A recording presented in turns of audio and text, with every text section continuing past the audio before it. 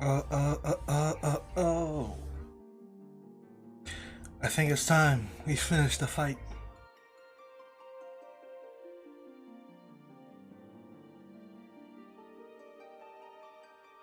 Prepare to drop. Prepare to drop.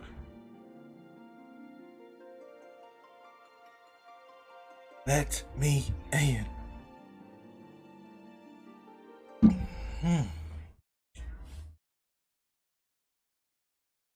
First, a couple things.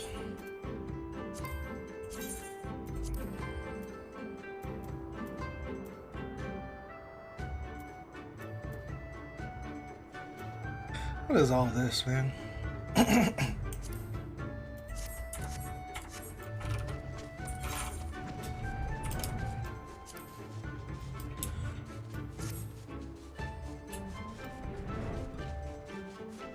Alright, I need to go...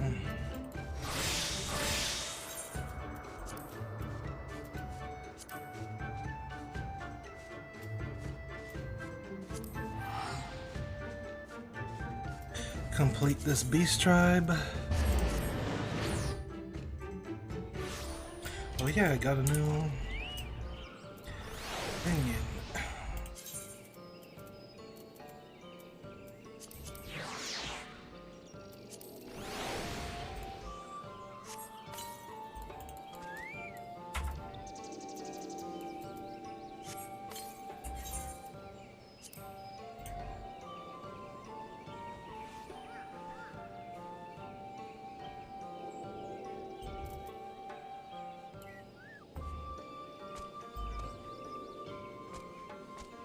What does she do, bow? Why is she so angry?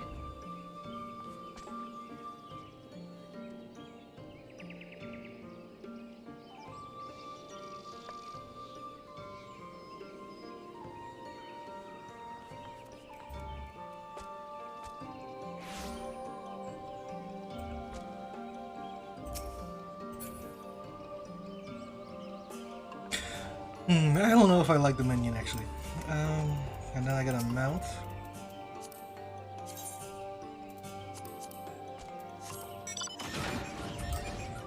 Iron Golem.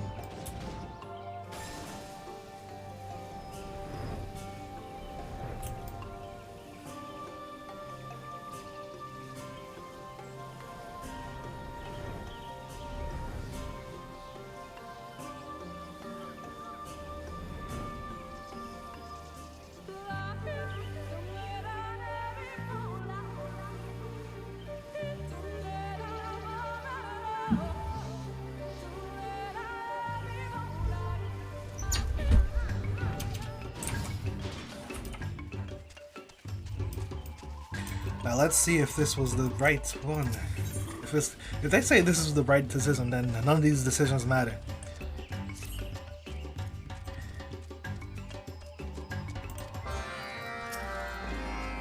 Welcome back. Indeed. And markets confirming the interpretations of history engraved on the newly restored third stele.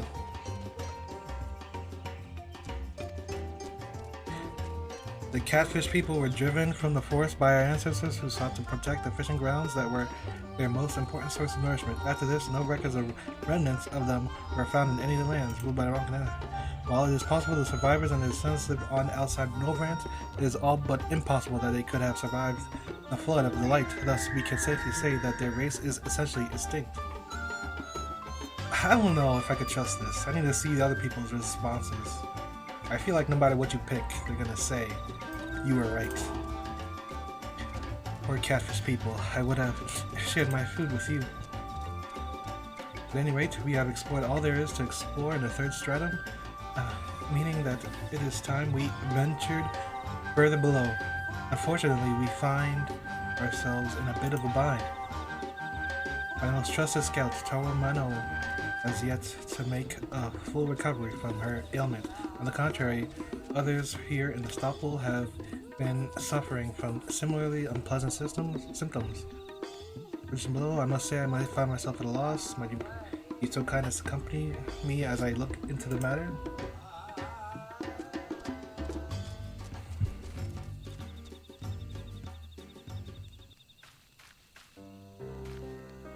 She's still sick. Carol is on the verge of making full recovery, and it pains me that she is not the only one so afflicted. It's the whole camp. Fevers flared up, the pain and dizziness so severe they cannot rise to their feet. Medicine Quinford brought from Fano has served to ease their discomfort somewhat, but it's not enough. The conditions are worsening. We're gonna lose our supply. Can you please go get some more? I'll help Father.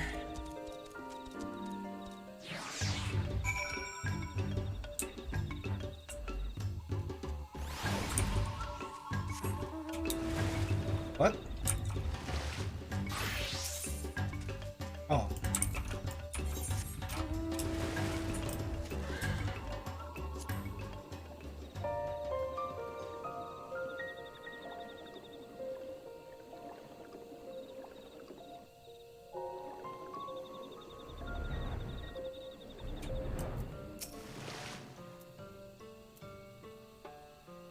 This is the most distressing news.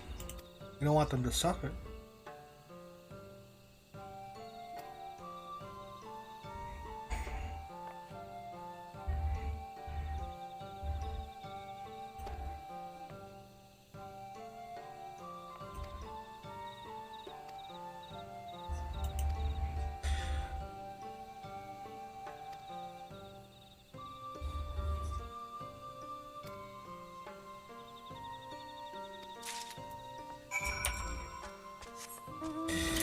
We will try the rabbit medicine.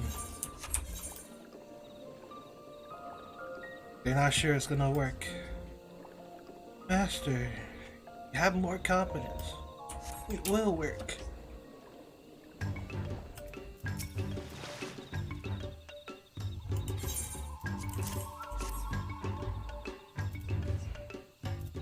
We got bodies over here.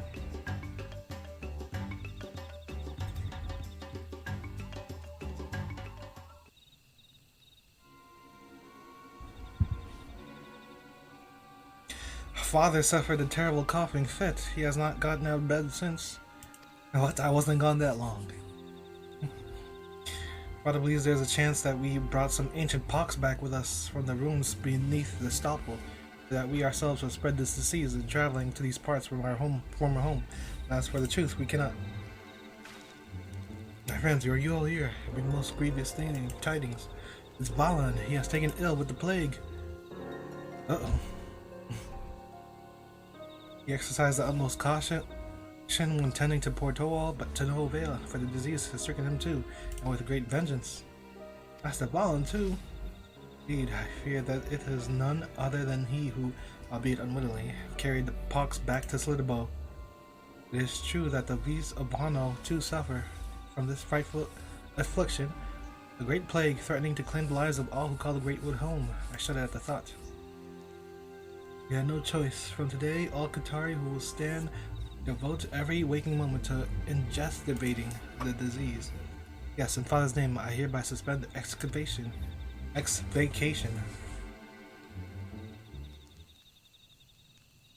What do you say, Indiana Jones?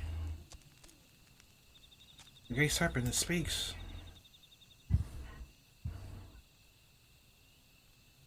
By God's ancient true.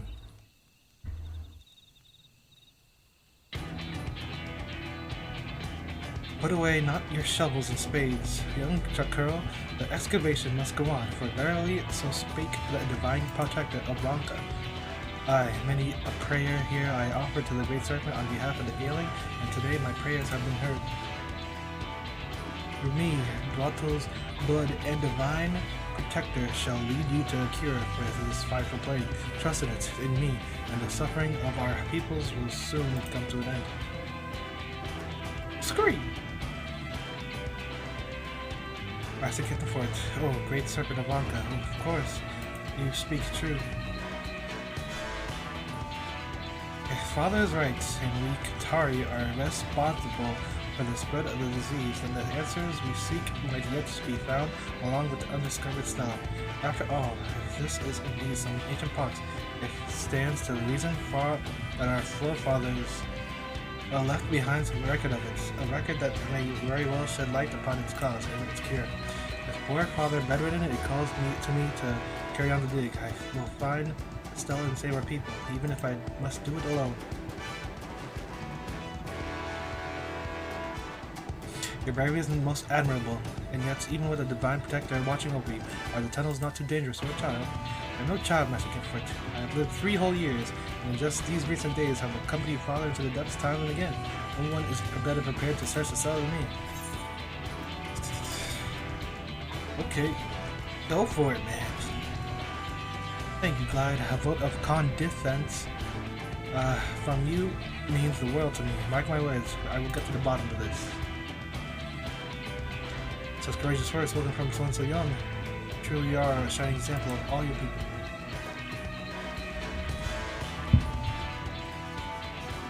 Reign out for your dear father, Glide, and I will see that he has lost nothing. No one dare.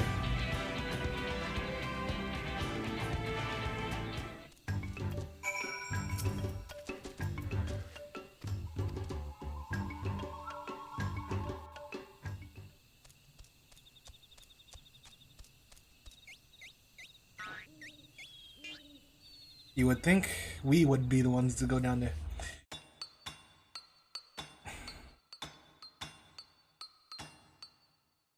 Sometime later.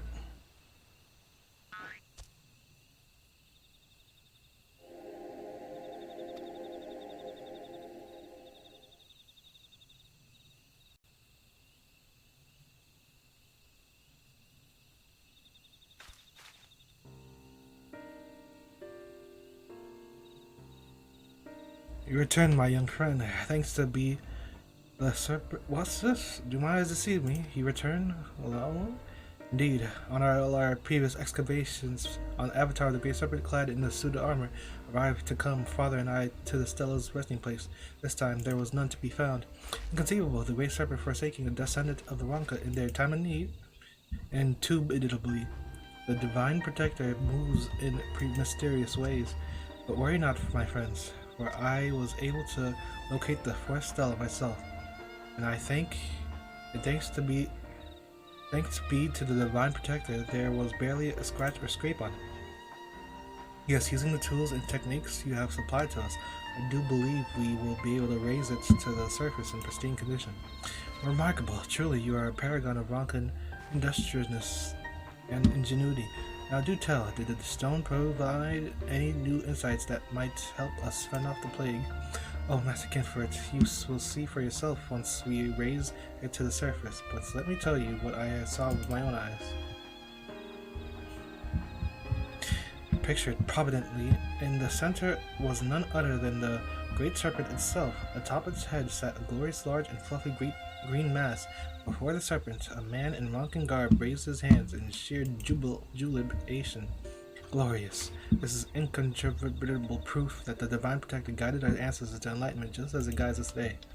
Sadly, Father is in no condition to share with us his thoughts on the carvings, but no matter. With the Stella in impeccable condition, I am confident that my interpretation is the correct one. Yes, there can be no doubting it. With a mighty scree, the Great Serpent did bestow upon the Ronkan people a giant tuft of grass-green fluff, which cured them of a dreadful pox. No doubt it is to guide us to this very knowledge, the cure that would save our people. But the Great Serpent appeared before me. It'd be nice if we could see any of this. I could present another theory. Ali Ronka or no, I will entertain no wild theories or speculations about what happened here that today. The Great Serpent has granted us a miracle, and we must show proper obedience. If I might be so bold to expand upon your insight, young Crow, I believe I can identify precisely the miraculous object which the Serpent did carry on his blessed plate. Verily, this can be none other than the greatest blessing of Rakatika, Ronkan moss, which grows so verdant and lush in our forest home. I recall from my studies, Ronkan moss can be harvested from numerous sources, but by particular species of turtle found in the red chalice, upon whose shell it grows in a great abundance. Glide, get the moss, save my people. Splendid.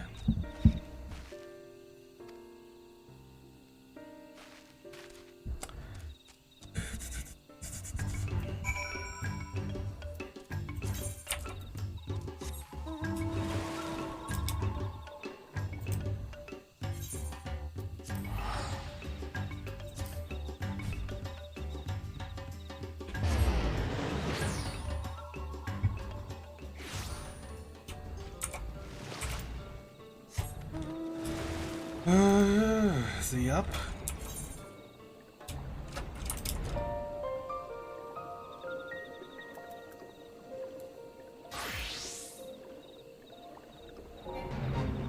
He's really dead, man.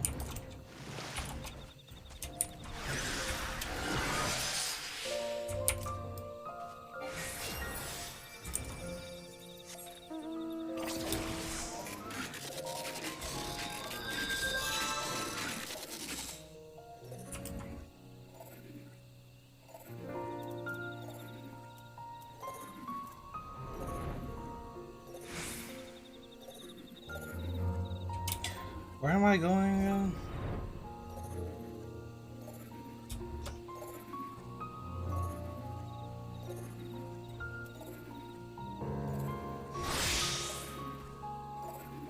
Lee-hoo, lee-hee-la, hee-la-hoo.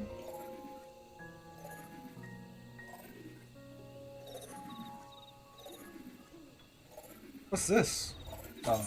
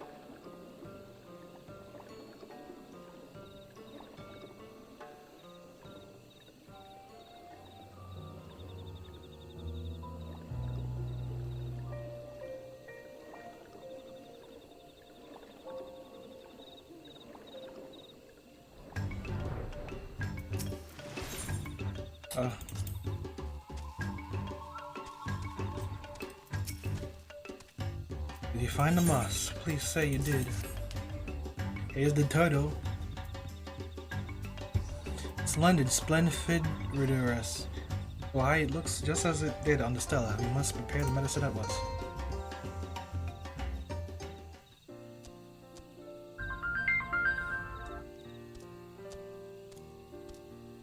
What are you cheering for? It's not over yet.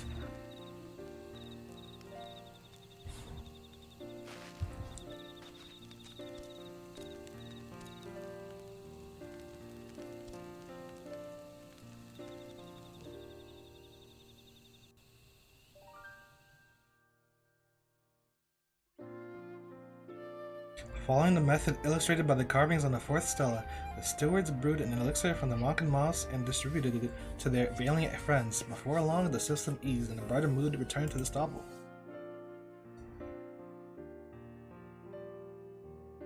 No longer lacking for manpower, Chakel and his friends built a workshop where the medicine could be produced in large quantities to be distributed across the Greatwood.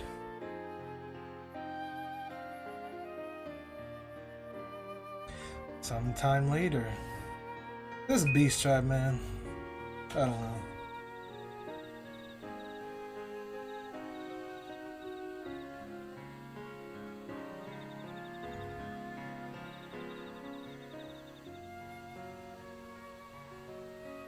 Reports have it that our friends in Citadel and Fano are well on their way to making a complete recovery. All of Raktika truly is in your debt, Glad.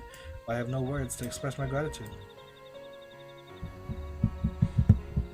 You have my attitude as well, Glad. And we must not forget the great serpent who guided us to the cure. Speaking of which, where'd he go? Oh, yeah.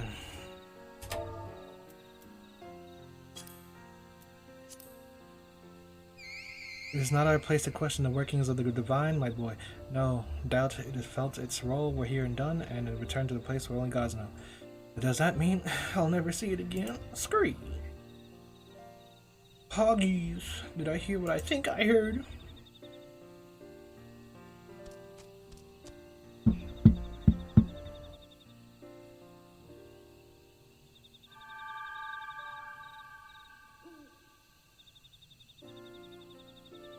serpent returns to us, or perhaps it was watching over us from behind the stela all along. Doubtless so, Shakirl indeed. The great serpent truly does work in mysterious ways.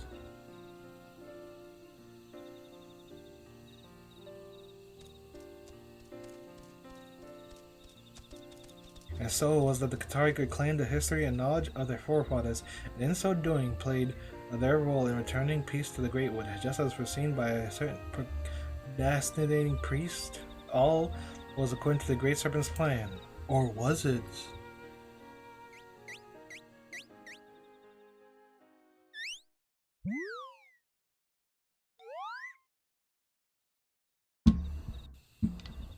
This beast tribe was sleepy, sleep.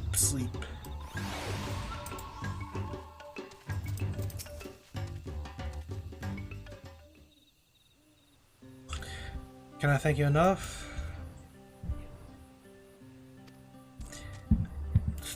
What caused the disease, Father? It is difficult to say for certain, but I do have a theory. Plants blossom and trees around bound in the Great Wood, all possessing their own seeds and spores, some of which can be quite poisonous. Lesser poisons exist as well. In that case, one might build up an immunity if one lives for long enough in their presence. At the same time, different areas of the Great Wood are home to different flora, each bearing their own poisons.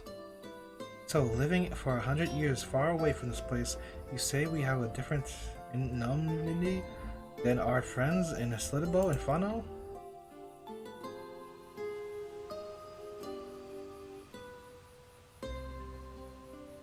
Precisely, my boy. More precisely we can.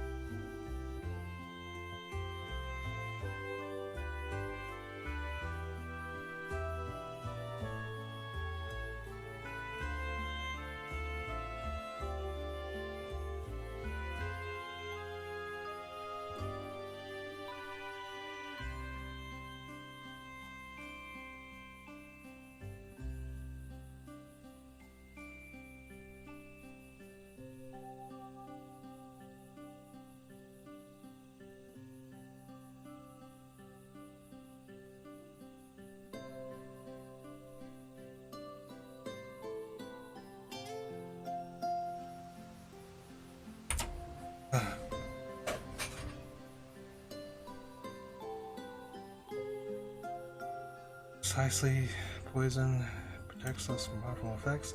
The downside of this, of course, is quite clear when these poisons are carried to a new place, where others are not accustomed to them. The self-same thing that protects us from their effects can have harmful effects on the others, since the poisons our bodies accustomed to can harm us.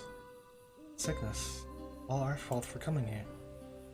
Perhaps and perhaps not. We are not the only ones who traveled here when the path through the Ravel was opened. We Qatari, the creatures of the forest, we saw on our way. Doubtless the spread of the pox was inevitable.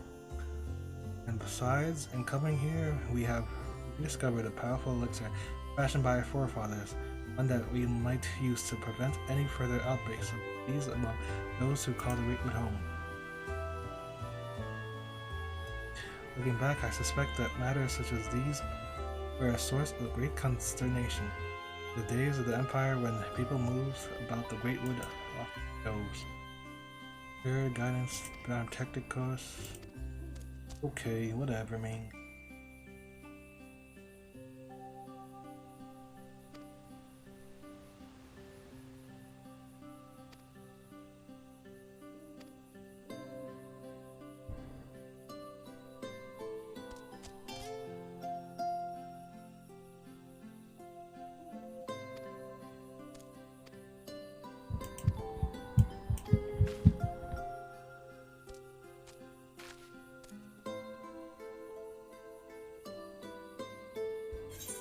I think this is the worst beast trap in the game.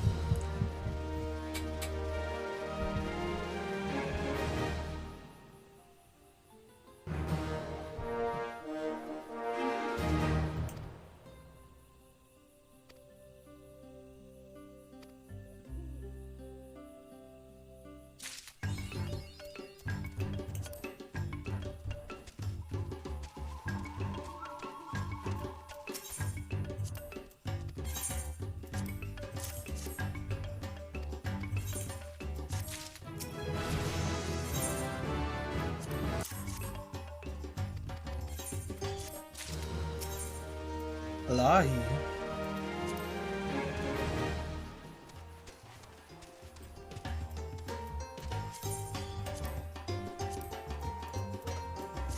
Okay, whatever. Next is...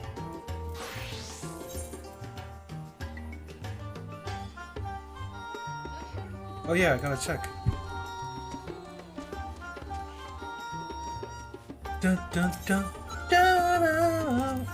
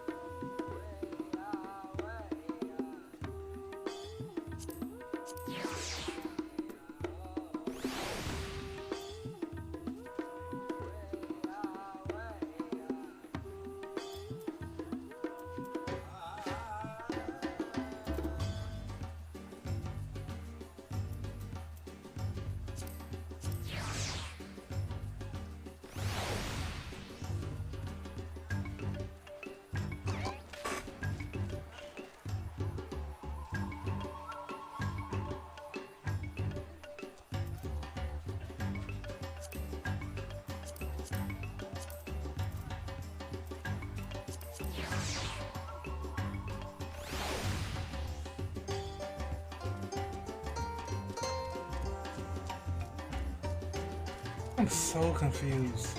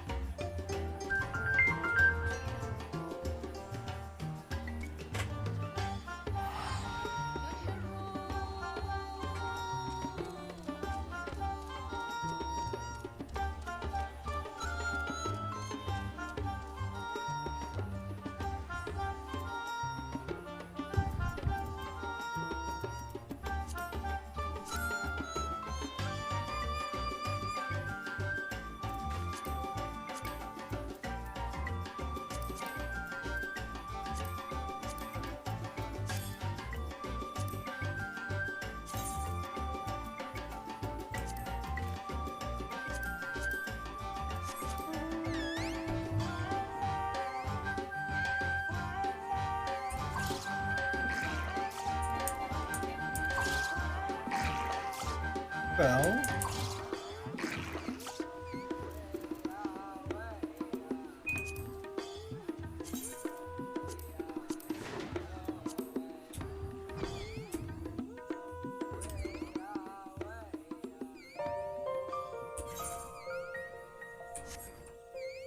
Does it have to keep making the noises? Whatever, I don't care. Okay, next is...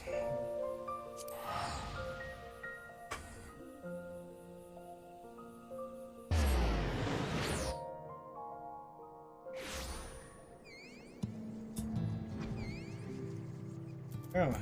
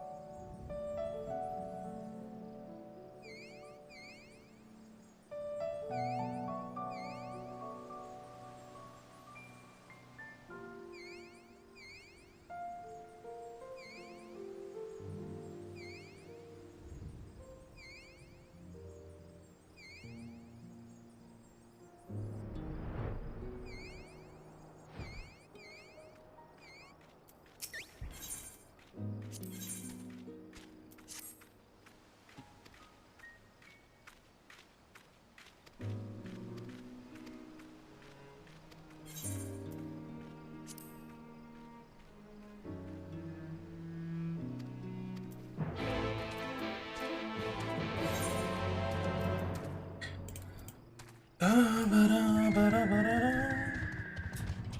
let's look at this beast.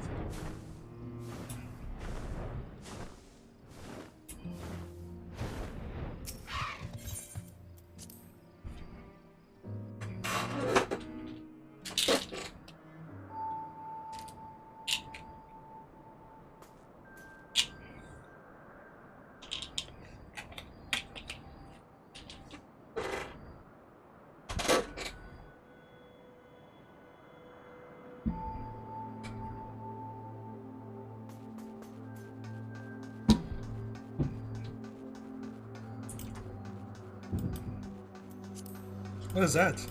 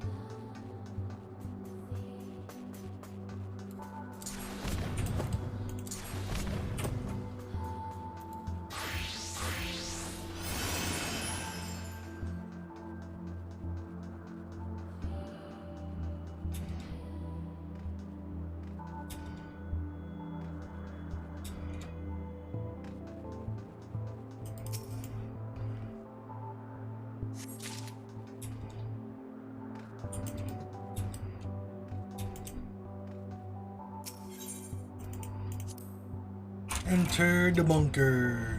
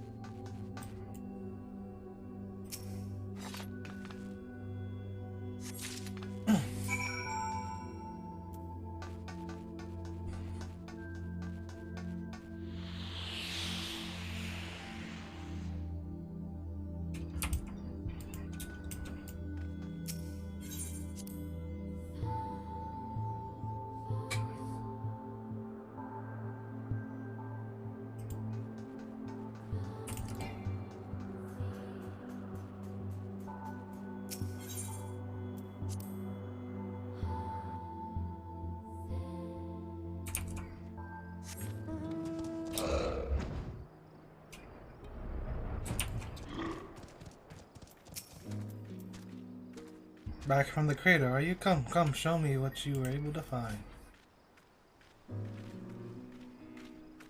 Oh, strange and wondrous items. Oh, I'll examine everything closely before I attempt to peddle them. But these ought to be snapped up in nary a fuss. Thanks for bringing these. Now I can do my little part for our village. And before I forget, the chief was asking for you earlier.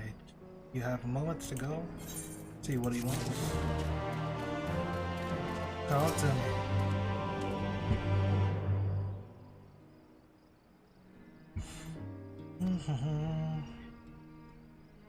Another message from Kanag.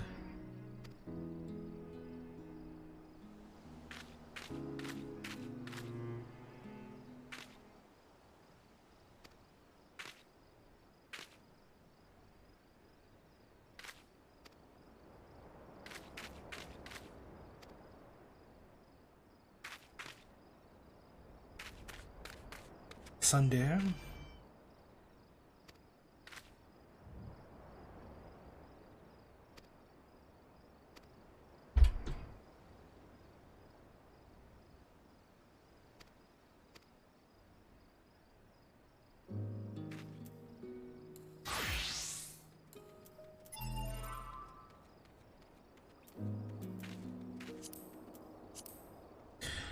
found out that 2B and 9S accessed the spheres before this all started, which is why they knew about the machine's life forms' plans to take over the world. They added their own data to that of the machine life forms when copies were being made, like some sort of technological virus apparently, so that they could come here and stop the machines, who are our allies from beginning to end.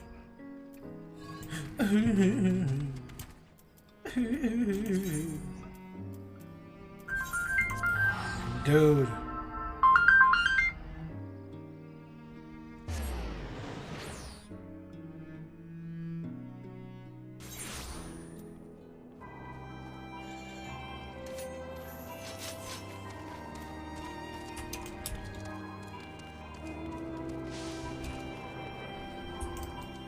Alright, it's time we end this.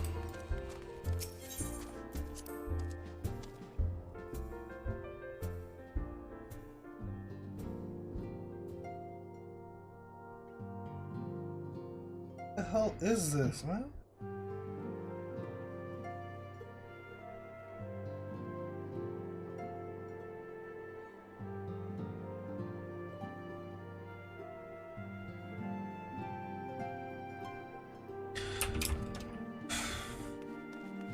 So Unakalai is gone, right?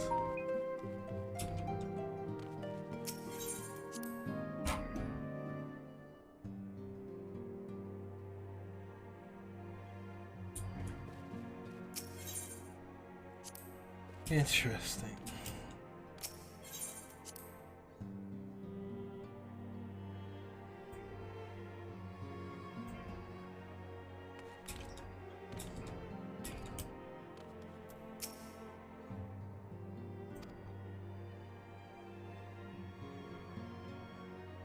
Do I want to do this right now? Not really. Time is it's... Whatever, let's get it done. Unto the breach. Good news, Glide. Dankin and Niranja have finished their tour of Garlemald and are on their way back, here even before we speak. Lion's hoping they might be able to shed some light on some things. They're due to arrive any moment, so let's say we have a little wait.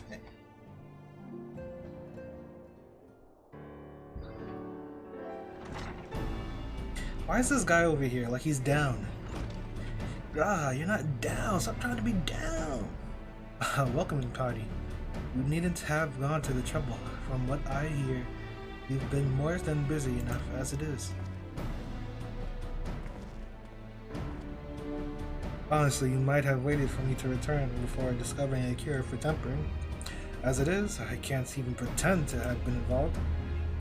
Well, if it's any consolation, I myself was little more than a spectator. The lion's share of the credit goes to LSA, Grasha, and Glide, but I believe I speak for the rest of us when I say we are proud to have rendered what little assistance we could. As you will also have heard, though, it hasn't all been tales of triumph. Just as we were taking steps towards finally addressing the primal threat, a pile of fresh problems landed on our lap. Anyway, it's good to have our youth back, though I can't help noticing that's where one Urianger showed of a scouting party. You haven't lost him, have you? Oh, I couldn't lose him if I tried, and I did try, repeatedly, but no, he decided to linger in Alamigo to apprise Rabon and the others of how the land lies in Garlemald. Then mayhap you would do the same for us. Indeed, it was just as Lee said, worse. In fact, devastation as far as the eye could see. Nerva and the third, however, were notable by their absence. Might they have met their ends at the hands of Xenos and Fandan? Perhaps they simply lost the will to fight. You see, the capital has been plunged into a deathly silence with one exception, the Imperial Palace. It was a busy place before the war, but it has grown busier still, with throngs of soldiers and civilians working there day and night to rebuild, or rather transform it. Transform it? Into what? That is a difficult question to answer. The construction is vast and unsettling, to behold like something from a nightmare. According to Imaraja, certain aspects of its design were clearly devised with the manipulation of aether in mind. Magitech, in other words. Yet, as unnerving as said edifice was, it was nothing next to the sight of its builders. They swarmed the place like so many insects, working with nary a word exchanged between them.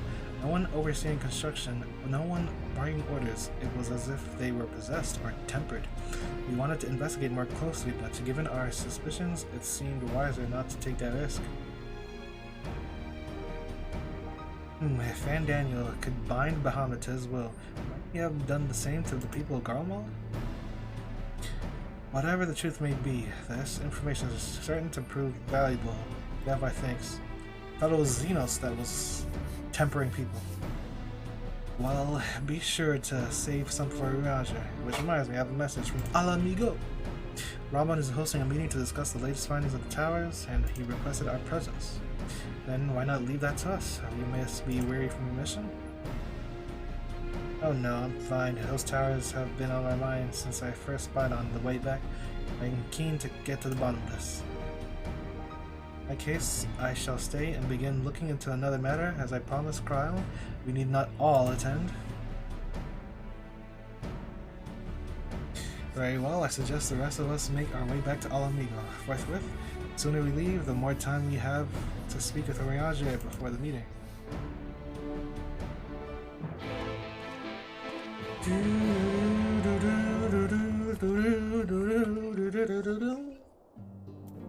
Okay. We are curious to know what I will be doing in your absence, so let's speak of it another time. Present Cryle and I have no more than a...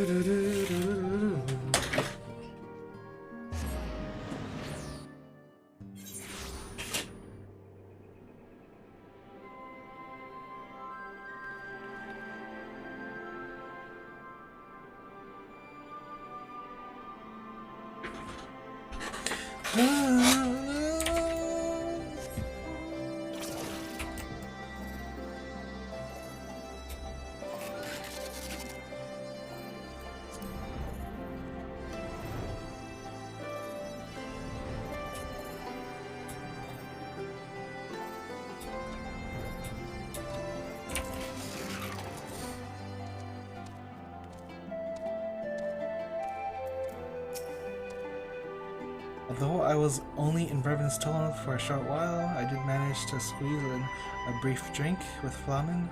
Spring water only, it's being a flying visit. Wonder if there's any developments regarding the alleged abductions. It can be no mere coincidence that the incidents began occurring just as the towers first appeared. Royal Menagerie is still closed to civilians. Van Daniel and his pet certainly left their mark. While we may safely assume from the Terlofori are behind the works being carried out on the Imperial Palace, we can only guess at their purpose.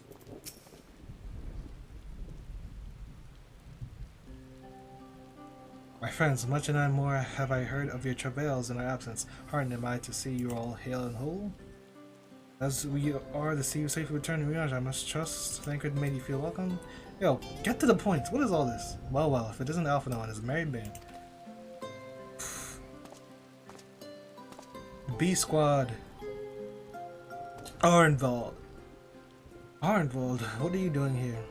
When we spoke via Link Pro, you told me you'd be away on a mission. Actually, isn't Hori Boulder B Squad, so isn't Arnvald C Squad and his crew? And who's to say this isn't part of it? But enough about that. It's good to see you, and it's good to see you looking so similar. What's up with this face paint? I thought you'd have grown a bit taller after a whole year in another world, but apparently not. Well, I am sorry to disappoint you. While my soul may be a year older, my body has hardly aged, as you are well aware. And may I remind you that we Elezen are known to be late bloomers, especially in terms of our height. Mark my words, the day will come when even a great Aurochs such as yourself will crane your neck to meet my eye. They're Elezen? Now I know. It was not until my 20th summer that I myself outgrew my boyish proportions. No, Moonbreeder towered over me nonetheless. How involved brings out the best in Alphino, doesn't he? They both seem so at ease in each other's company. It's almost endearing. Yeah, whatever. So what exactly brings you here? Oh, for Dorla mostly. We need to go over a few things before we set out. Set out? Wait, does this have something to do with the towers? Huh? What gave you that impression? Actually, tell me later. You've got a meeting to go. I'll see you afterwards, alright?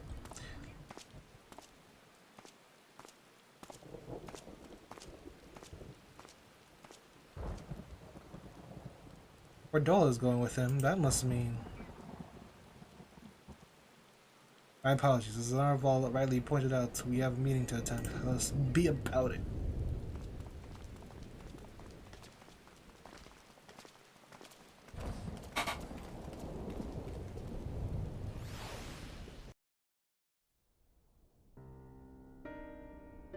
Damn!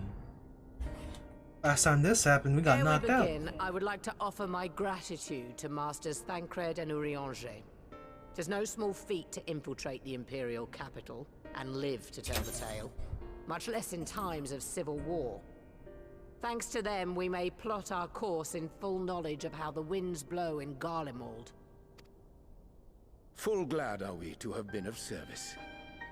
But verily, such dangers as we did encounter pale into insignificance next to those faced by our comrades. An Ascian, armed with the might of Bahamut, bent on bringing about the final days. Theatrics. He sought only to make a show of the power at the Teleforoid's disposal. But since then we have seen no sign of this Fandaniel or his worm. And while we've done what we can to bolster our defenses, there's no telling where he might strike next. Whenever and wherever it may be, we must use the intervening time to learn more of our enemy. 'Twas with this in mind that we dispatched scouts to investigate the towers.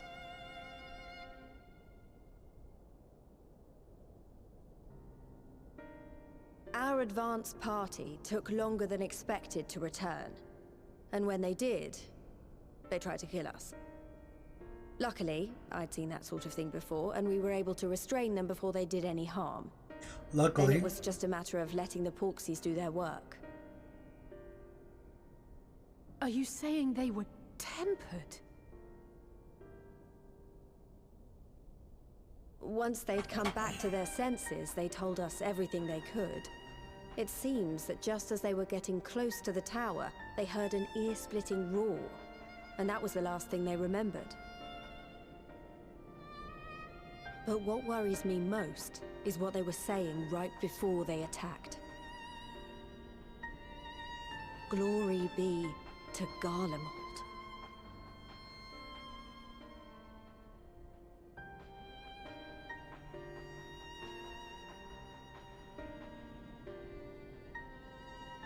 The Tempered have heretofore ever been thralls to primal entities. Yet these hapless souls were compelled to accept a nation as the object of their devotion. This calleth into question all that we know of the condition. Would that the unsettling news ended there. Alas, there is more. Following the earlier reports of missing Amalja, we have learnt that other beast tribes have suffered similar losses. And we now have reason to believe that the abductions are connected to the appearance of the towers.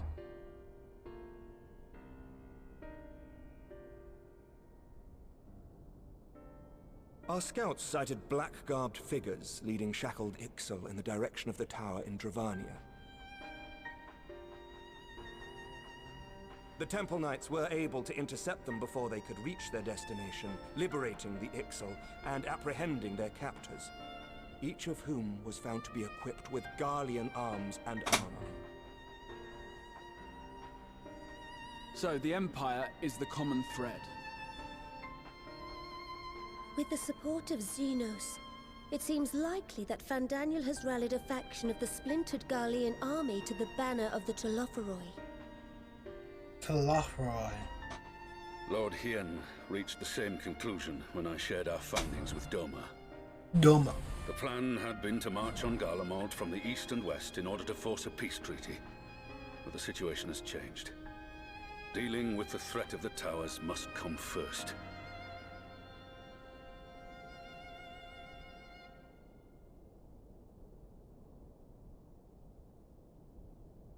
Given the nature of the enemy and the proven risk of tempering, I could think of few suitable candidates to aid in this task. But I am confident in my choice.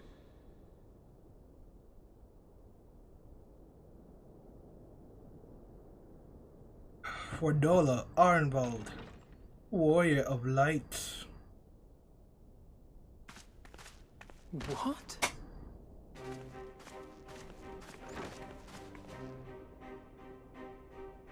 Resistant to primal influence as they are, they can investigate the towers without fear of being turned.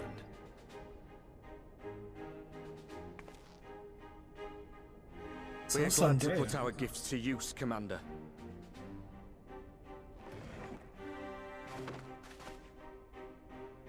Gifted or not, going behind enemy lines remains a perilous undertaking.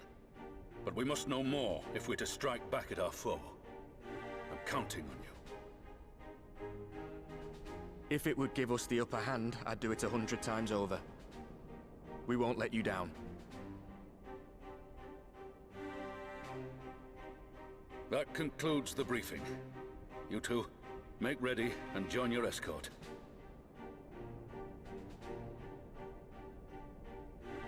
Are you certain about this, Arenvold?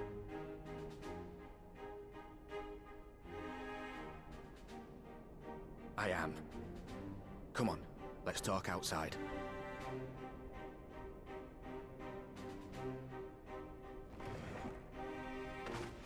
A lot of the characters didn't speak.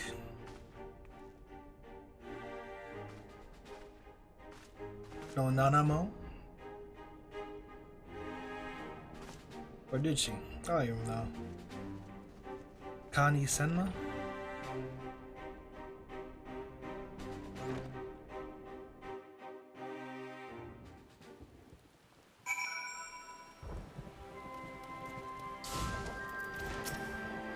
If it's small talk you after, look us elsewhere. Accept the numbers can prove a hindrance when infiltrating enemy territory, but to send only 2? Now that it's out in the open, I don't have to keep it under my proverbial hat anymore.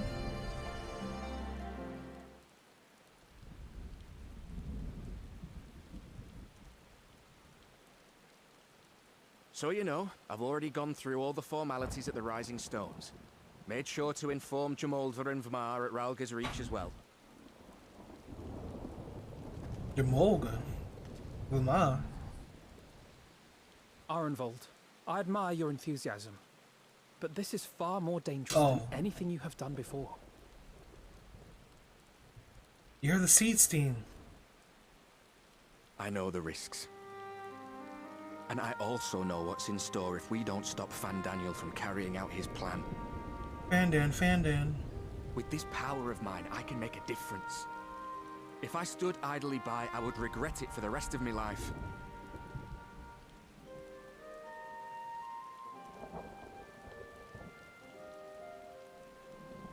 And you, Fordola? Is this what you want? I'm bored in a cell, why not? It's not like I have any say in the matter. Don't pretend. We both know Commander Eldin gave you a chance to refuse. And you didn't. So Sunday.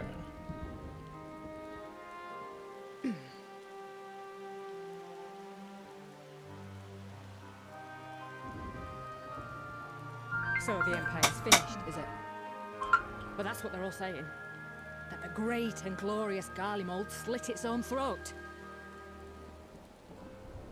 And now, from out of its twitching carcass crawls the Telophoroi with bloody Xenos at its head! I fought for Garlemald. Killed for Garlemald. What was I part of? I need to know. Whatever it is, I need to know.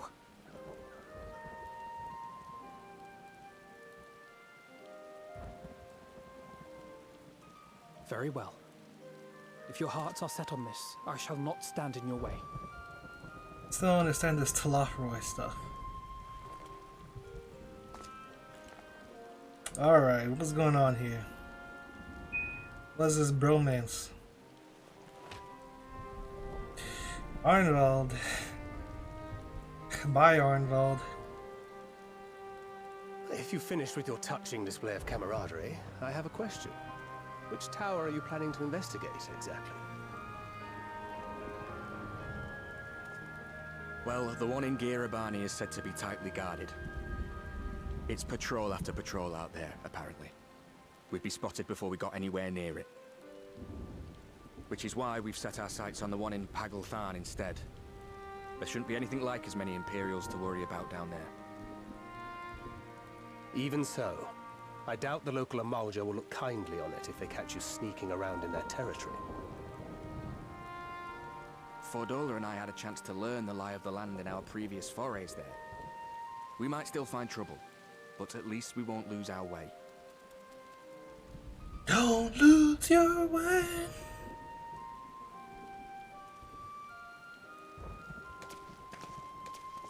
Well, we'd best not keep them waiting any longer. Mayhap when all of this is over, we could take another trip to Loxeld. I would have you know I've become a rather capable swimmer since our last visit. All these death flags. Ha! I'll believe that when I see it. Though, to be fair, getting into deep water does seem to be a scion's lot in life. Take care, eh?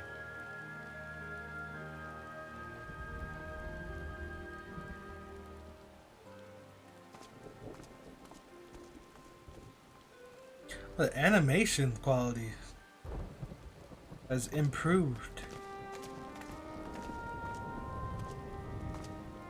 It means a lot, you know. You coming with me? Ooh. I'll still owe you for saving my skin, don't I? Can't return the favour if I'm not there. Ooh. I dare say you'll get your chance before long. That Fandaniel sounds like a tricky customer. Too much for the likes of me, anyway.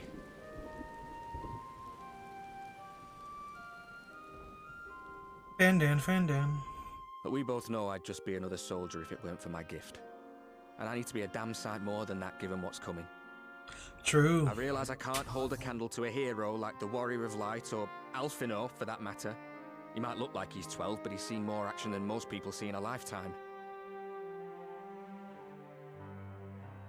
No, the fact is I'm nothing like them, and maybe I never will be. But I'll be damned if I don't try.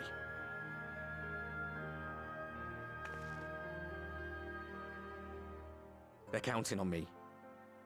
On us. So let's give it our all. Let's give it our all.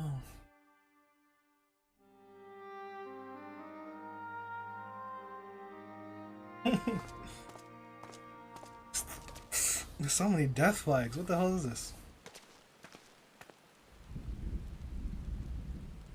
He does not want for conviction. That much is certain. So let us have faith in him. Him and Fordola both. What am I doing?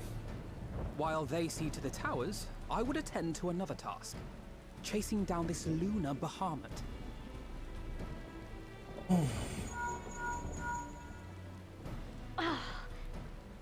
Bloody thing.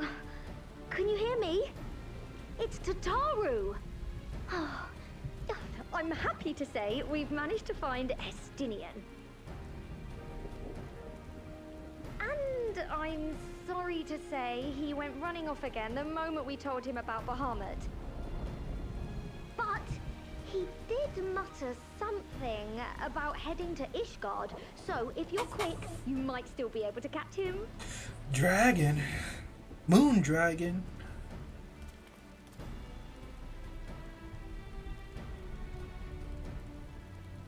Even if we set out this instant, he may already have left by the time we arrive. Have her send the Bonanza to Ishgard. It may prove useful should we need to give chase. Bonanza, bonanza. Moshi moshi, Tatar desu. Gladly. I'll see to it as soon as Kryl and I get back to the Rising Stones. Good luck. While you go off on your Dragoon hunt, Urianger and I will return to headquarters. We have much to tell the others.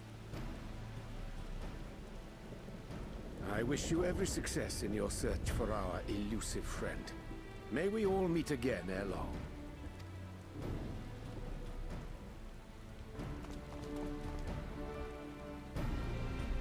What are you two doing? I say you could come.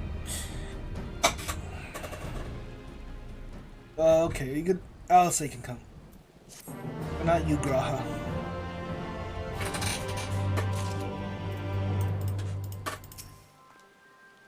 Astidian Wormblood, the Azure Dragoon. His was another name that featured prominently in the history books. It would be fascinating to meet the man in the flesh. I get the impression Arnvald is a lot more apprehensive than he lets on. He will have been grateful Alphino was there to see him off. Here be dragons. Palestinian was bound for Ishgard. Whatever is that brings him home, we must hope it will keep him there long enough for us to find him. Come, there is no time to lose.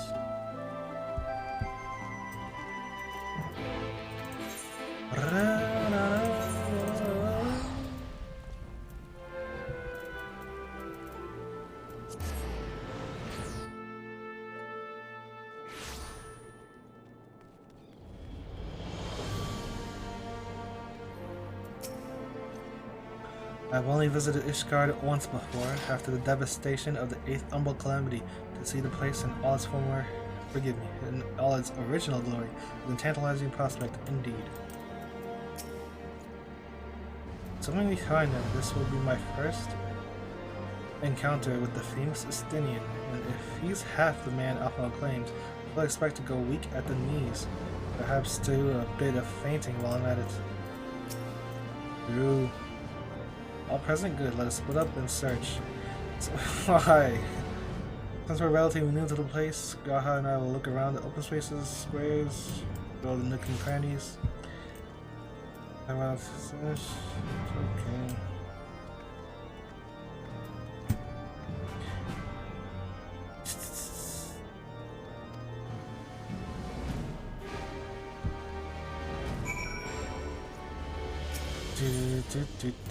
Congregation, I don't even know what it is.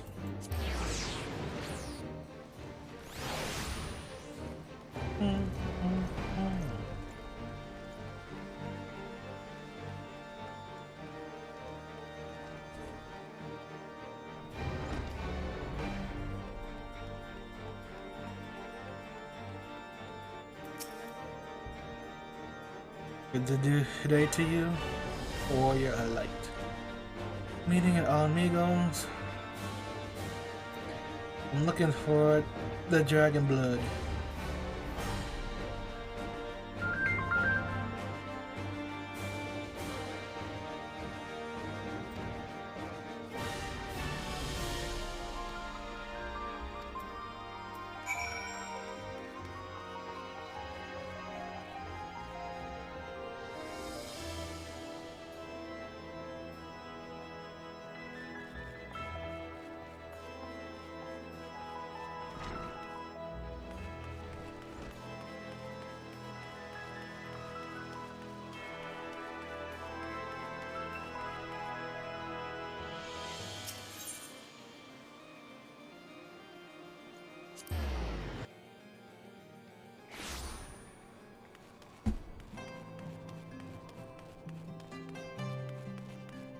Hey, that's my staff. You can't use that.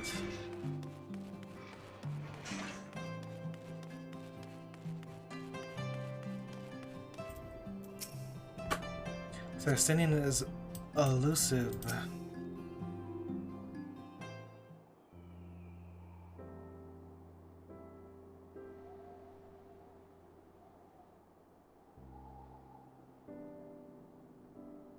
No sign of him. Not that I've ever met him before, but the way Alphino goes on about him, I'm fairly sure I could pick him out in a crowd.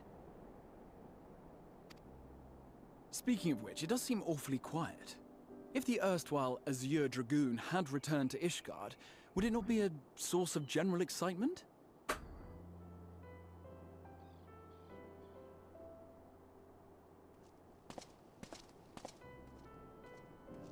First the Scion's Coinkeeper, and now you. I'm beginning to think these meetings are more than mere coincidence.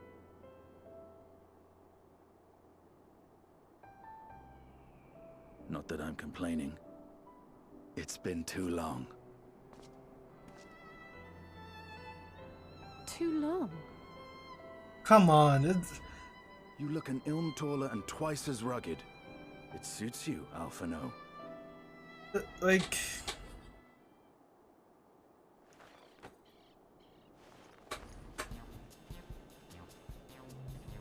The clothes aren't even the same. Have you been giving him lessons on how to be the strong, silent type?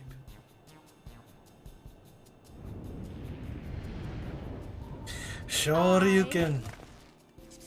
I'm not... Alphino!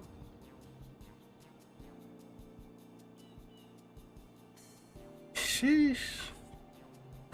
If the two of you are such firm friends, perhaps you should remember what he looks like. And what do you mean, rugged?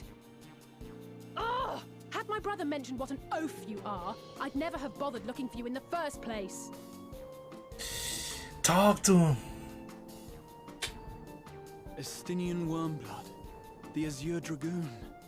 He who fought and felled the dread worm Nidhogg at the Warrior of Light's side. To think the day would come when I should see this living legend with my own eyes. I told Graha to stay home. Would someone mind explaining what is going on? Is everything all right? I thought I heard Alize shouting.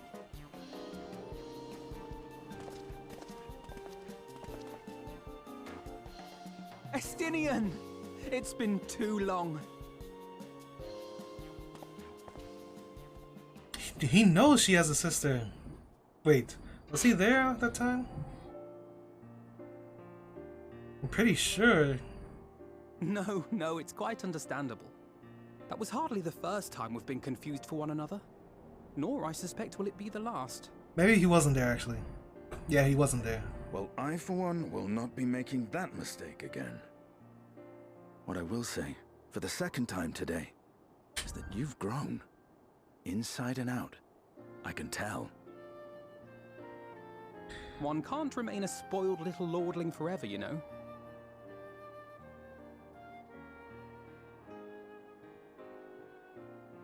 You At remember? least someone's having a good time. They changed his voice actor. When we were growing up, Alphino From would Heaven's never Word, at least. befriend other boys because he couldn't stand the thought of not being in charge. But maybe that's changed. He seems just as happy around Estinian as he does Arenvald.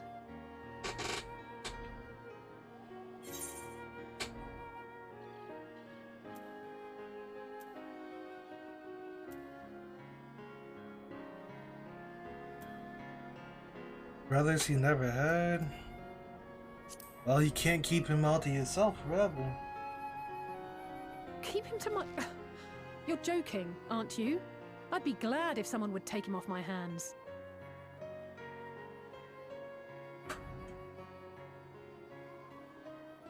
No rest for the righteous, eh? Speaking of which, I was just on my way to borrow an airship to take me to Azisla.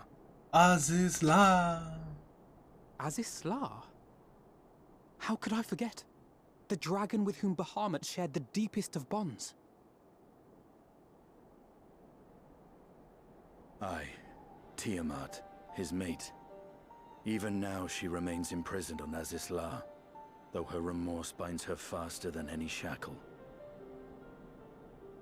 I see.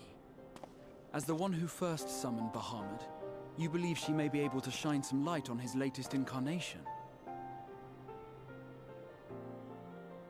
Might I suggest that we make the journey to Azisla together? I'm not sure if Tataru mentioned this, but we Scions have an airship of our own now. I see no reason why not. Assuming your sister can bear the thought of sharing a deck with me. Be my guest. But confuse me with Alphino again, and I'll throw you overboard.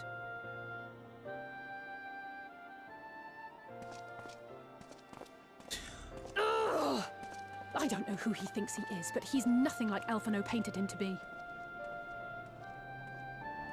I will admit, he's not exactly as I imagined him either. Based on what I had read of the man, I think I was expecting someone a little less blunt?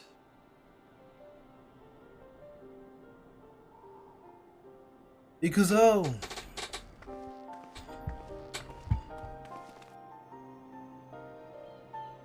On the road again.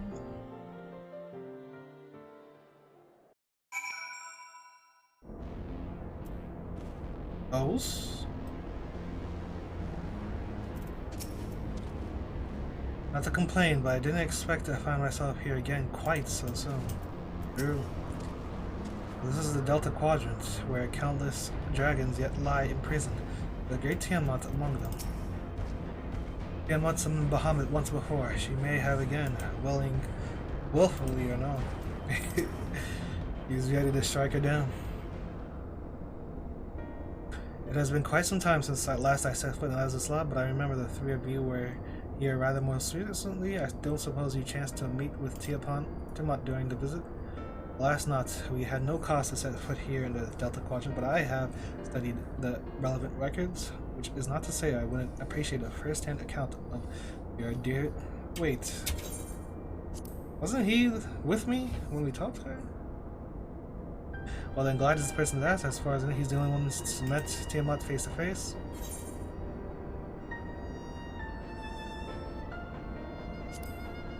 Midgard someone was there to help me. Ah yes, you're a friend of our father. I too have met with Tiamat.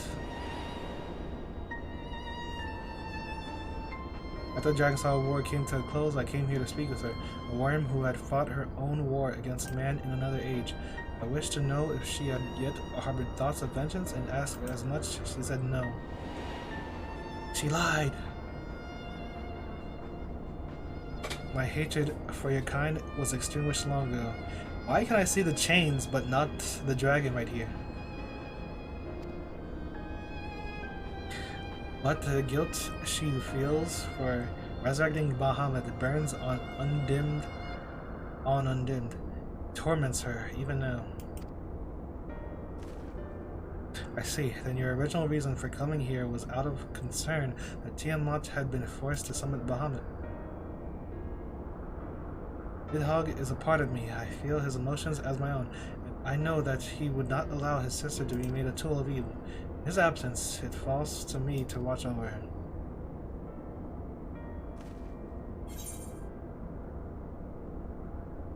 Whoa, whoa!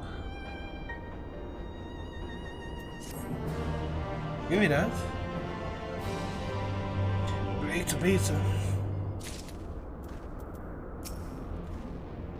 The Azure Dragoons of history were the mortal enemies of dragons, yet now they would be hard-pressed to find a soul who understood them better.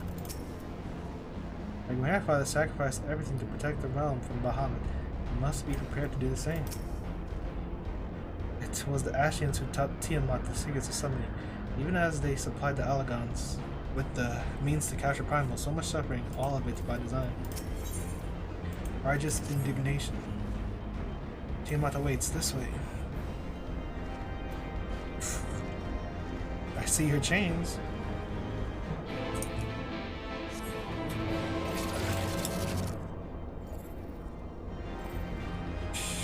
Oh, there it is. Wait, maybe that will serve me. Oh, it's just too small.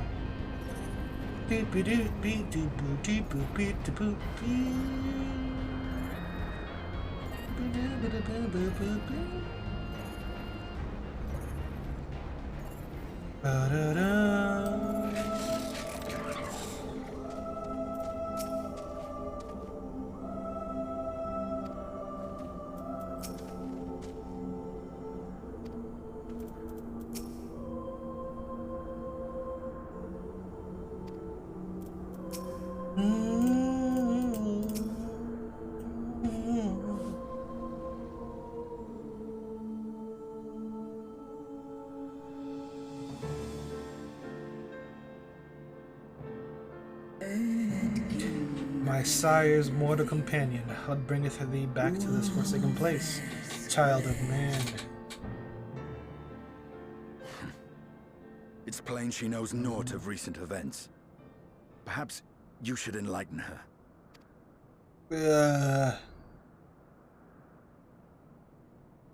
So there's this moon dragon guy. Kinda looks like you're betrothed.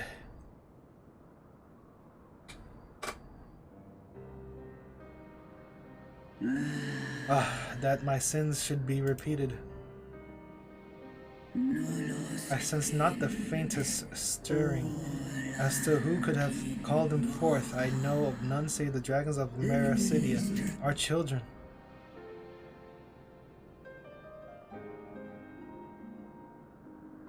The Icon claimed their souls when first he manifested, and robbed of their will, they became tools for the Allagan's dark designs. I've seen it with my own eyes. Captives of a lost empire, neither alive nor dead, existing only to preserve Bahamut's corporeal form. That's coils! She's talking about coils! Yes, the dragons of Mericidia are at the mercy of the Ashian. There can be no other explanation. The cursed Ashians, vile minions of darkness. Again, you would profane the memory of my beloved and strip our children of their freedom, their dignity. Are there no depths to which you will not stop?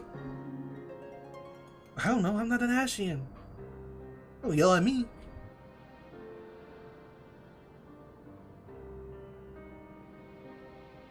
Your children's pain means nothing to them. They laugh at your kind suffering.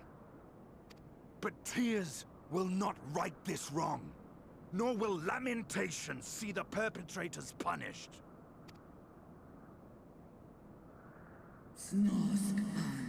What wouldst thou have me from me, slayer of dragons? Behavior befitting a great worm.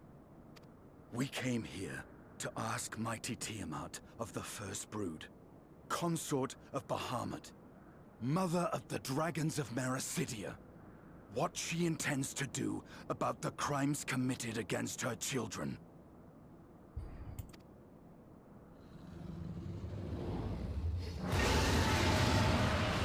Scream at him!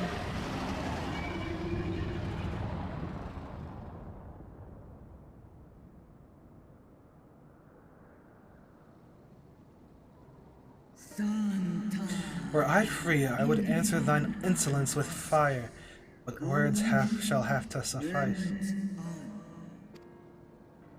Recall, mortals, that it was I who did first summon my beloved, praying with all my being to bring him forth. You who contend with icons cannot well be ignorant of the consequence. You too were exposed to his influence. That you are yet in possession of your own will is testament to the indomitable strength of your soul. But were you to meet with Bahamut again, you fear you might succumb.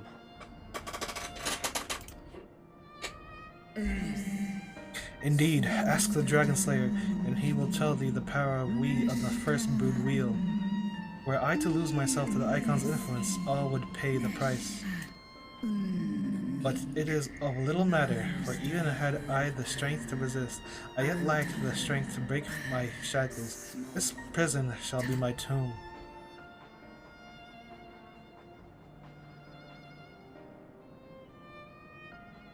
Stydian wants her to break free. On the matter of Bahamut's influence, at least, I believe we can be of some assistance. So there's still three dragons we don't know, right? Enthralled, don't be. We have a cure. And while we've never tried it on one such as you, its basic principles are universal. You sure about that? Speakest thou in earnest? We use this pig, okay? There is no future for those bound to the past. That you committed a terrible sin, I do not dispute. But if you feel remorse, you may yet make amends. We offer you that chance. Take it, or you will forever remain a prisoner. Not of these cruel shackles, but of your own guilt.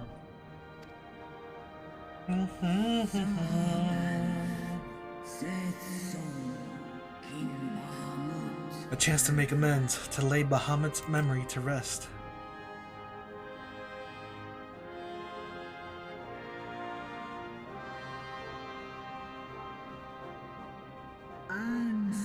When our own star faced annihilation, Hydaelyn granted us sanctuary, and now your foes would bring about her destruction. This I cannot allow, for the debt I owe to Hydaelyn, and to all who have suffered for my sins. I shall fight with you, children of man.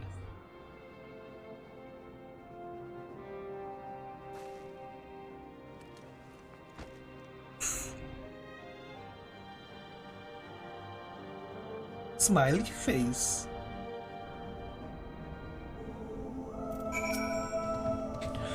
Don't make up for what she's suffered at the hands of men, but if there's a chance we can free her, truly free her, we owe it to her to try.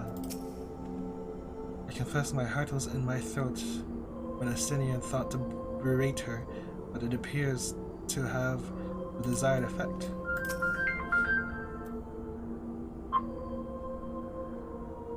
This is ridiculous.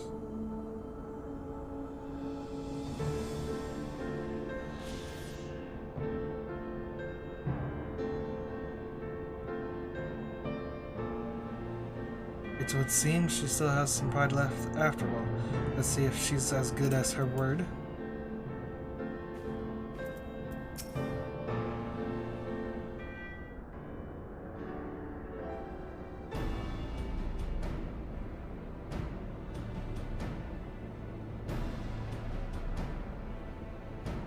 While porxes have been shown to be effective in curing the temper, Tiamat must be considered a special case. She is far, far larger and immeasurable, more powerful than any subject treated thus far. Were we to remove her restraints only to find that the process has failed, we would be hard-pressed to contain her. Then, before going ahead, we should learn as much as we can about the exact nature of her condition. Do you suppose we can find that information here? Why, yes, we can. We can indeed. The Alagons kept detailed records on all their notable captives, and I know exactly where to look. Well, we shall leave that to you. Then, in the meantime, the rest of us can turn our thoughts to the removal of the shackles. I know Alphanon Glide here well enough, but not you. Are you certain you're ready to see this through? Rest assured, Sir Estinian, that I am both ready and willing to give my all for the sake of this star, though that is not my only reason for wanting to set Tiamat free. I do not claim to know all of her sorrows. I too once found myself in a prison of despair, and I well understand how hard it can be to dare to dream of escape. It took the encouragement of braver souls than I am to make me take the first step towards a brighter future. Now I would help Tiamat do the same. I gather you are not as young as you look. Mayhap when our work here is done, we could trade tales over a pot of Totsru's famous tea, and be indebted to her for the leaves of hot water? I think not. I see. Returning swiftly to the task at hand then? I believe the nodes governing Tiamat's restraints are located in the sector known as the flagship. Ah, yes. We are familiar with it, the Etherochemical Research Facility in particular. Oh, you may wish to take this, a spare vessel containing a small amount of my blood.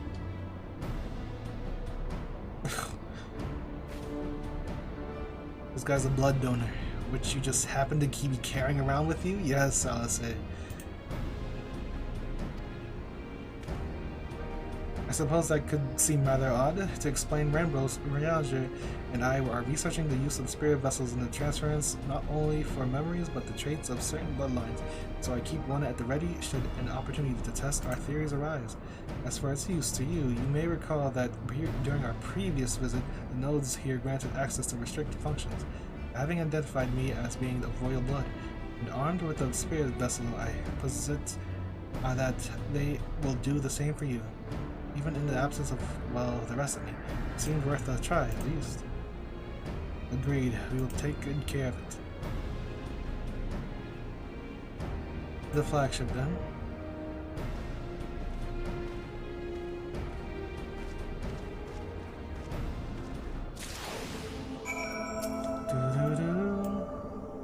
Also, the restraints may have been mitigated the effects of her tempering, but Tiamat has been enthralled to Bahamut for thousands of years. To have clung on to her reason through it all says a lot of her strength of will, more than a lot. Alessa and I shall remain here and attend to necessary preparation. In the event that the spirit vessel fails to work as expected, you know where to find me.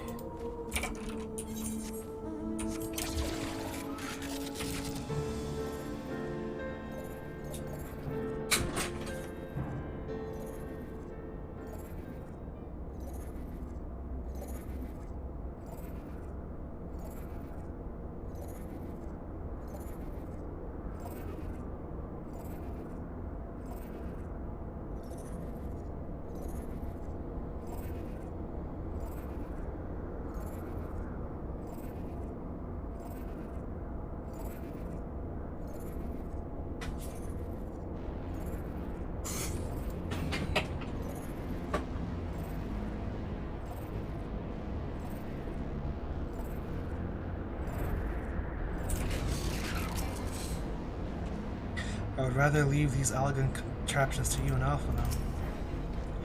Let us split up and search the flagship for the node that controls Tiamat's restraints. Should you find a likely candidate, do not be tempted to make any adjustments. It would not do to accidentally release some manner of experimental monstrosity, more or less Tiamat herself in her current state. Our objective at this stage is simply to identify the relevant node or nodes. Once we have learned what we can, we should reconvene and compare notes prior to proceeding.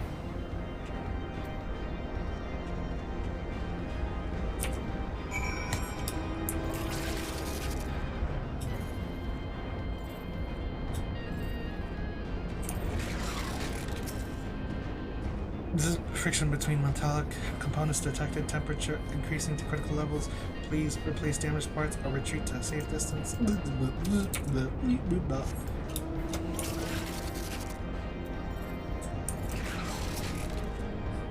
These nodes, or whatever it is you call them, why do they quiver so? That's the Estinian effect.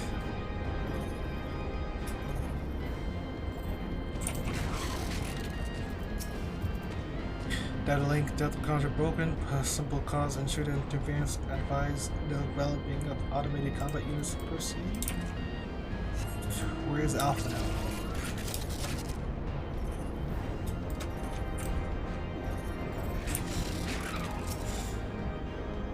I realize I've said this before, and on more than one occasion, but I never cease to be amazed by Allagan technology. Amazed and disturbed. The Allagans... There's gotta be a expansion on them. A whole expansion on them. Beat loop. Warning. Scheduled Dragon Restraint maintenance due in 2020 years. Failure to verify system integrity may result in no scheduled special release.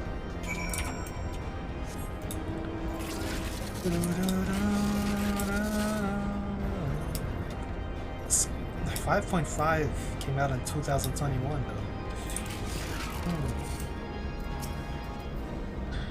Random things, one of them sent a swarm of mechanical vilekin to plague me. Must have angered it.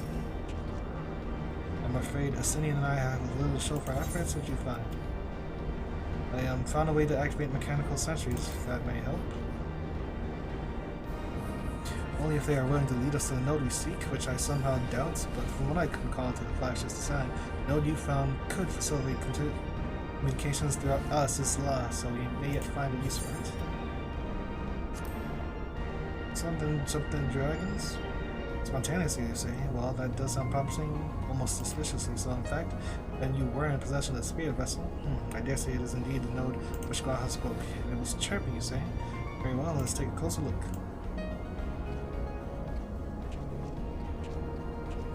I talked to the nodes, go back here, and now we go back to the node.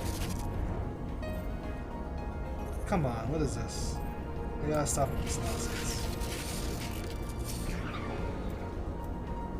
What did the the Algons tell these god-forsaken things apart?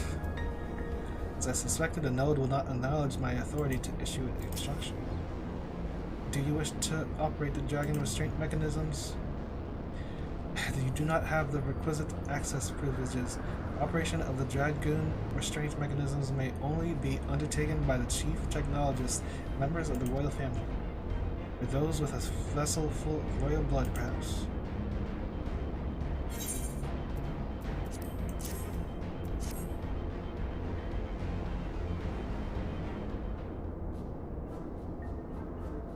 A new user detected, commencing biometric authentication.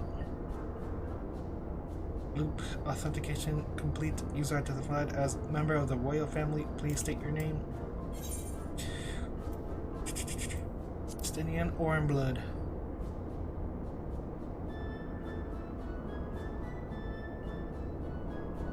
Very funny, but if that thing speaks my name, I shall see that it never speaks again. Use your own. Glide Hawk in case. Username change. Welcome, Glide Hawk. You may operate the Dragon's Restraint mechanisms when ready.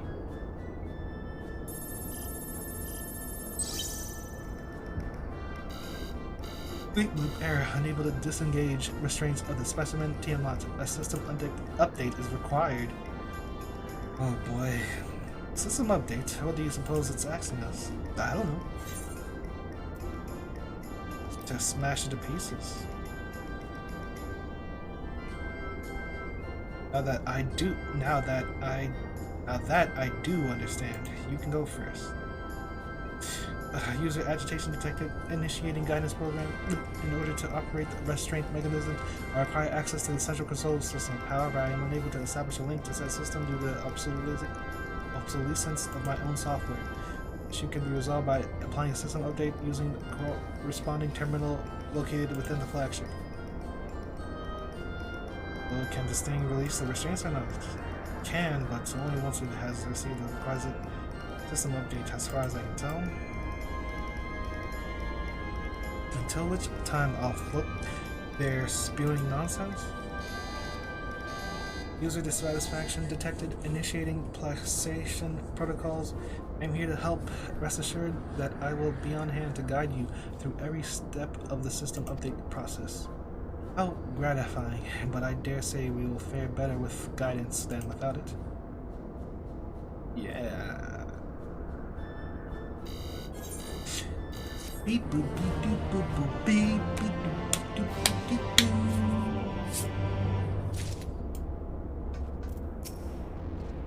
Don't know what possessed the Algons to surround themselves with these chattering orbs, but the fact that they remain while their creators do not speaks volumes. Sid and his colleagues always make operating these Algon devices seem so easy. For vengeance. Smoked chicken. Guiding a user to terminal. This way, please.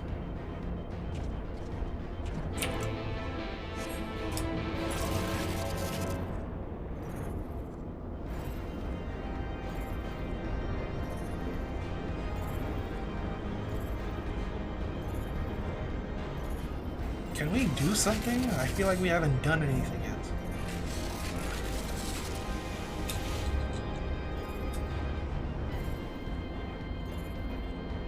This is inside? Oh, it's not.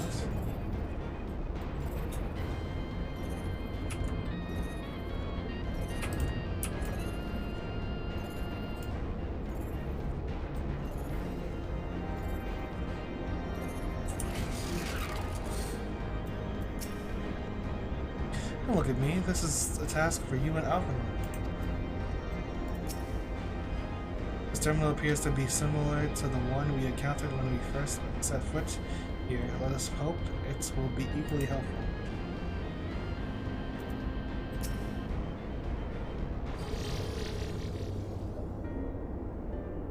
Let's see. According to the terminal, the central control system is presently employing software version 56.135. Dare I ask which version you are employing?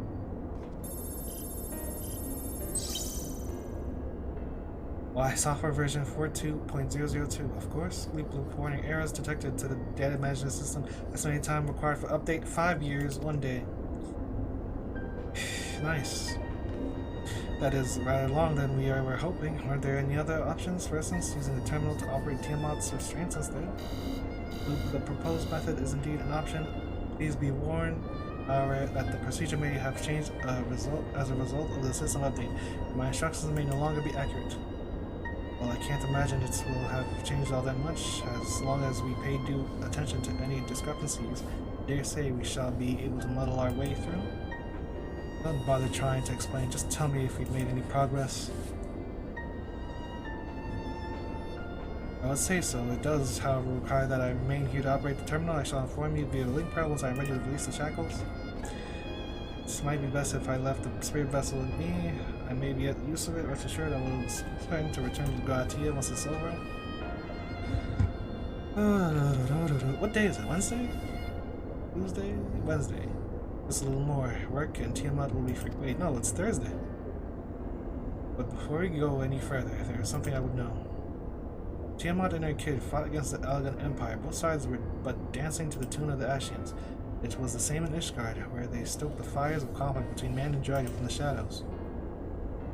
All that the Ashians touch turns to ash, and thus have you made it your mission to fight them. But there have been times when you tried to reach out to them instead, to find common ground. So I must ask, what do you intend to do with Fandaniel? Will you try and reach out to him too?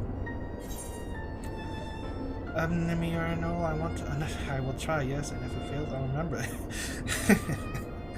Certainly, after I've wiped the smile off his face. What are you talking about, remember him? I'm not remembering any Ashian. Huh? I'd rather put my lance through his hearts and be done with it. But perhaps that's the difference between you and me. You see the good in people. Even if it be but the faintest glimmer, I only hope you do not come to rue your benevolence. You think us unwise of viewing the world thus? Far from it. That has ever been your way.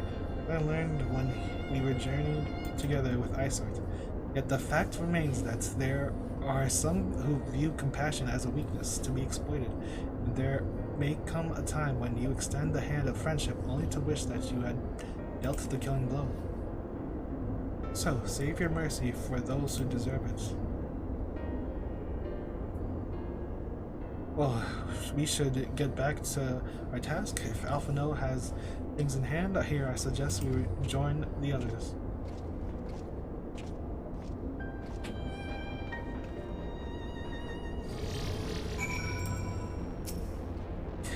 I cannot deny the logic in Estinian's argument. Given all that is at stake, even the slightest lapse in judgments could be the undoing of us all.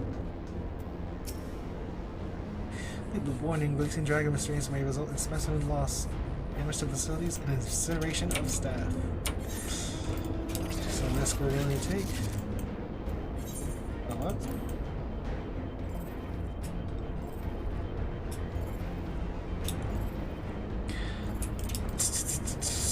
I'm waiting for something to happen. My ADHD is coming out.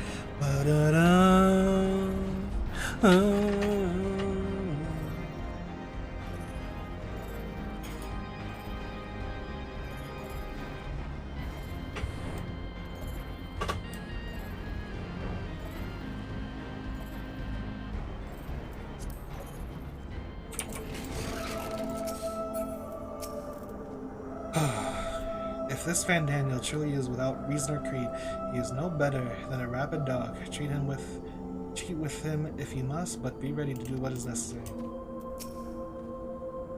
So the spirit vessel proved useful after all. Excellent.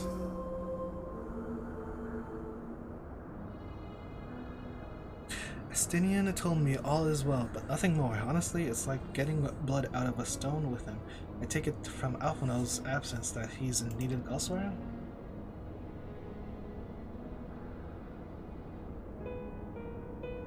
Well, that sounds rather frustrating, but you get there in the end. While you were off talking to nodes, Graha and I were learning as much as we could about Tiamat's condition.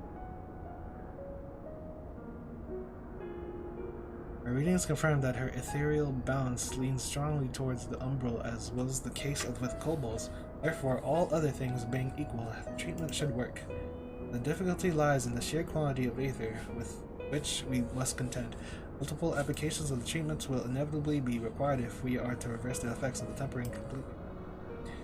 Meaning, I'll need all the aether I can get. Thank you in advance.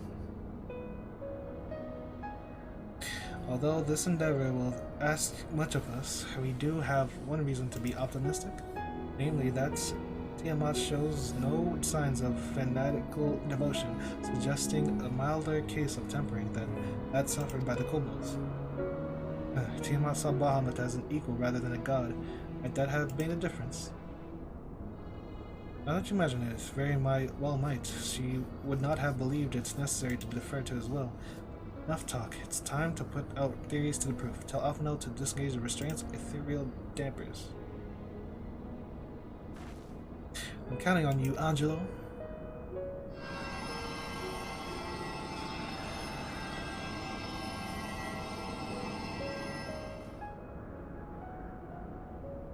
Ah, such warmth. The frost that shroudeth my soul doth begin to thaw. But what are these? Visions of days long forgotten, of war with the men of Alag? Wherefore do such baleful memories return to me now?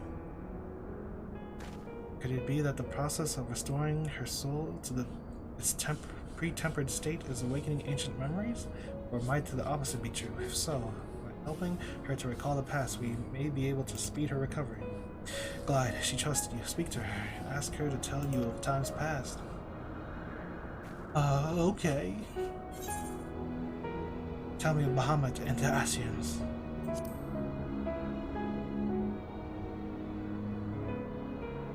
Ah, Bahamut, my beloved. We would that the peace we found in Mercasidia could have lasted an eternity, but alas, it was not to be. The Ascians saw to that. In all creation, I know of none more wicked. It was at their behest that the men of Alag first came unto Mercasidia, to our home.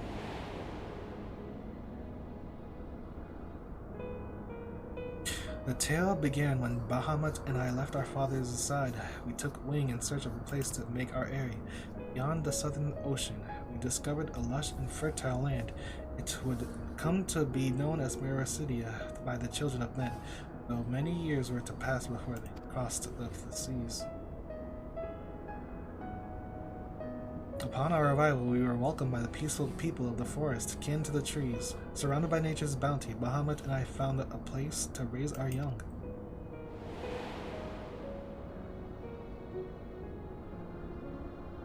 Fascinating. This correlates with the writings of the Charlian scholar Rurusha.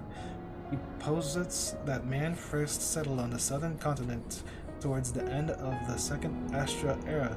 Correctly, it would appear, if only she were with us, to hear the tale from Tiamat herself.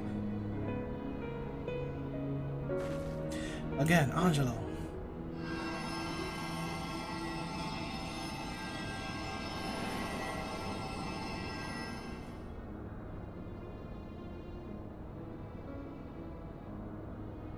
Is this a dragon, man?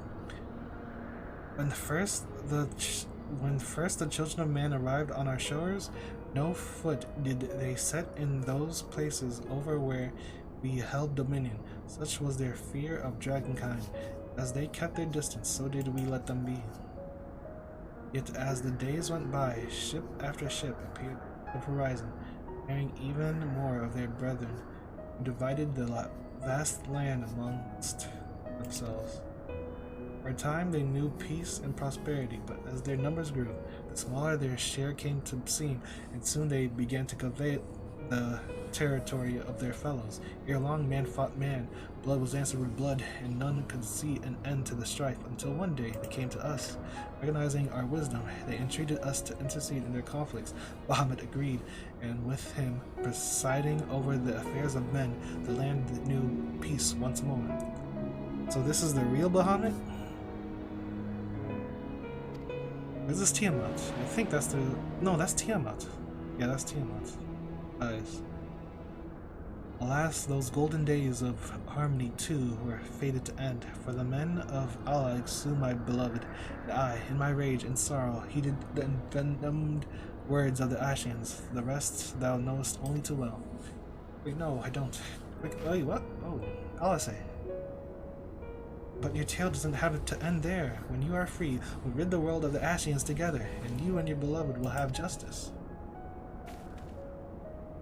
Fine sentiments, but you're almost spent. I'll keep watching from above. If the treatment fails, run. Thanks for the vote of confidence. I swear, when this is over... Keep going, I'll say. The magic is working.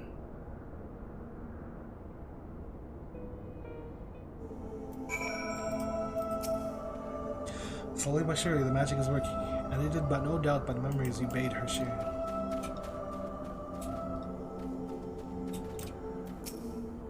The girl is as stubborn as her brother. By now, her aether must be all but spent, yet she will not give up. Oh, you're impressed, huh? Well, I knew this wasn't going to be easy. No patient could have prepared me for treating a great worm. We're close, I can feel it, and while I've only got a few more drops of aether left to give, with yours and Graha's, this will work. Then I believe I speak for both of us when I say that you may take as much as you require. Careful, I might hold you to that. Alright, here I go.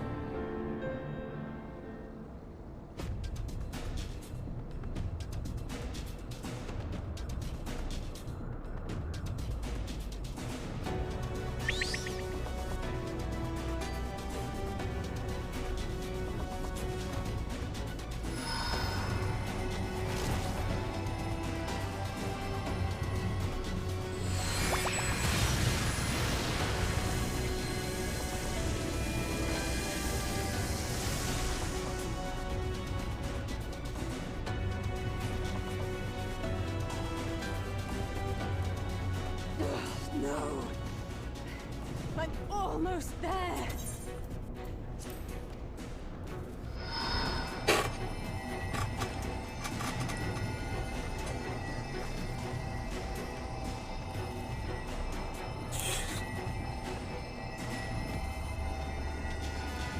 My friends! This is it, Angelo! Angelo, go!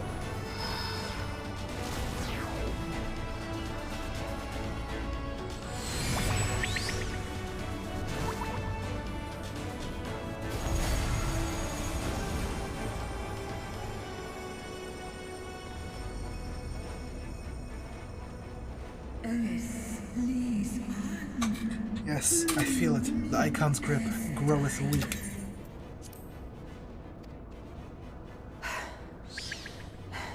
Did it work? We won't know for certain until the shackles are removed.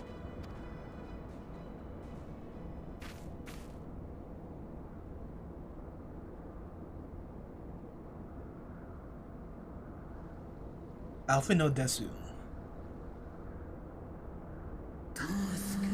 Answer me this, children of man. Can my kindred be saved in like manner?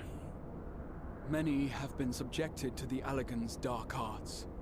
Their flesh irrevocably altered. Say yes. For such tortured souls, I fear there can be no salvation. Oh, never mind. Like the ones that are in too deep can't be saved, but recently ones can. Or something? Well then, I guess, yeah, basically no. Since she didn't see him as a god. Should you, my children, should you hearken up to my call, we shall fly together once more. But should you not, I shall grant you peace. Better to die than live as a tool of evil. You too would wish this, I know, and I shall do as I must. When that time comes, you won't be alone. We'll stand by you. We're here to support you while killing your children. Thou hast my gratitude, little one. Yo, open that shit up. Alphino's ready. It's time. Isn't Alphino by himself?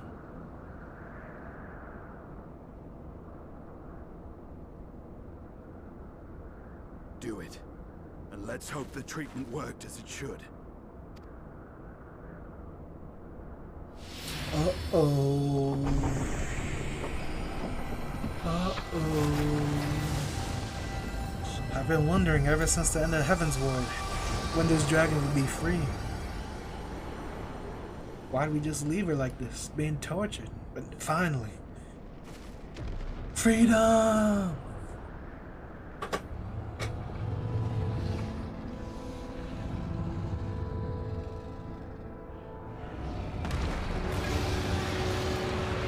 Friend or foe? Bahamut, my beloved. For vengeance and atonement, I rise.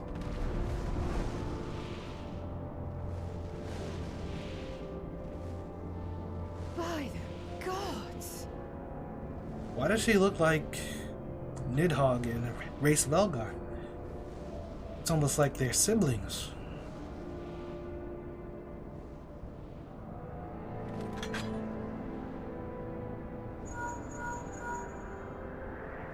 Urianger, your timing could not be better. Understood, we're on our way. It's Bahamut. He's been sighted over Pagalthan. Pagalthan. I need to make the map better. The largest amount of settlement in the region, at the head of a vast host, including dragons. Oh.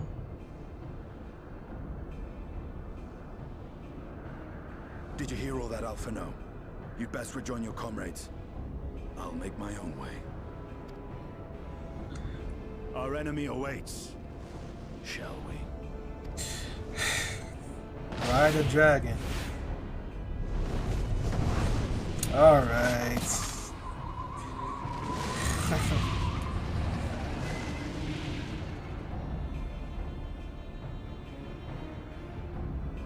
God damn, that's a big dragon. I'll be fine. Plenty of time to recover on the airship. I'll carry you, Alisane.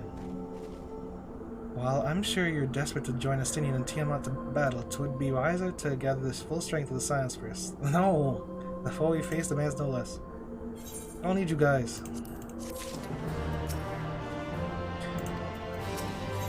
The flames of war.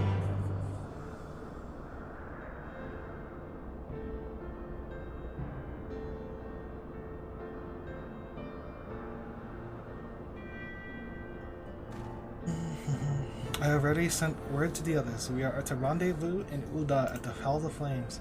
Let us collect Alphino and be on our way.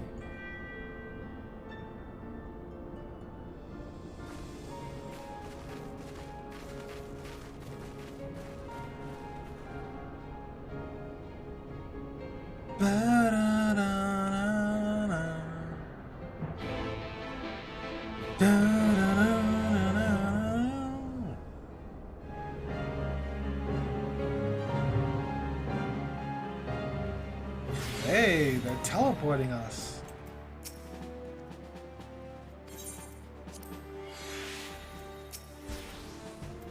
If you're worried about me, don't be. I got some rest during the flight, and now I feel ready for anything.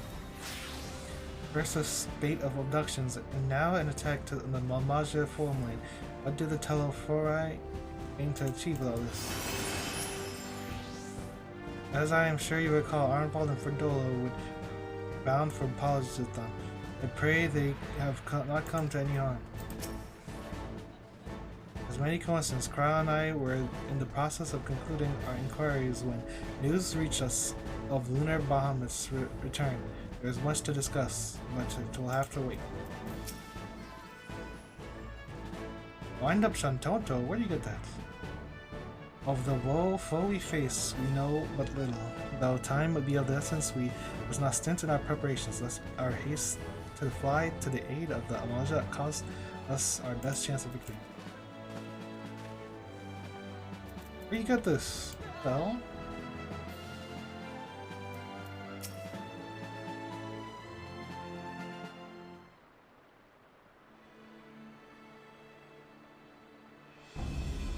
Now I know some of you could do with the rest, but I'm sorry to say the Telophori have other plans. Podtathan is already under siege.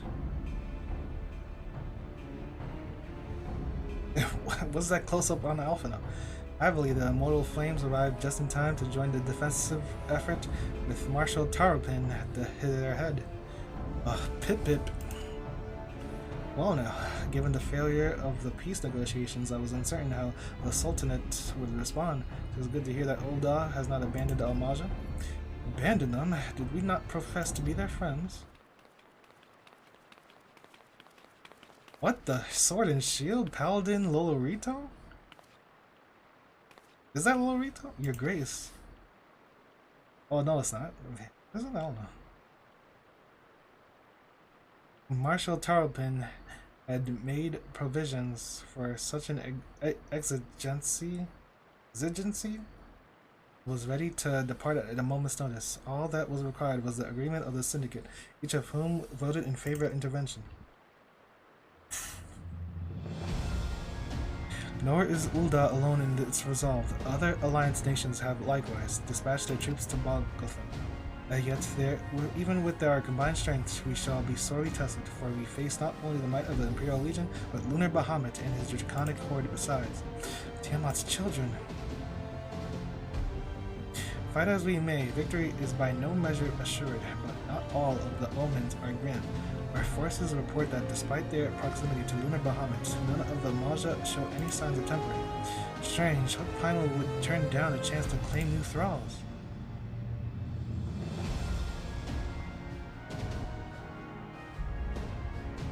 Unless it is incapable of doing so. Primals are not wont to serve a master, Ashians or otherwise. It may well be that Lunar Bahamut differs in some fundamental manner from those we have previously encountered. If that were true, anyone could fight with him, and Glide and others like him wouldn't have to shoulder the burden alone. Be that as it may, Lunar Bahamut reigns an incalculable, powerful foe whom our soldiers will struggle to best through mere forces of arms. With the aid of the Scions, however, I believe they will fare rather better, assuming that is you are ready to take the field. An airship awaits to bear you to the front. Pray set forth as soon as you are ready.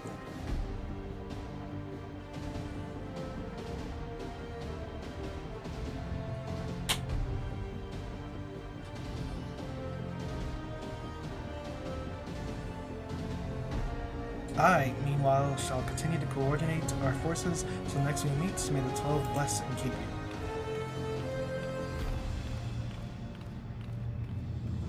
It was kind of her to speak with us personally. You may be certain she has no shortage of other responsibilities.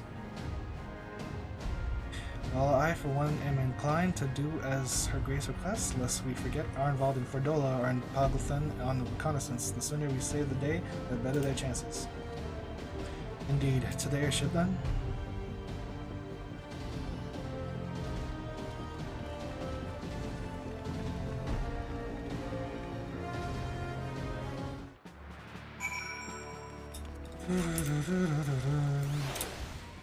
Thank you for being a friend.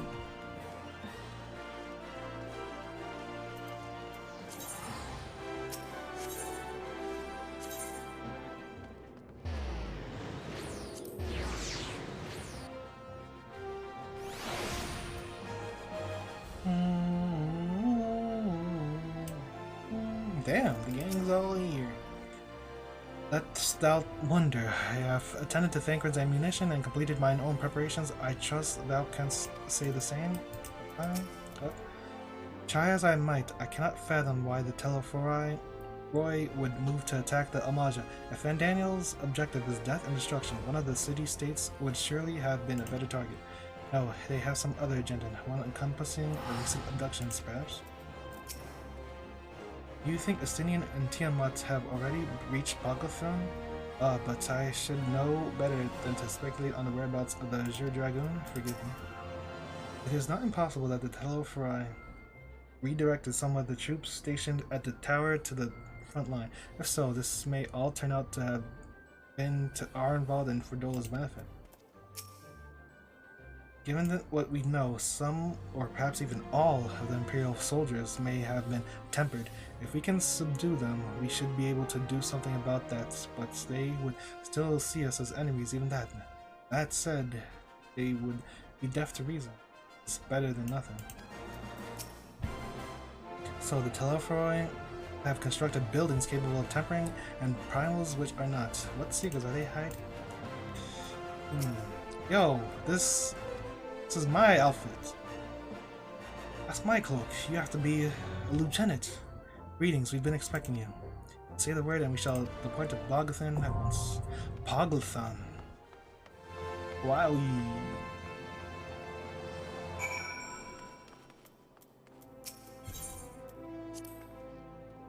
Whether he's here or not, we can be sure Fandaniel's behind the attack, and that makes me doubly determined to see that it fails. I know not what designs the Teleferi have on Pagathon, but I do know they must be stopped for the good of the Maja and us all. By dealing with Lunar Bahamut and his hordes, soon too will we render to Arnvald and Ferdola. Come, let us go. The grasslands of Pagathon will make for an open battlefield. Many though our enemy are, we will not have to fight against the terrain at least. Like most who have spent time in Ul'dah, I haven't always seen eye to eye with the Al-Majah, but today I will fight side by side with them in common cause and hope that none of them remember me. At the cost of his own life did Master Louisoix strike down the primal Bahamut. Whatever the true nature of this new incarnation, it cannot be suffered to threaten the star. My strength is yours! Let's give it our all! My turn! My turn! I stand ever ready. Victory will be ours! Our fates are not yet sealed.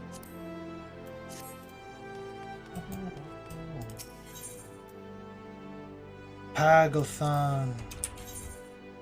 Yes.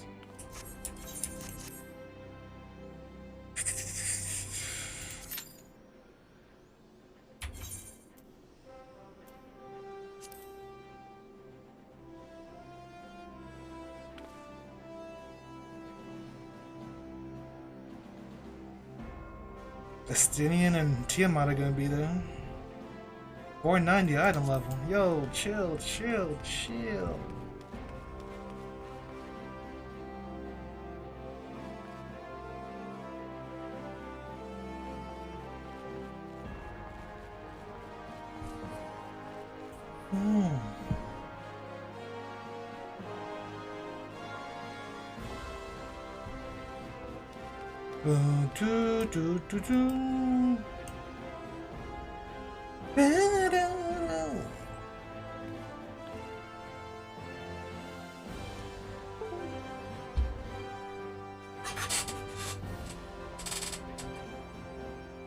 I want to leave, but the queue is gonna pop right when I'm leaving.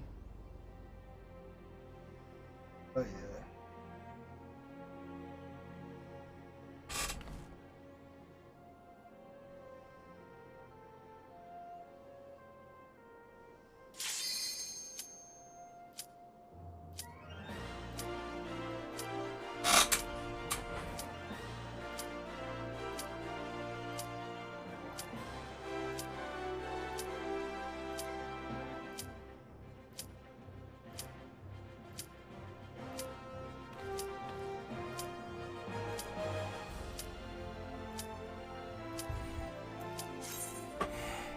Let's do this.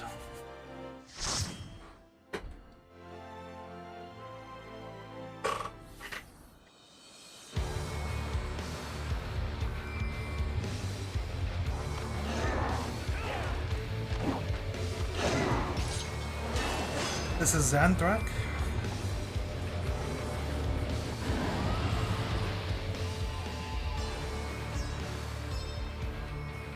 A remix of the Xandrak. Ashen vermin, you shall torment my children no longer.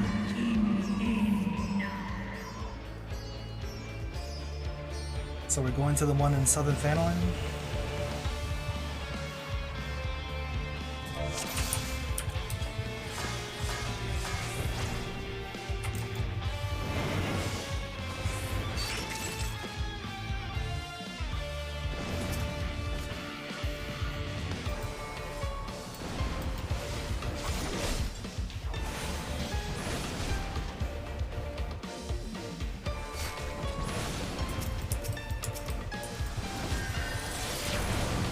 Debris.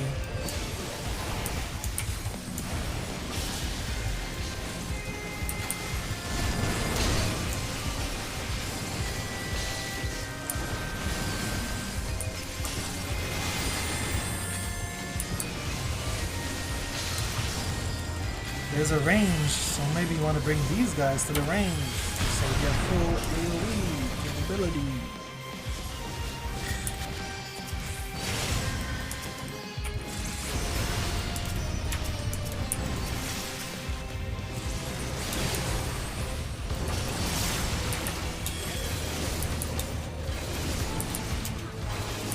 Tempered Imperials, Lesser Telodrek.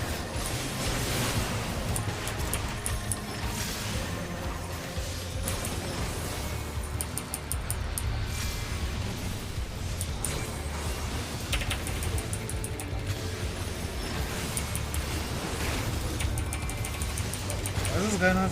What?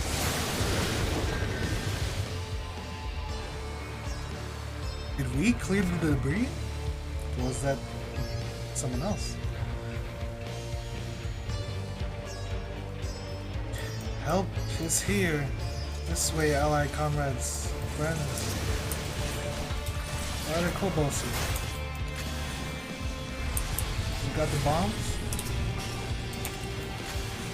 Be careful, vigilant is watchful. What? Gama, glory.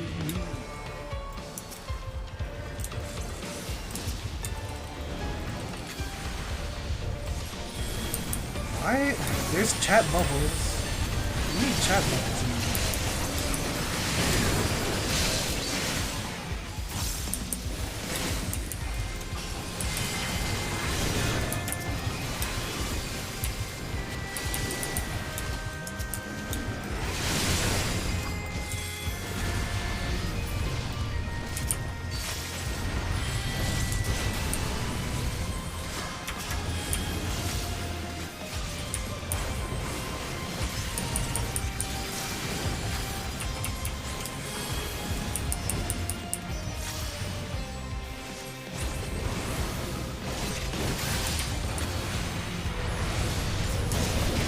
I feel like my spell speed is slow or something.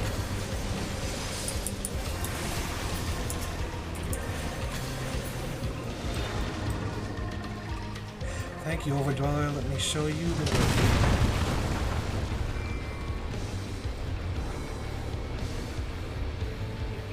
A curl. Amhuluk.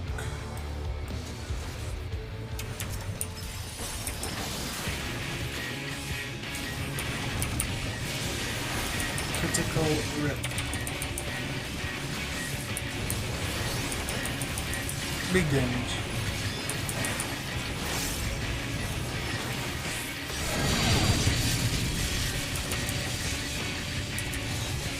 What is this?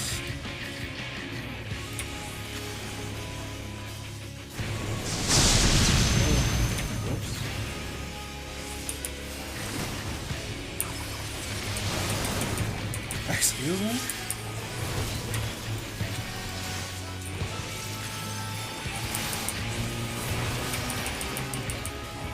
I thought it was still on me, I didn't even realize.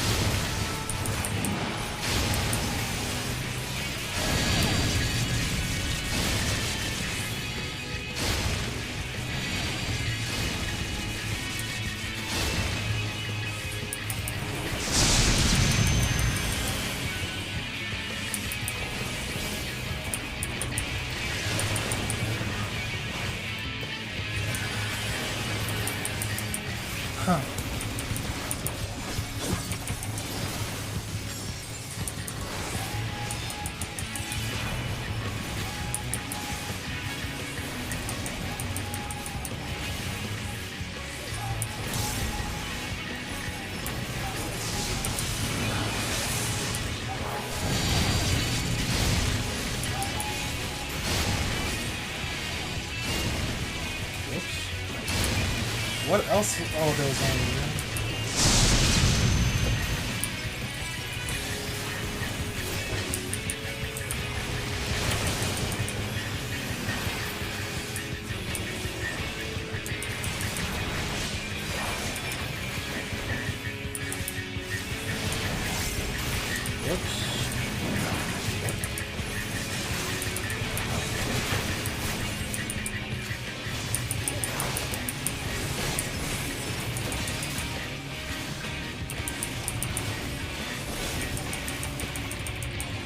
Critical hit.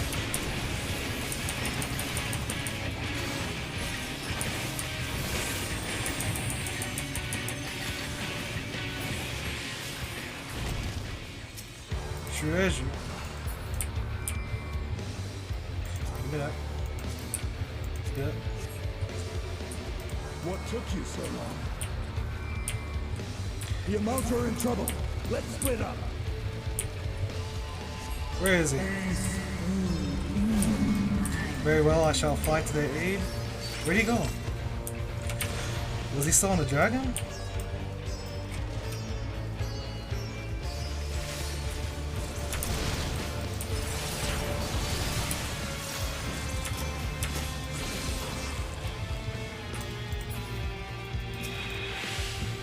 Glory be.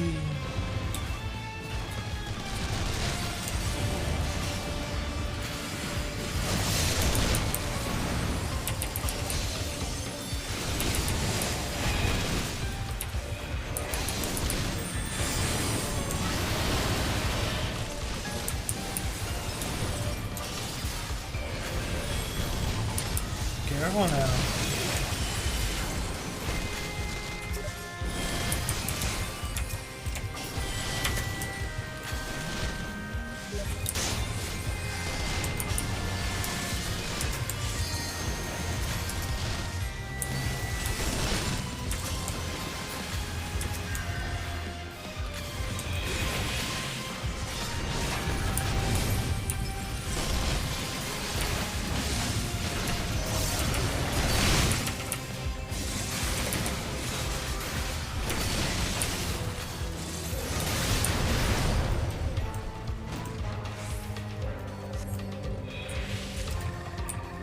Is that Amric?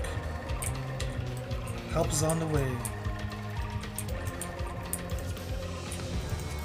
Oh, no, you don't. Oh, that's Lucio? What the hell does Sinian do? He's just jumping around everywhere. Now the dragon's nuking us. Didn't one-shot them, so I'm not impressed.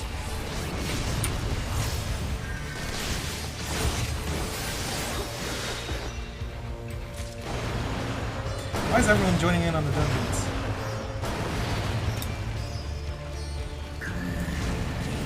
My poor child shall free thee from the pain.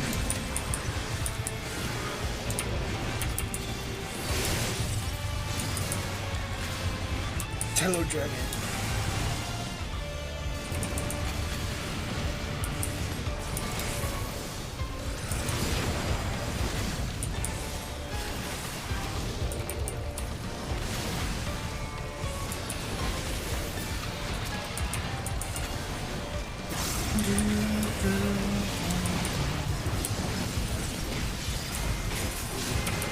I don't want to use that. Now I fly. Oh, it's not rolling.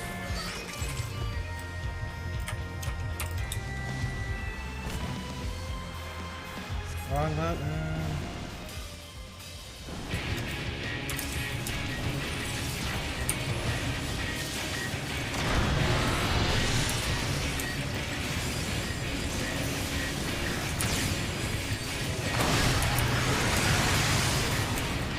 Whoa, whoa, whoa. Ads.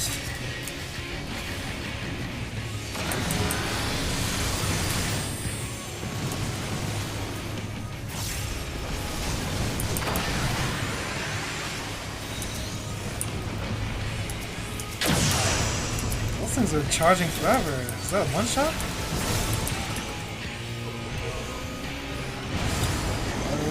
will strike at the core. What?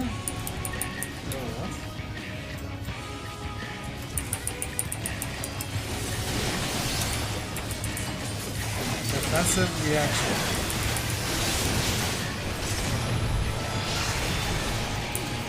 What is that?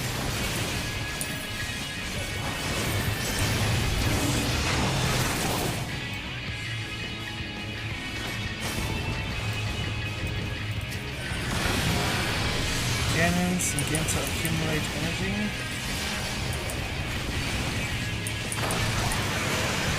I wonder if they do friendly fire.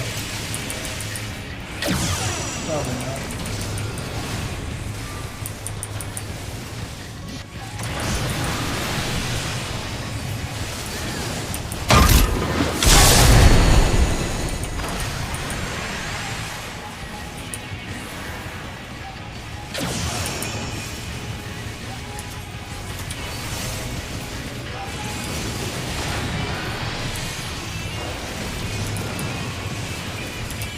There's no way you guys stay there.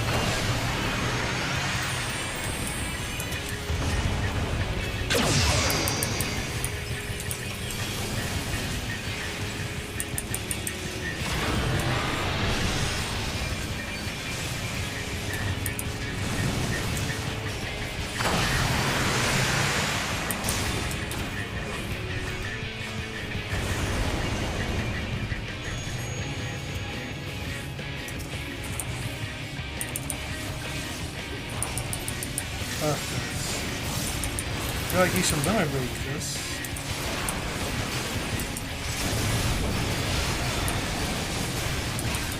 I don't know what this defensive reaction is.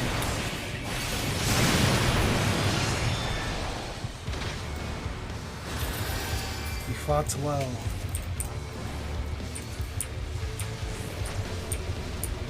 Fight well, our brethren will hear of your brave deeds. This is a Pogathan Flamekeeper?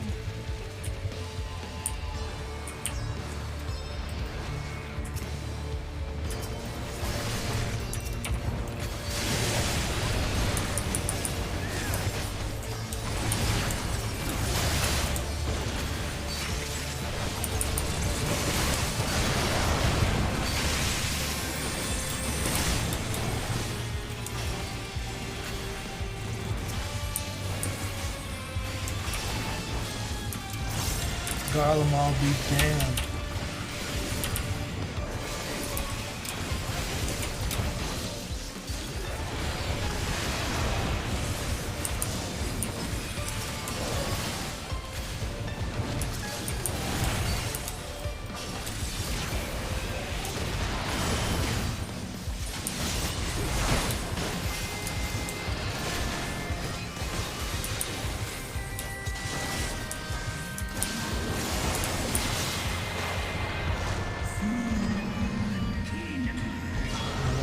To my children. The icon waveth in the heavens, my child bears Sila. What?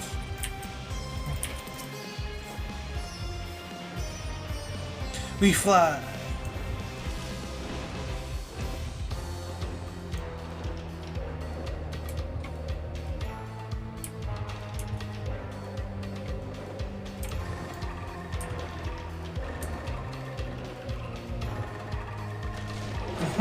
I was looking all over for the button. We bow down to none. The Almaja are rising up. Rise up!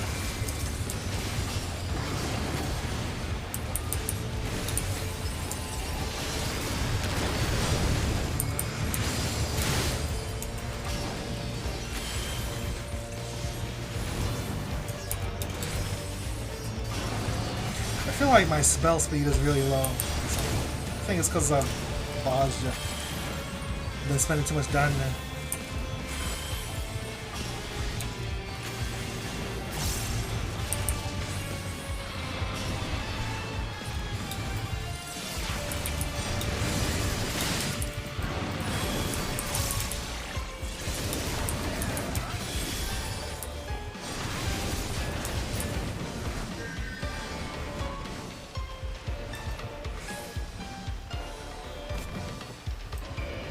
boys. Lunar Man.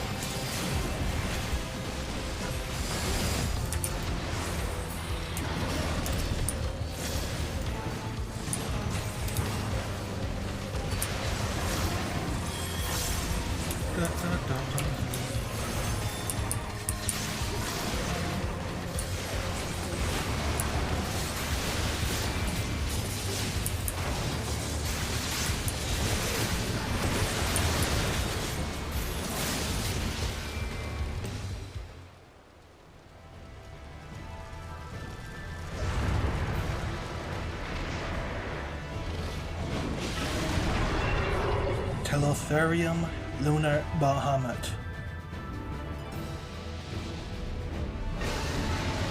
Tiamat! Steady.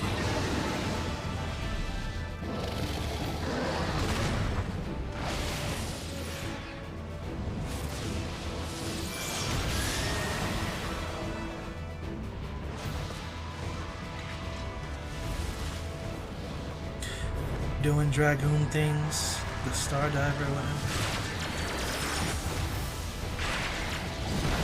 Why they have this long ass cutscene in the dungeon? Haven't they learned? Not supposed to do this stuff.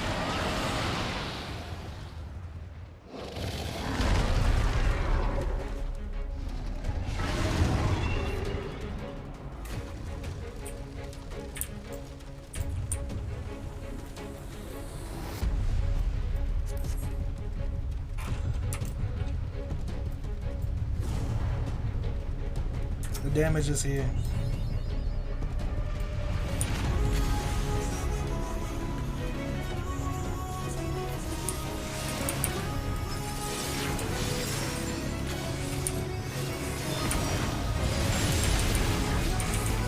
Is the first move always just straight light damage? What do we got? What are these? Block?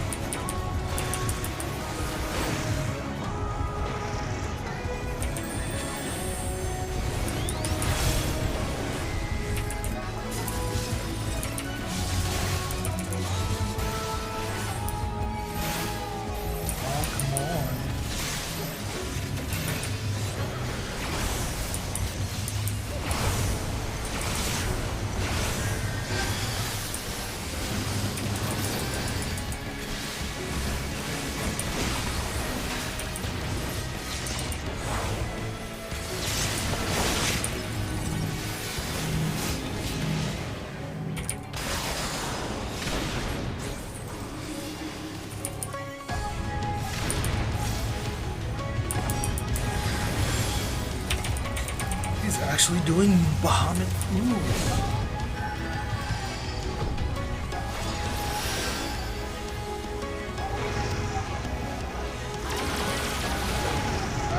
What? How'd I get hit?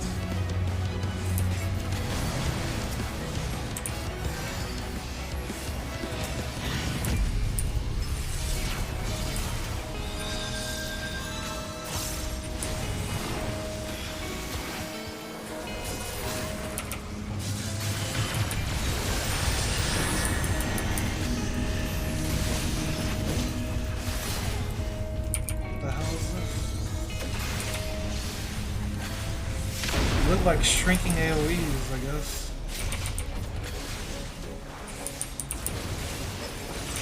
Giga Flare.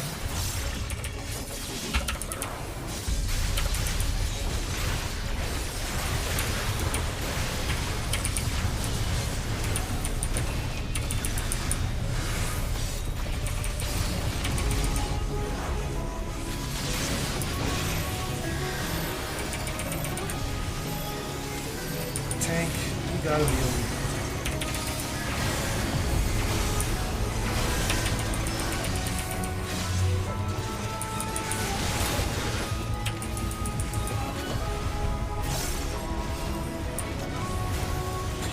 twisted screen.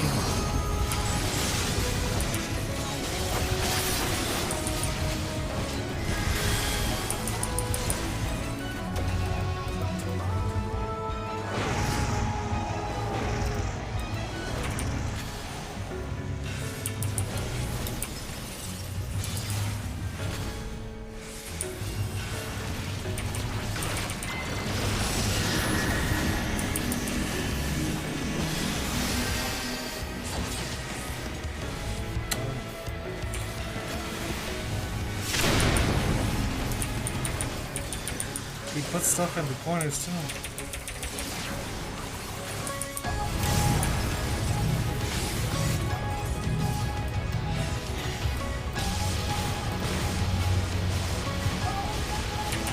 Flat. Big damage.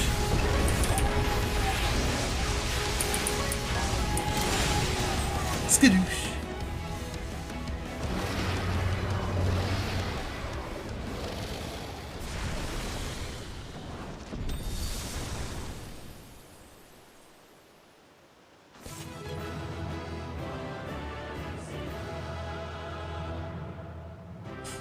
And with the nod.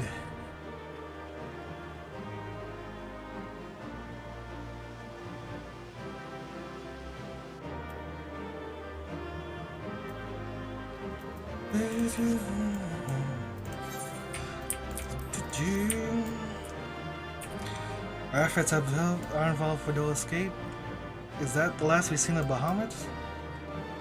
Hopefully Tiamat's wounds are not too severe. Maja will not soon forget this day. Those kobolds certainly know that it's something in souls. Our allies steered well. The tower for good reason. Interesting.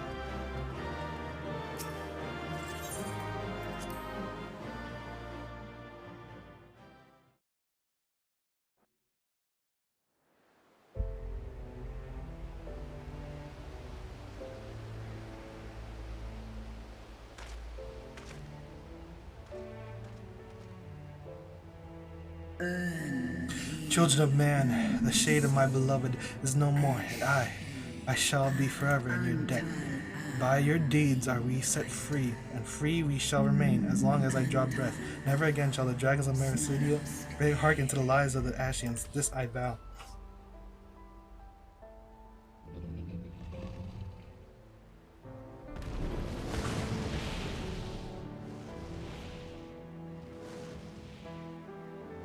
Noble warriors, the dragons chose their friends well. Oh, Maja. Is that a crown? Long have our peoples waged war, but no more.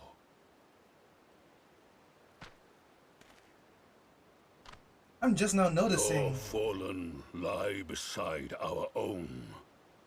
By our words and deeds shall we honor their sacrifice. We befriended some kobolds. Oh no, we didn't do the bird people yet. You would make peace with Ulda then? Let us put the bast behind us. We would proud to call you our... Okay. Be proud to call you our allies. The enemy of our enemy is our friend.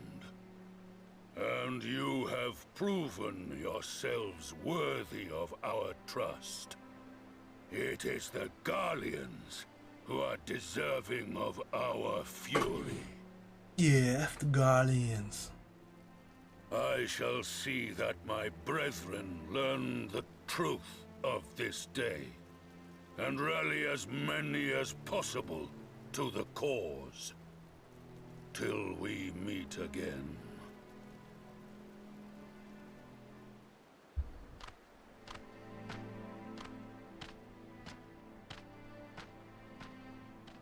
And thus did we make allies of the Amalja.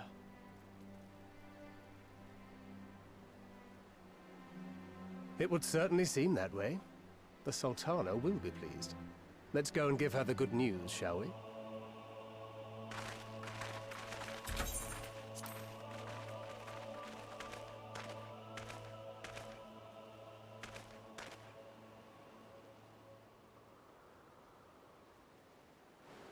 What is it, Alphino? Spit it out. Sometime earlier in the Pagathon Tower.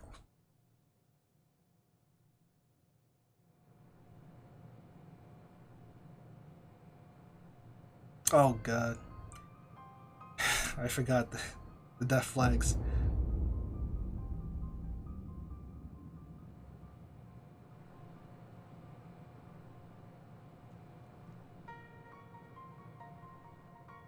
This looks similar to the things in Coils, where they use the dragons in a perpetuated state to keep the Bahamut.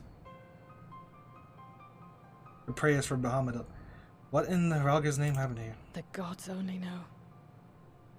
But you can bet these poor sods aren't here by choice. You're gonna summon a super Ifrit? Quickly! We've got to get them free!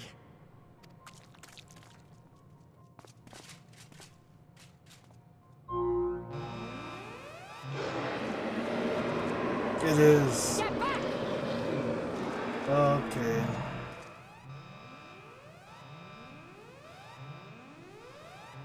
No!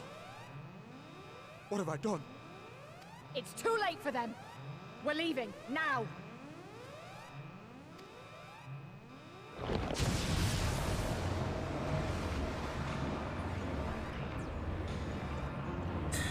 Really, Arnvold?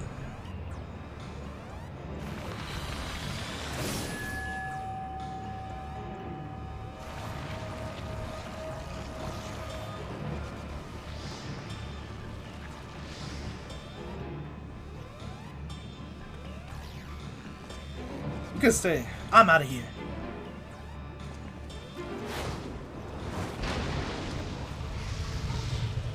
Ah, shit. Here we go again. No! Don't you dare! We came together and we're leaving together.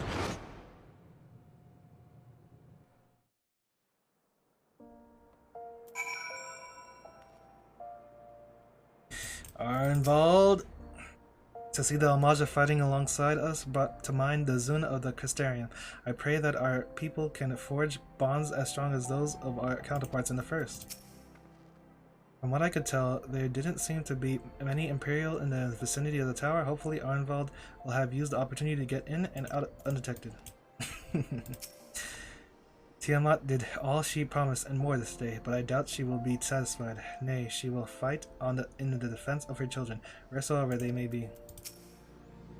It will take more than a single victory to wash away all the bad blood between the men and Almaja, but one has to start somewhere. Though the date is won, thanks in no small part to thy valor, the Terraforoi are far from defeated. Yet, may be that as it may, it is only right that we rejoice in Lunar Bahamut's banishment until the Aether. I should have known you'd be the one to end it. Mayhaps Tiamat will find some measure of solace. Oh.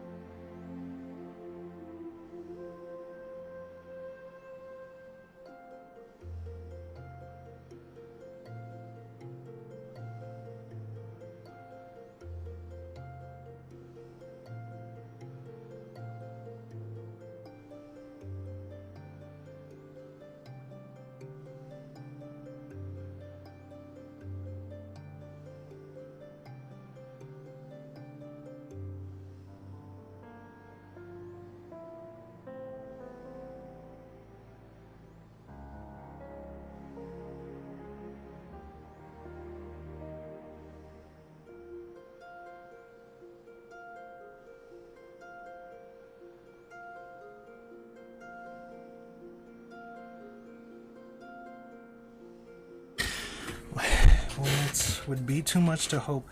While it would be too much to hope that we would have seen the last of Fandaniel, we have dealt with his schemes of telling blow this day, and that alone is cause to celebrate. And celebrate I will, when we have received word of Arnval's safe return. I got bad news for you, Alpha. We now, okay.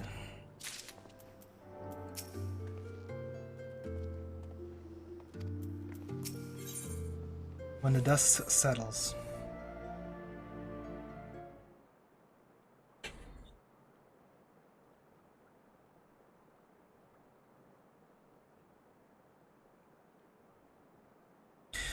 Standing around here worrying is not going to help matters. Come, we must discuss the day's events with Pippin and her grace. Brave scions.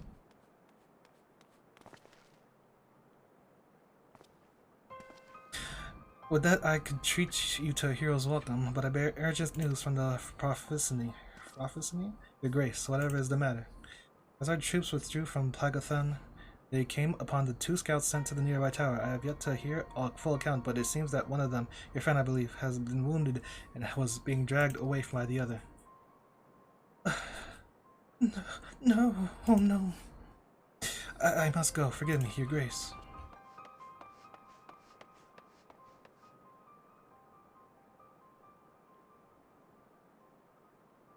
Can you tell us aught of Arnval's condition, your grace, the wounded scout? Not save that it is brave, the Carusians tend to him even as we speak. The infirmary must be inundated with the wounded. If all of us go, we'll only get underfoot. Guide Estinian, would you mind going after Alphino? He may need some support from someone other than me. Okay, Estinian, you go. Wait, what? Me too? Okay, very well. Thank you. The rest of us will see that the relevant people know what took place in Plagathon.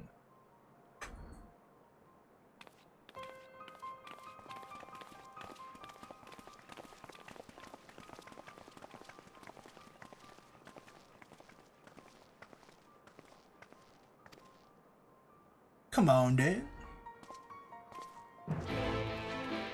Crikey.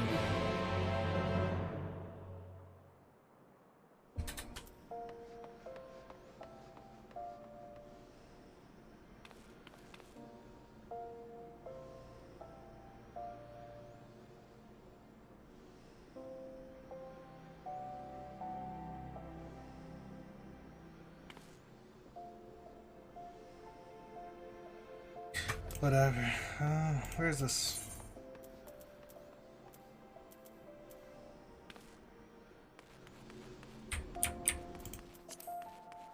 Where are they putting me?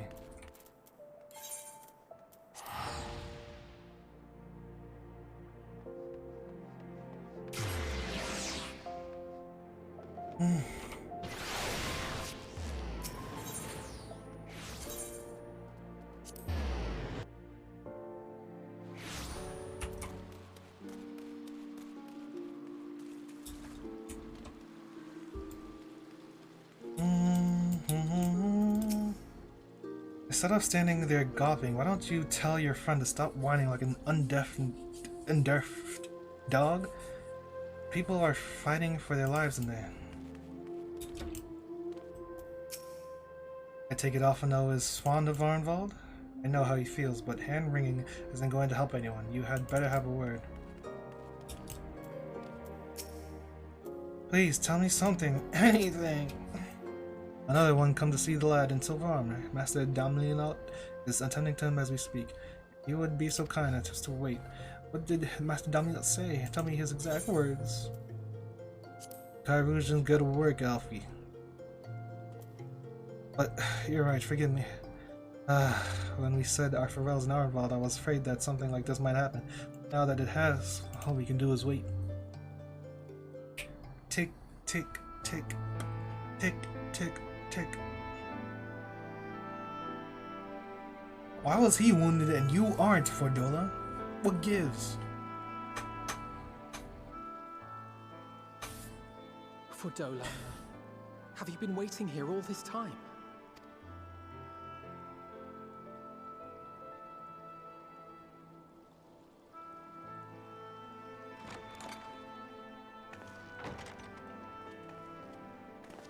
He's fine. He got too many death flags to actually die. The rest is up to him. May we see him? What? I do not think that wise. You must let him sleep.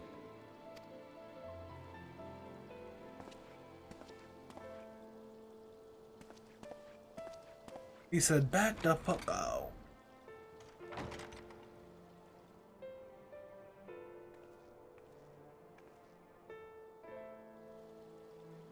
Thank you for bringing him back. He owes you his life. I just wish I had been there. Perhaps, I don't know. Perhaps I could have... Is she gonna punch him? Oh! Hey. Could have what? Got tempered? Don't flatter yourself.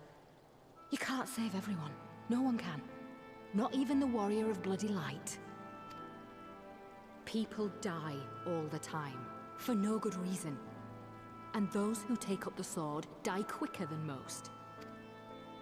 If you're going to shed a tear every time a soldier falls on the battlefield, you'd best stay away. It's no place for the weak of heart. Estinian is getting excited for Fordola. It may be that victory cannot be won without cost. But all life is precious, and I refuse to shrug at its loss. Alright, Alphino.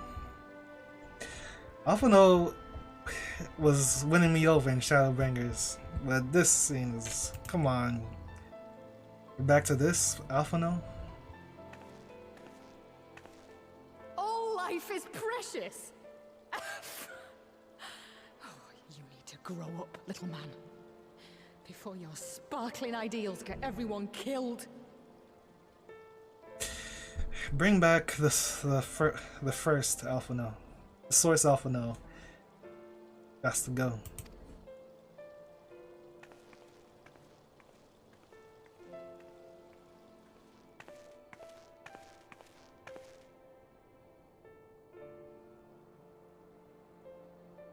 You're right. He is idealistic. But the world has more than its fair share of realists, like you and me. It's people like him who dare to dream that things could be better and make it happen against all the odds. They are the ones whose names live on forever. The heroes. And? The battlefield's littered with would-be heroes. At this rate, you'll lot will be next. And what'll become of your precious dreams then? They'll be gone. Like dust on the wind. Talk to him, Fordola. Dreams worth fighting for don't die so easily. Why you had to whisper that? Say it to her face.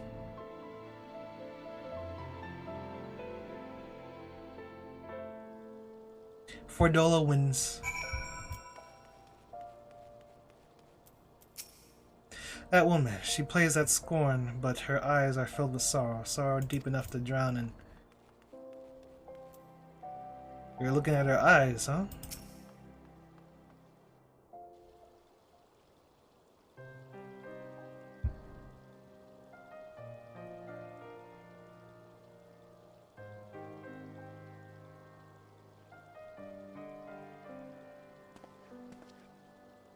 I know, there's nothing more I can do here. Come, let us rejoin the others. Her Grace invites the Scions of the Seventh Dawn to join her in the Fragment Chamber. Your comrades have already arrived. Will the three of you be joining them? We will.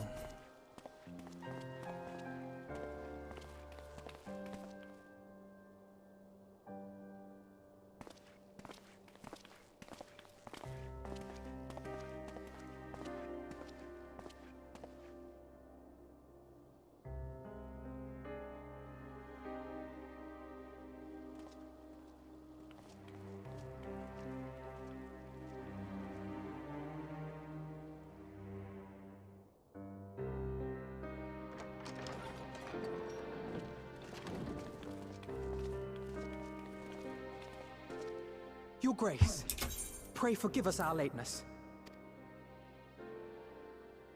Think not of that. I understand a close comrade of yours was wounded in the line of duty. Arenvold.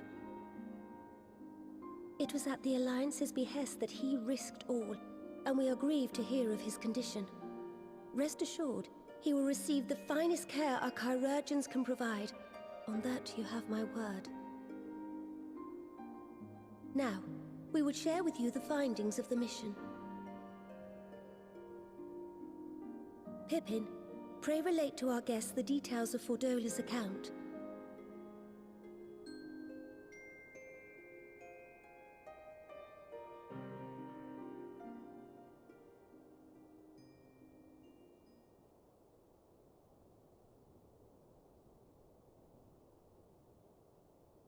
First Bahamut, now Ifrit.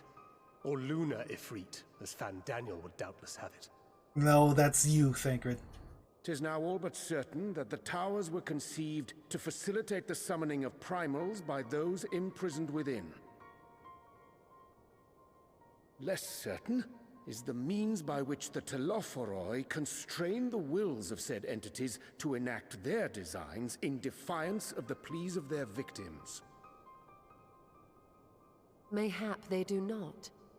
If mere proximity to the towers is enough to make loyal servants of the Empire's mortal enemies, it stands to reason that the same is true for those held captive. They invoke their gods for the good of Garlemald, and in their disturbed state of mind, summon a primal whose form reflects their own alteration. It all begins to make sense. Upon closer inspection, I realized that the towers bear a striking resemblance to a much larger structure which Urianger and I observed from afar during our visit to the Imperial capital. Assuming it too is capable of tempering those in its immediate vicinity, it would go some way to explain the swiftness with which the Telophoroi managed to rally so many Imperials to their cause.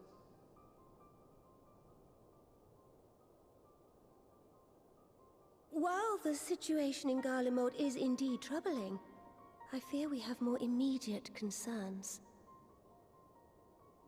Ifrit was not the only primal summoned. At approximately the same time, observers at several other towers bore witness to the emergence of further such entities.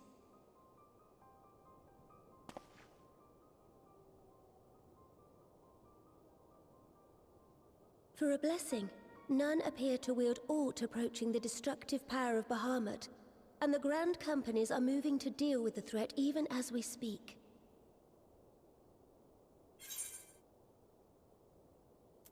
The Grand Companies, Your Grace. Is that wise?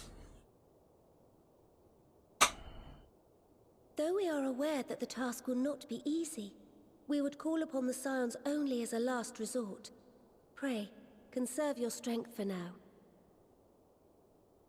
After all, it was not so very long ago that you rid us of Bahamut. On which note, I am pleased to report that our talks with the Amalja have reached an agreeable conclusion. They have pledged their full support to our cause. PogChamps. It is our hope that this historic agreement will encourage other tribes to join us at the negotiating table. And I know that I speak for all of the Allied leaders when I say that we will welcome them with open arms at such time as they do.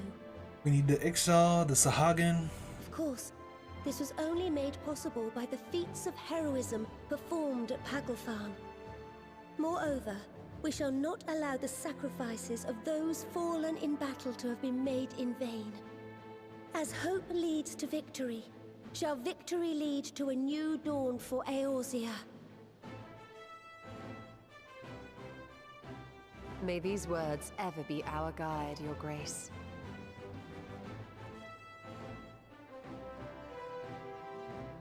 Now, if you will forgive me, I must consult with the Syndicate on the matter of our new allies' integration. Till next we meet, my friends, I bid you safe travels and blessed respite.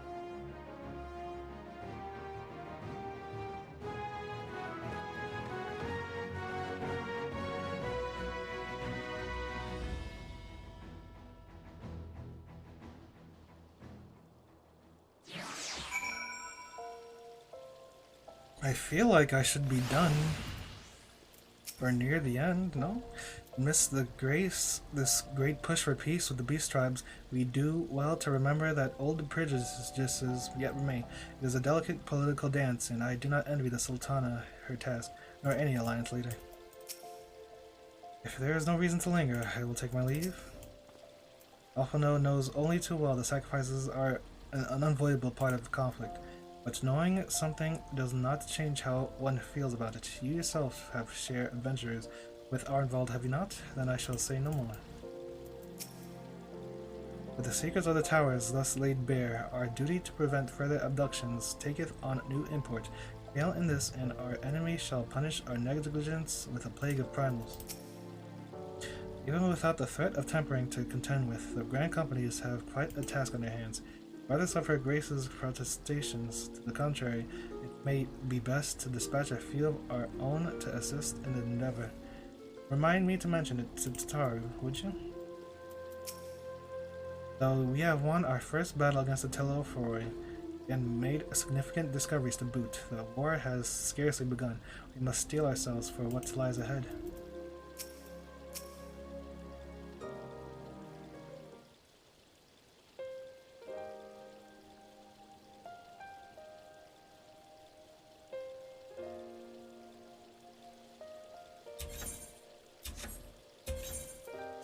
Right then, unless anyone has any objections, I think it's about time we return to the Rising Stones.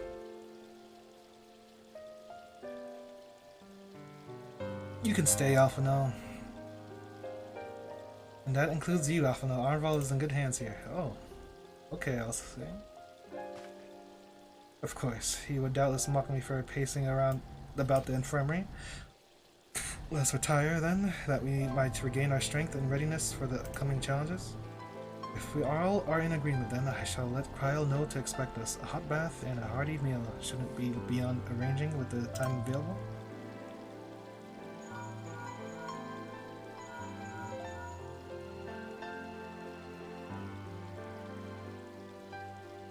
It would be good to be home. I have something to do.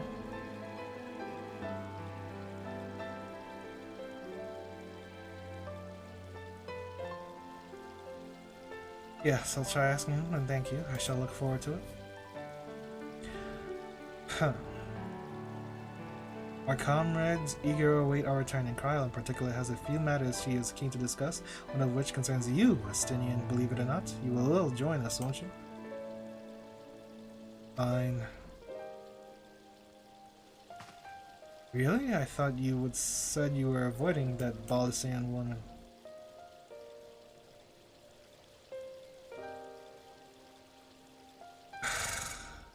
If I refuse, she would only pursue me.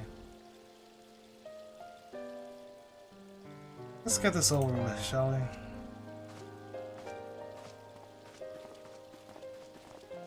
we? I mean, they didn't even... That was unnecessary. Whatever. Where are the reactions? Nobody even reacted to that, or laughed.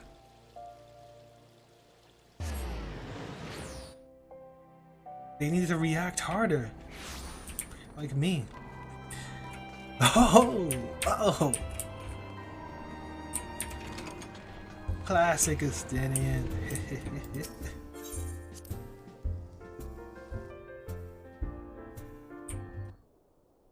Oos? Welcome back. I expect you must all be exhausted. Ere you take your rest, however, I would beg a moment of your time. Then start begging. Thanks to Arnvald's selfless efforts, we may now be confident that we understand the function of the towers.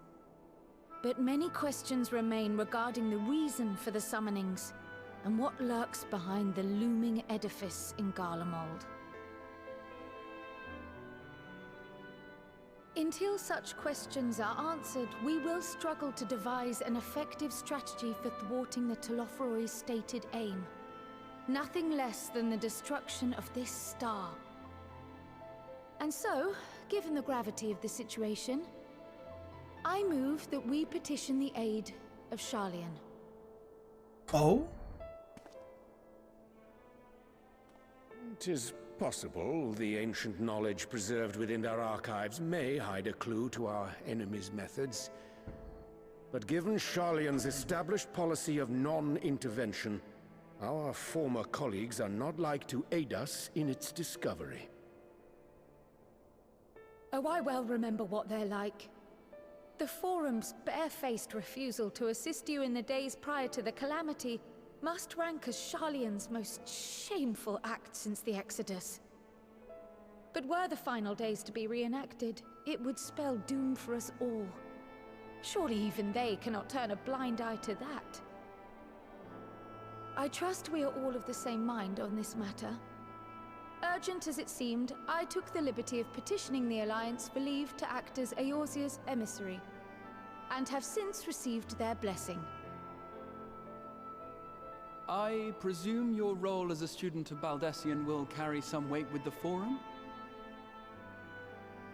One can but hope. If truth be told, our organization has been a shadow of its former self ever since the disappearance of the Isle of Val. But the name does still retain some degree of prestige. I only pray it will be enough. If there are no objections, I shall depart for Sharlayan at once. But before I do, I should also mention the other matter to which I would devote some time during my stay. After hearing what transpired in the first, I began to question the true nature of Hydaelyn's blessing.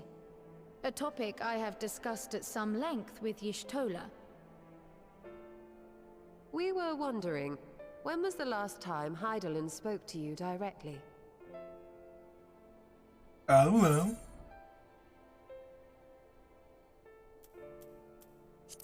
Near the end of the Dragon Song War. When you regained her blessing, was it not? But never since. Not in all your time in the first, when you faced the Unsundered, the very heart of Zodiark. History shows us that Hydaelyn is able to awaken the echo in her chosen, convey her will directly, and grant the blessing of light. To our knowledge, however, she has not sought to intervene in man's affairs for some considerable time.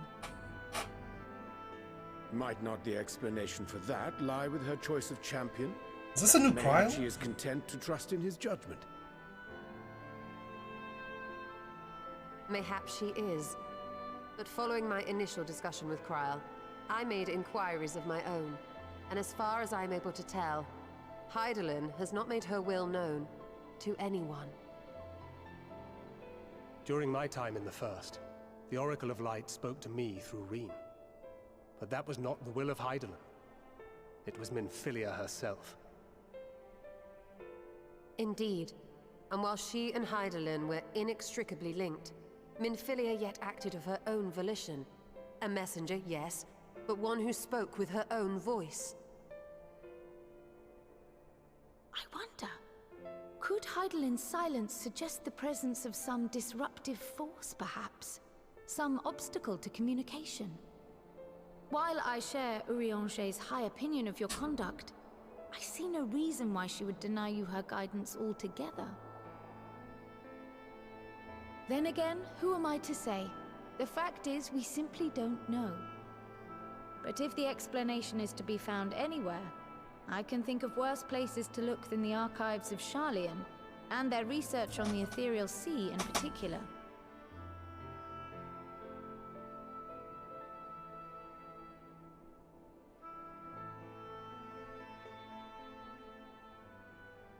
Resolved though I am to go, believe me when I say that I take no pleasure in the thought of leaving you a member short. Now, of all times. I mean, you weren't really there for Shadowbringers. Estinian, we stand on the eve of a struggle that will decide the fate of this star. One in which we Scions may play a telling part, yet we are but few in number. And so I must ask you again, will you join us?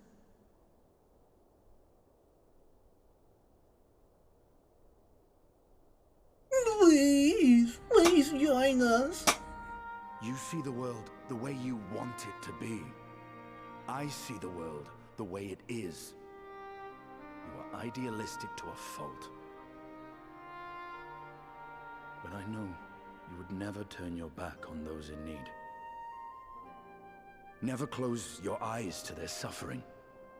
And somehow, your deeds lend truth to your words, giving the lie to my doubts in so doing. I have seen others draw strength from your belief. In Ishgard, in Alamigo, you inspired them to stand up and fight. To win, no less. And even when you lost those you held dear, you carried their spirit with you and made their memory your guiding light. The burden of so many hopes and dreams would be too heavy for most to bear. Is Alphinaud sleeping? But you bear it willingly, as you have shown me. Some dreams are too important to let go. If you have need of my strength, it's yours. After all you've done, how could I refuse?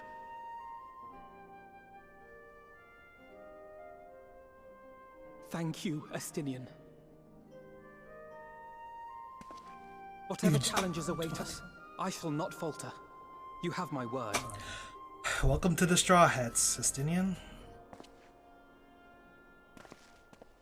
What's that smirk? What? What's going on here? And now, I may bid you farewell. Safe in the knowledge that all is as it should be. In this little corner of the world, at least.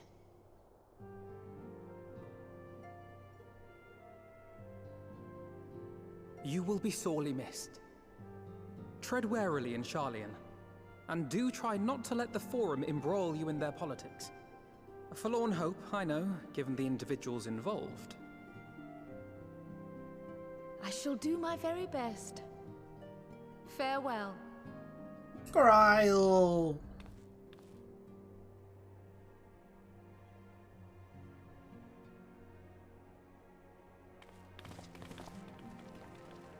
No hug?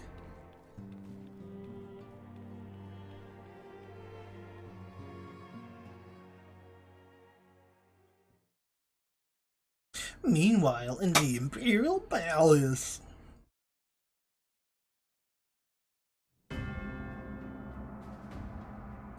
No, no. Not this one. No, not this one. No. Can't find the right glamour.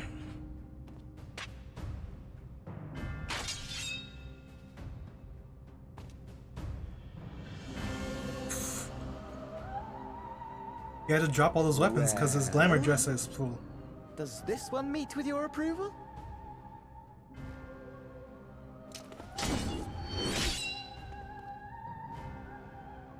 Apparently not.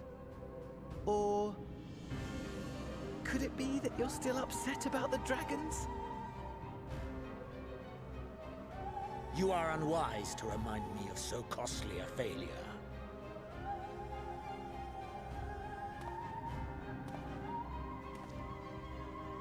It will not affect our plans, I trust. Oh, hardly at all. Though, admittedly, the chances of us being able to procure any more Mericidian dragons are rather slimmer following Tiamat's reappearance.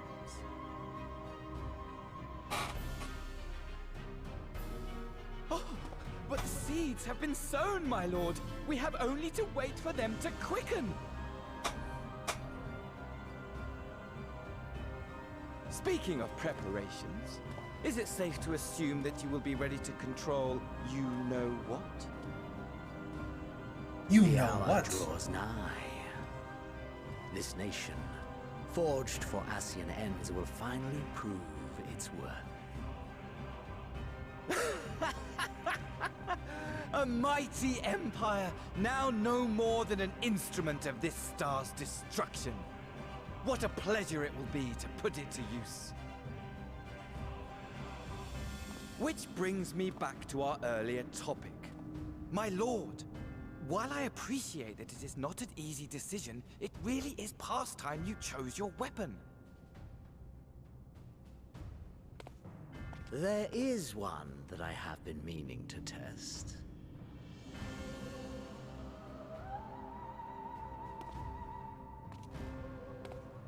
Well, well, not quite what I was expecting, though I will say, it does seem rather apt.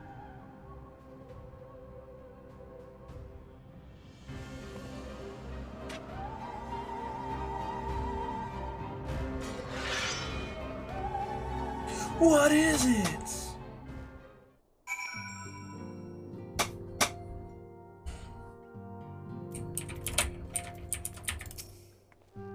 Amidst all the fighting, it's easy to forget that what we've achieved, isn't it? I mean, we cured Tiamat. Tiamat, for heaven's sake. You will tell me if I become insufferably smug, won't you? Because the way things are going, it feels like a definite possibility.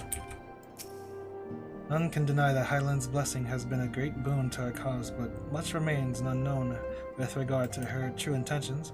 Given everything we have learned from our encounters with the Ashians, we must keep our minds open to any and all possibilities. Wait a minute, so does Justinian not work with Sir Aymeric anymore? Isn't he Sir Aymeric's personal soldier or whatever? I don't know, the Azure Dragoon. The sudden appearance of the towers will surely not have escaped the forum's notice.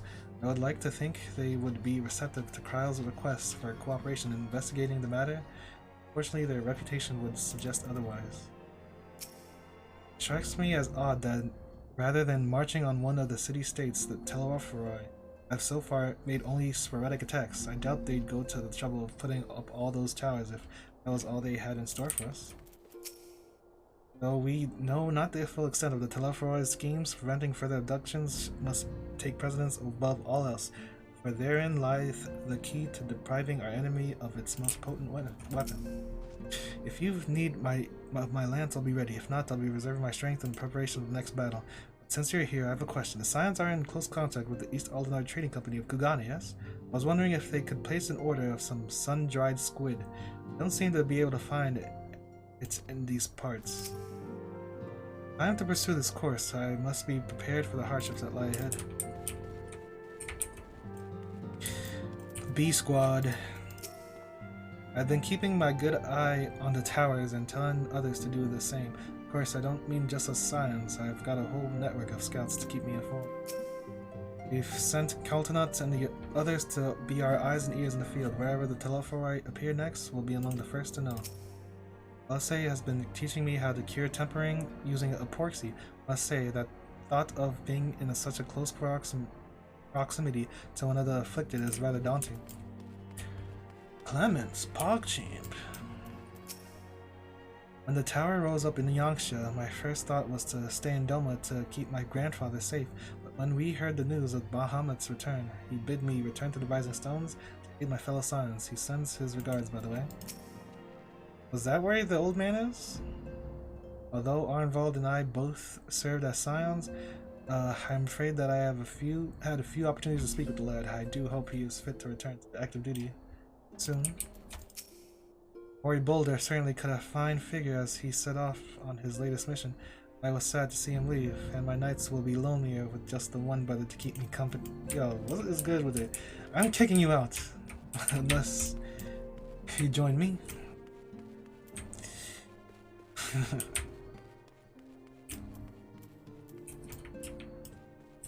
What is... Do I see the exit from the outside? Come on, Square. What is this clipping? Anyone in here?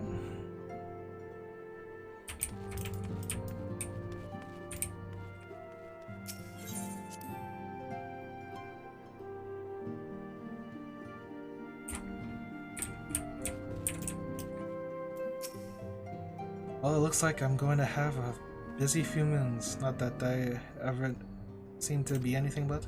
Thancred's got me dispatching troops to every corner of the realm, which is not to say I don't trust the Alliance, because I do, but when it comes to putting down primals, nobody does it better than us. And then, well then, you lots, more accurately. You won't catch me trading blows with a primal in the near future, but for every fell fiend you vanquish, it's countless meals to arrange, baths to fill, sheets to wash, stores to replenish. And the list goes on, which is where I come in. And gladly, mind you, it's the least I can do to support the Scions who risk life and limb, like poor Arnwald. I wish there was something we could do for him, but we'll just have to settle for saying the odd prayer, and keeping a roof over our heads. Wouldn't do to have him come back to complete shambles, now would it? That's enough of my rambling. Off you go to get some rest. If there are any developments, I promise you'll be the first to know.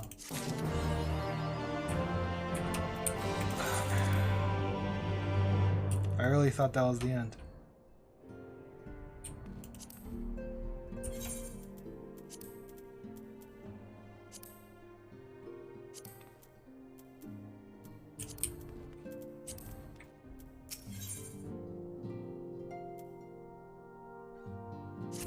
Alright, I think that's it for now.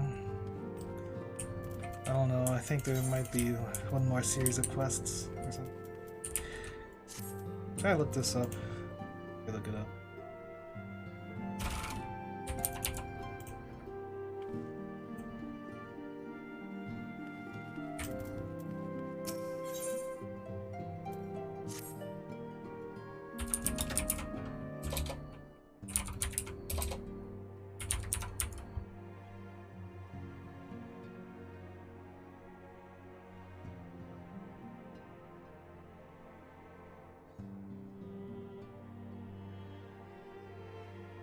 .55. What the hell is this?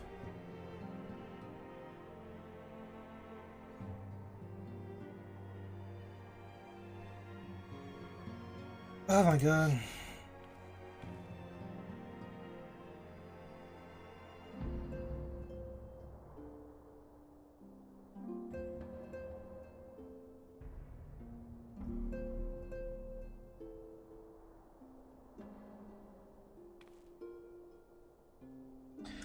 Alright, I'll continue. Doesn't seem like that much. The company we keep.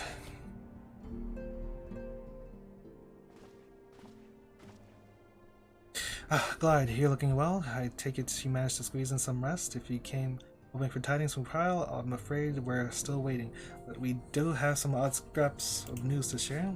Scraps, she says. Lunar primals have been popping up all over the place, but the Alliance has the situation well in hand, thanks in no small part to Hoary Boulder and the others. Meanwhile, talks with the Beast Tribes are going even better than expected. Encouraged by Ulda's progress with the Amaja, Gridania has opened negotiations with the Ixal, believe it or not. All of which is obviously very encouraging, but with the Telephorai still out, it's not as if we can afford to lower our guard. Oh, I gotta check.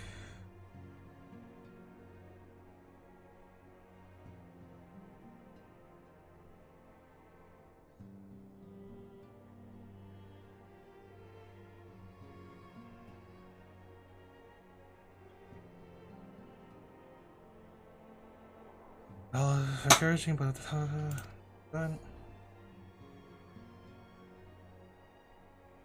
it's like 3 quests. Apparently. I don't know how long it's gonna take. Maybe like 30 minutes. Hopefully.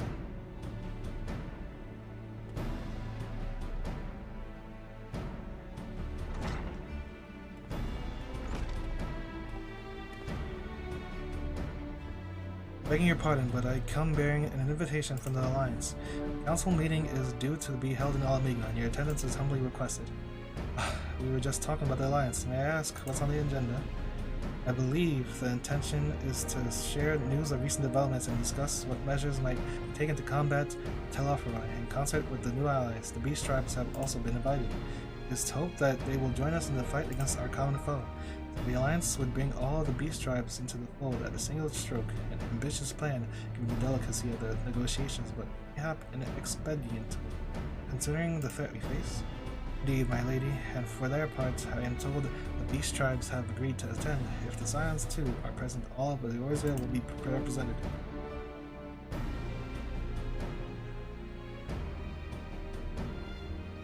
to arrange such a meeting must have been quite an undertaking, not only diplomatically, but practically. Ray informed the Alliance that we would be honored to participate. We shall make for Alamigo without delay.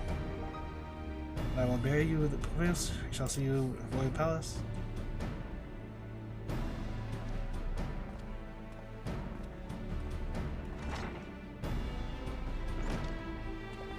Well now, we've accepted the invitation. Who's exactly going to attend?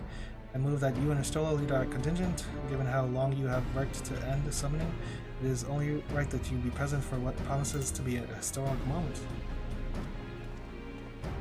I think we've all played our part in that little endeavor, don't you, Glad? All presents may rightly claim a seat, I do quite agree, but by your leave, I believe I shall remain here and lend what assistance I can to coordination of our defensive efforts. I am not coming either. Merrick will be there, and I'd rather not be interrogated. Very well then. Well, those with a mind to hold the forts get on with holding it, I suggest the rest of us make for Alamigo, shall we? Alice is coming? Well, wait, no, Graha. Graha, you can't. Forget to bring me something nice from Alamigo. Don't worry, I have no plans to return to roaming in your absence. I know you'd only chase me if I did. Hey, watch it. Take the opportunity to start Estinian. I think Ella's enough like 8. It's possible we have interests in common. Mayhap I shall begin by lending him a favorite treatise or two from my collection.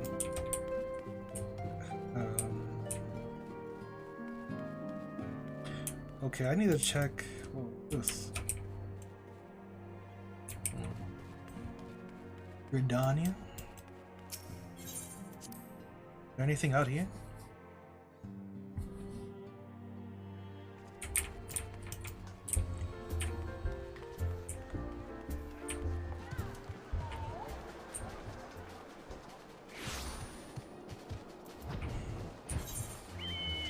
Okay, then I need to check the Custarium.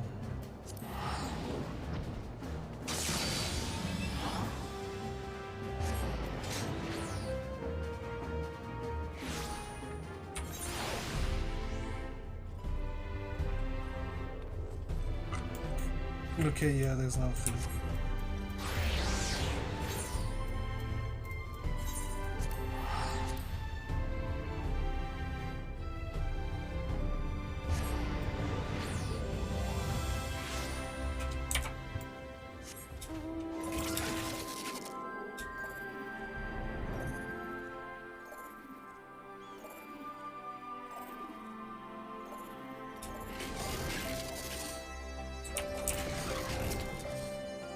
Like the city-states, every beast tribe has its factions, each with their own agenda, making peace a complex proposition, but if the Alliance can come to an understanding with their leaders, it will be for them to resolve internal politics. The Amaja cannot be the only tribe to have been targeted by the Telephoroi, and none of them will have taken kindly to having their people enslaved, nor their gods turned against them. Even with the swift intervention of the immortal flames, all too many lost their lives in Pogethron. Still closer cooperation between our peoples will be required if we are to thwart the plans of the Telephoroi. Honestly, look on your face. Eager to bear witness to another historic moment by any chance? I suppose I am, and the fact that our cure for tempering made it possible only heightens my anticipation. I'm starting to think maybe I should have ended it.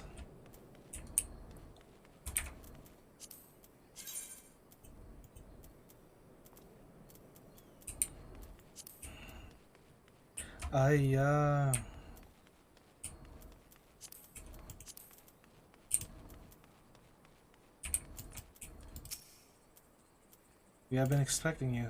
While some few guests have yet to arrive, the Alliance leaders are all present. Shall I show you in? God damn! Yugiri Kosetsu.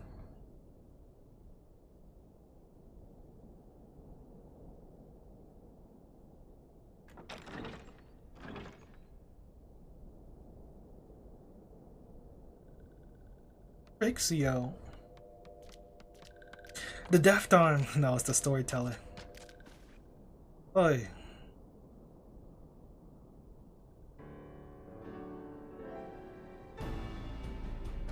Who's that to the left? Esteemed guests, you honor us with your presence. As there is much to discuss, let us begin. Information on our taken brethren you have, yes? Hear it we would! Why not? Well, I guess you can't have it in a Coddle 9 member.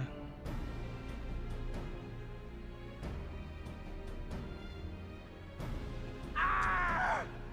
Beyond forgiveness these featherless ones are! With rivers of blood shall they pay. Freed our people must be! We too would see your kin liberated.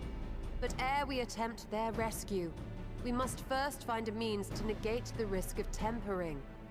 Without that, we will be unable even to approach the towers, let alone contend with their defenders. If all else fails, I've always found cannonballs quite effective. And what of the prisoners? Would you see them slaughtered? Think for a moment. Ponder, consider, think. If Merlwyb truly intended to bombard the towers, she would have done so by now. Remember, we came here to find a solution together, did we not? Second order. Y'shtola spoke of defenders. I but offered a means to clear a path, should you require it. Given the enemy's capabilities, we will all need to play our part if we are to have any chance of success. For if any here should give less than their best, it will be to the cost of every living being on this star. A paragon, the Empire, our very gods. How can we hope to prevail against such odds? That our foe is formidable, none would deny. But our strengths are many and varied. In this chamber, I see masters of strategy, masters of magic, masters of the land, the air, and the sea. And together, there is nothing in creation we cannot overcome. This is a new Emeric.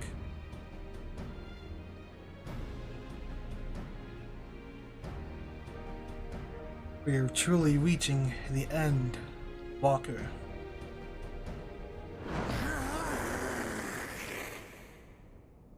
That's what he does when he gets excited.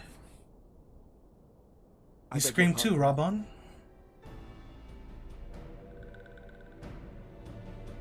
What is it, Sir Walker? Do not express your passion thus. Rabon does. A little quickly without guilt, perhaps. Suffice it to say, I am proud to be counted amongst Eorzea's finest. We Sahagin will play our part. Where are the Kupos? We kobolds have not forgotten the crimes the Overdwellers committed against us in the past. But today we look to the future, as allies united in purpose.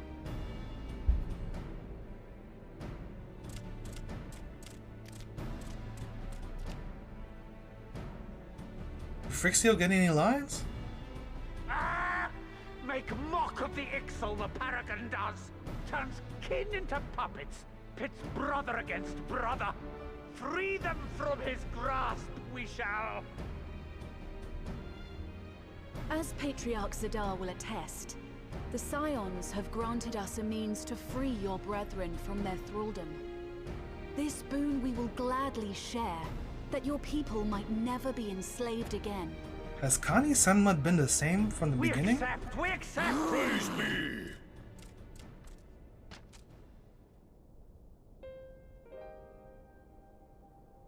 I did this. Me. I made this happen.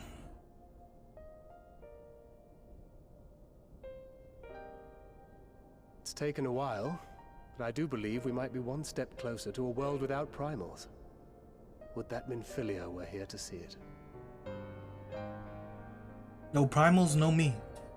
We still have a long way to go, and we're going to need a lot more porksies. But we're moving in the right direction.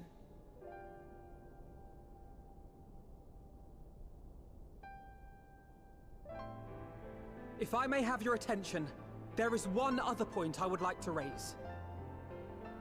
As we can all agree, freeing those held captive must take precedence over every other concern. But experience has taught us that none save those with the capacity to resist tempering can hope to enter the towers unscathed.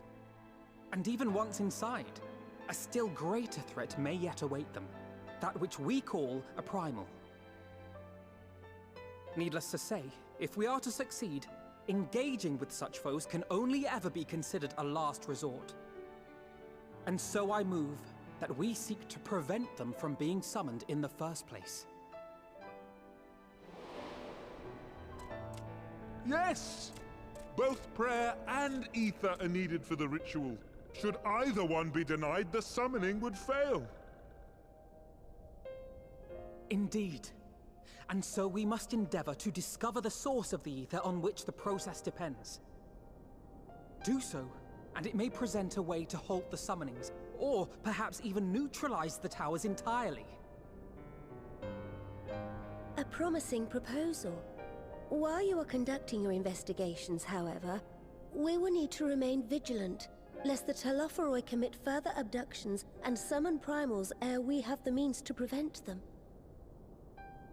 To stand a better chance of keeping our enemy at bay, we would do well to coordinate our defensive efforts, sending reinforcements to assist our neighbors when needed. We Amalja would have been overwhelmed were it not for our newfound allies. But say the word, and we shall come.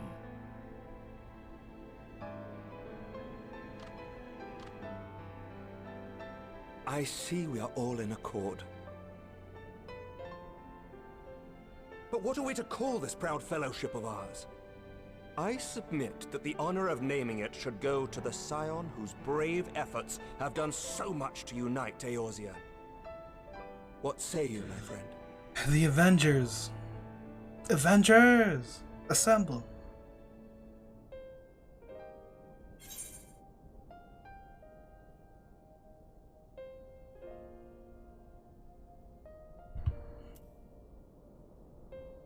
I would call it, one moment, please.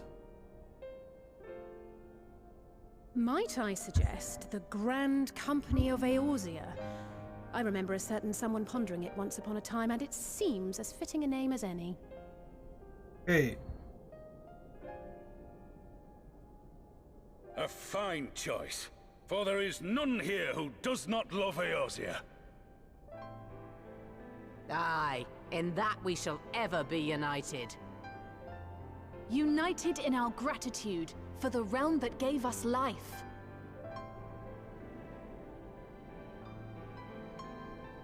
Then let it be recorded that on this day, the Grand Company of Eorzea was born. The snakes in the back. Oh, you're gonna cry?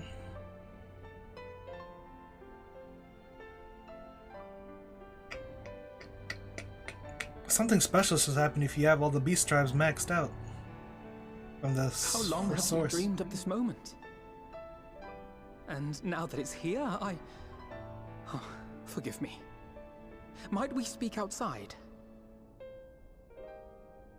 I don't talk to crybabies.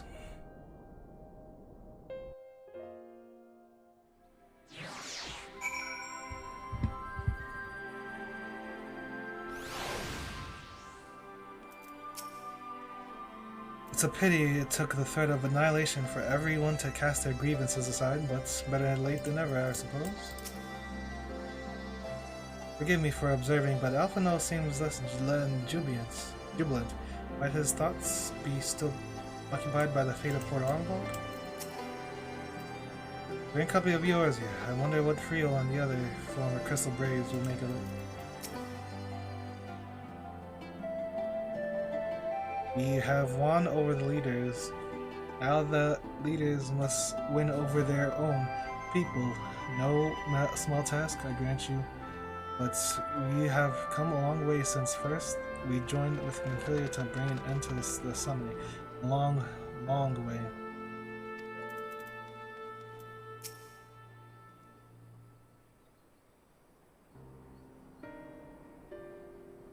Well, now that we are out of earshot of the other delegates, I hope you will forgive me if I speak my mind. Let me begin by saying that I have dreamed of this day since the moment I first stepped foot on these shores, and that I was as heartened as anyone to see the people of Eorzea pledge their solidarity. Yet even as they uttered their declarations, all I could think about was the conflict to come, of the sacrifice that would be made, the lives lost, inevitabilities that I will still struggle to accept. But at least now there is hope. The formation of the Grand Company of Eorzea is the first step, the first of many. Many and more. This guy's always tagging along. Elder Seeds here, how am I to be of service?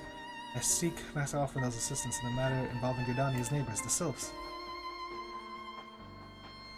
I know that you and yours have long kept a weather eye upon the crystal trade, the better to predict the coming of primals, and so you will be familiar with the Sylphs of the Ashcrown Consortium, though through their dealings they have cultivated relations not only with the city-states, but with many other communities besides, communities such as the Beast Tribes.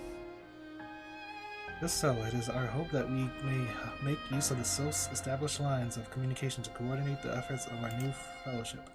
But there remain certain practical differences between a trade consortium and a grand company. If the Sylphs are to begin to perform their task effectively, they will require the council of one versed in the operational aspects, an armed force. An armed force founded with the self-same goal in mind, no less.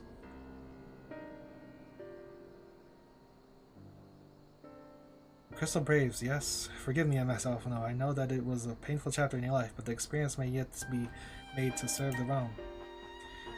In my hubris, I plotted a course for the Crystal Braves, which stretched far beyond the Order's initial conception, unintended to pave the way for the founding of what I intended to call the Grand Company of Eorzea.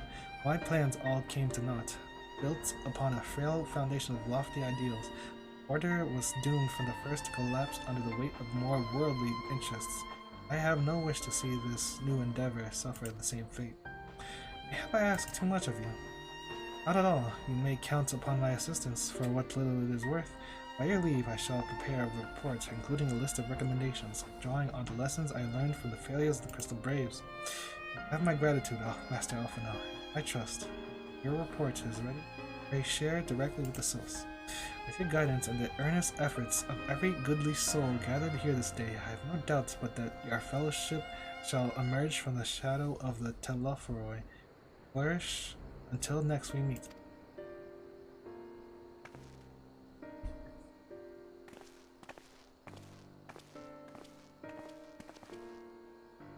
Before committing anything to writing, there are a number of people whose thoughts I would like to hear. Former Braves, I understand. Might you join me in seeking them out?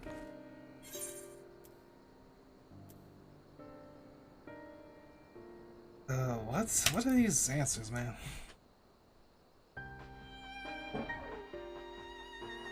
Thank you. As someone who witnessed the Order's rise and falls, yours would be a reassuring presence. Join you. If you're planning to canvass the opinions of your former comrades, it'll make it a lot quicker if we share the task of questioning them. Then mayhap Graha can lend a hand as well. I shall accompany Thancred back to the Rising Stones. Between us, I dare say we should be able to provide an accurate enough account of the day's events.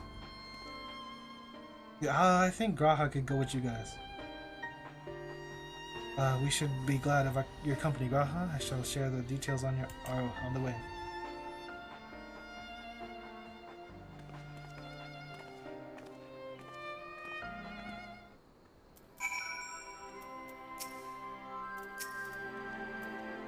It will not be easy to visit the past, but sometimes one must look back to see the way forward.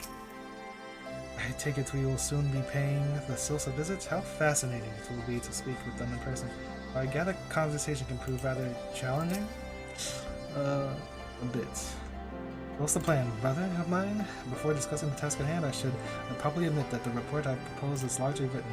Not long after the fateful day in Ul'dah, I penned a detailed account of the warrior nation's history, from the events that led to its inception to the failings that brought about its demise.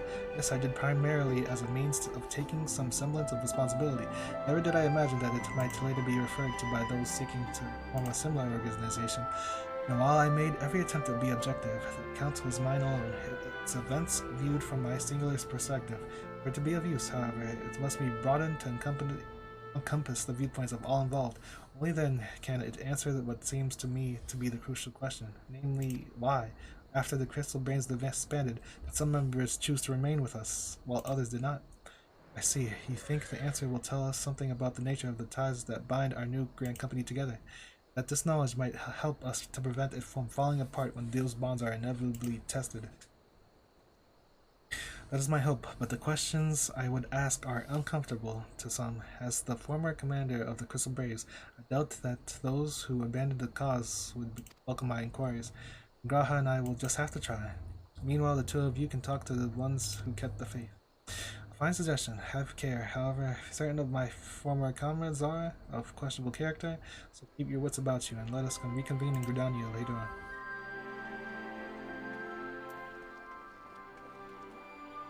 You have no objections. From my mind to speaking with Riol and Alian, if memory serves, the two will be attending an intelligence briefing at Kashamorian, so seek them out there.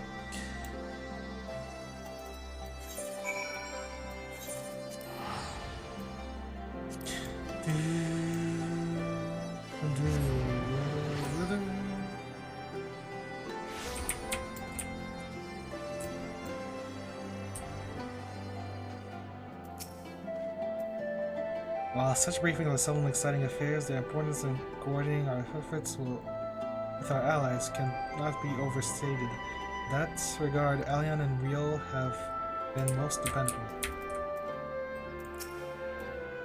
Oh, I didn't expect to see you, Glide, but if you enjoy intelligence briefings, you've come to the right place.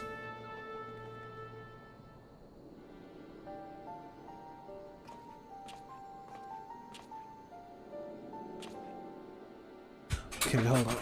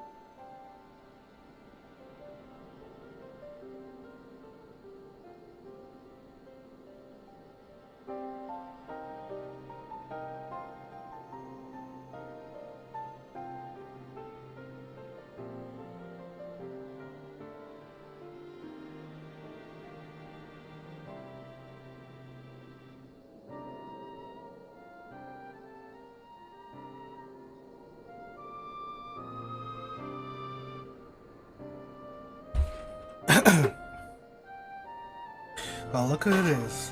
And what brings the you two here? It didn't have anything to do with the big meeting, would it? In matter of speaking, I have been assigned a task, you see, for which I require the assistance of former members of the Crystal Braves. Why did we suck? Oh, it's because of you. You're a bitch boy. So, you want to know why we decided to stick with the signs, eh? And an easy thing to put the words in that.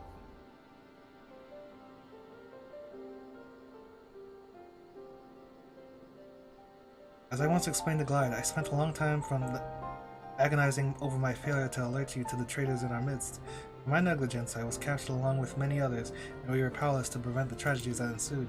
Not a day goes by that I do not think back to those fateful events. By joining the Signs, I hope to redeem myself, and I will continue to serve this cause for as long as I am able. But that wasn't my only reason. When we were finally reunited at the Rising Stones, you refused to blame anyone but yourself for the fall of the Crystal Braves. In spite of everything that had happened, everything that you had suffered, you took us back without a moment's hesitation.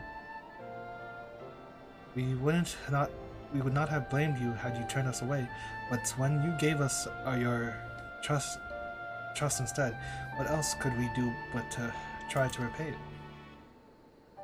it? Nothing, that's what. As for me own tale, well, I've always thought the Signs have something in common with me old crew. The duty of the strong is to protect the weak. That was our creed, and I still strive to live by it to this day. As time's gone on, I've learned the strength comes in many shapes and sizes. From Horrible to Mistress Tatara, we've all got up something to offer. And not one of us is doing it for the personal gain, because we believe there's more important things. That's things worth protecting, which is what being a Sign is all about. I'm at a loss for words. Thank you, my friends. To hear this from you means more than you know. Forgive me, Clyde, could you... Why do you think the Crystal Braves ended in failure? Because Alphino was weak. While its founding ideals were something to be proud of, but ideals alone ain't make it true. For every swab who signed up with good intentions, there was another who was only in it for the coin, the glory, or both. Ours was a desperate band, and while I will never forgive Ilbert, the fact that we managed to function at all was thanks in large parts to his efforts. Just a pity he was doing it all for the wrong reasons, eh? Only it takes one bad apple, they say, and the Braves had a barrel full of them. Not like the Scions. We might look like a ragtag band of misfits, but deep down we've all got that shared sense of purpose. And why? Because Tatara sifted out all the glory hunters before they made it through the door. See, so while our ranks comprise a diverse range of people, each with their own individual strengths, we are all united in purpose. Thank you, my friends. With your permission, I shall make a record of our discussion and refer to it when drafting my recommendations. Until we meet again.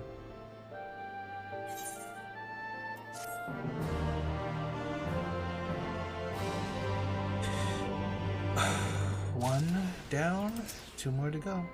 Speaking of former Crystal Blaze, I have not seen Agmas of late, constantly away on missions as he is. I wonder how he fares. Agmas? That's the old man, isn't it? After the company of heroes went their separate ways, I did try working on me own for a bit, and I'll admit, it was nice being able to pick me own battles, but if you want to make a real difference, you need to find a good crew and stick with them. Official business. Well, I think we have taken up enough of our colleagues' time, and I am conscious that less life-affirming testimonies await. Let's make our way to Gridania and hear what the others have learned.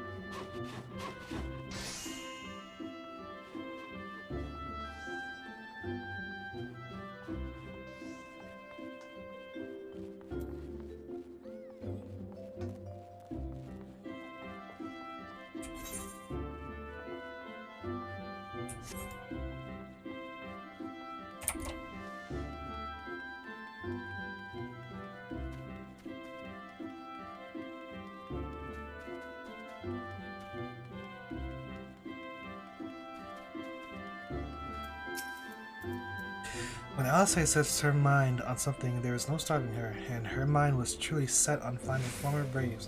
For a while, I even feared what she might do to them. In the event, she was admirably civil for the most part. On the way here, I took the opportunity to write up my notes from our conversation with Alion and Real. All that remains is to add Alice and Graha's findings, whatever they may be. Thanks to the Tower's ever-dependable intelligence, we managed to track down a handful of former braves without any great difficulty. Some were forthright, others less so, but we heard enough to form a picture. I must warn you, Alphino, some of their comments were harsh. I can well imagine, but their opinions are no less vital to my report. Seek their unvarnished truth. You suck! Thank you. I will set about adding your findings to my own at once. In the meantime, pray go ahead to Little Solus and seek out Elder Frixio. I will join you anon.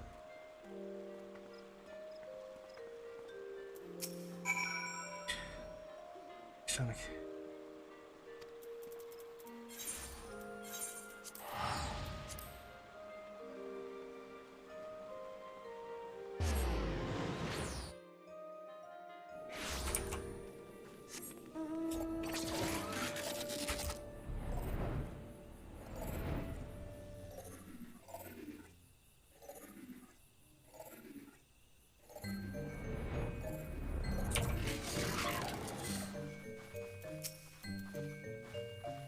Though I had the honor of sharing a table with Elder Frixio and Alamigo, I did not have an opportunity to speak with him. I do hope my studies have granted me a sufficient grasp of his people's customs. Now that I think about it, of the four of us, only you and Alphino have any real experience in conversing with the sylphs. Still, it can't be that hard, can it? Walking ones may think this one's home as well, but it's... Here we go. It's been a while. Welcome, Brave One and friends of Brave One. How good is it to see Walking Ones again so soon after the meeting? This one performed the customary dance of greeting? No, be at ease. It is true that these ones once delighted in making a Walking Ones dance, but no more. Horned One Kani Senma said the Walking Ones would be coming to Little Solus. Imperial Ones also invaded Sylph lands and abducted many of these ones, so these ones will be glad to bear messages between fighting friendly ones. That is heartening to hear, Elder. It will require all ones to work in unison to stop the Telefroi. These ones will try very hard, of course, but in matters of war, these ones have little experience. Any advice Walking Ones can provide would be welcome. Or most welcome. Oh, another pretty silver-haired one. In quite a hurry, it seems. Alice, you must come quickly. Whatever's the matter, Alphino? Don't tell me. You couldn't read my handwriting. But no, a Twin-Adder officer accosted me as I was about to set out. Charlian has sent an envoy who is due to arrive in Gridania at any moment. An envoy? Could it be that Cryo has managed to sway the forum? We shall know soon enough, but there's more. That envoy has requested that the two of us attend the audience with the Elder Seats here. Really? I can see why they might want Science to present us specifically? Wait, it isn't who I think it is. Father? It is. I could scarce believe it myself, but when I inquired as to Envoy's identity, I was told that it was one Fortunat Leveilleur. Your father? Well now, the fact that a serving member of the Forum had journeyed here would be surprise enough, but him? Quite. I'm gleaned from this that they are taking the matter seriously. That may be, but why him and not one of the other 98 Forum members? Volunteered for it. It has been some time since you last saw your father, has it not? Could it be concerned for your well-being? Perhaps, but he has always been reluctant to discuss his work with us. Indeed, and whenever we write to our parents, it is invariably our mother who replies. Nevertheless, I welcome the opportunity to meet with him after so long, even if it is secondary to his true purpose here. Elder Frixio, loath though I am to cut our visit short, we must return to Gridania. Pray accept my apologies, along with my report.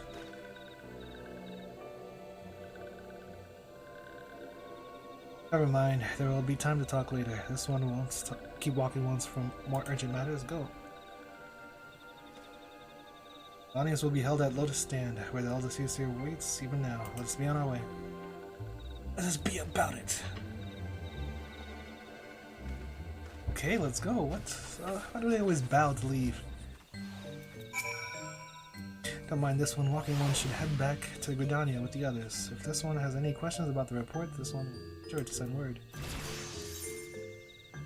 There's so many new people doing these dances.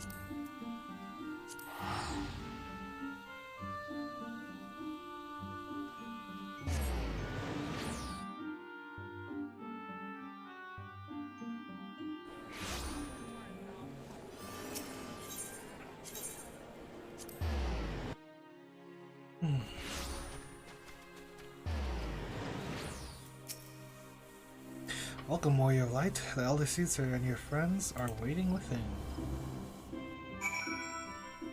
Voices? Can we get some voices?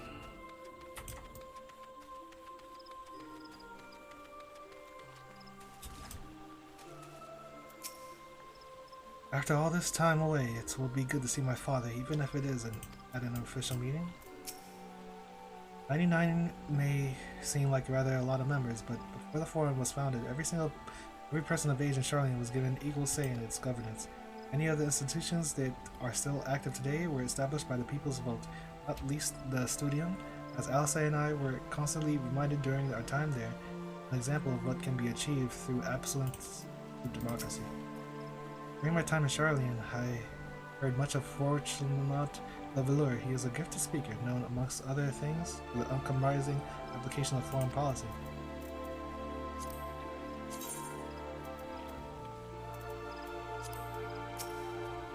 My friends, I thank you all for coming so swiftly. Word of Master Fortunat's visits took us quite by surprise. When the Alliance granted Mistress Cryle permission to request Charlene's aid, we did not anticipate royal apply, much less that it would be delivered by a member of the Forum. What the nature of that reply may be, we shall soon discover.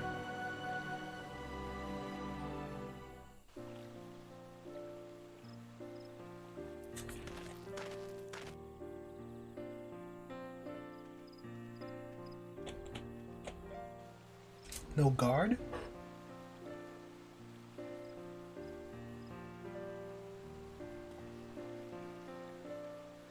Pop.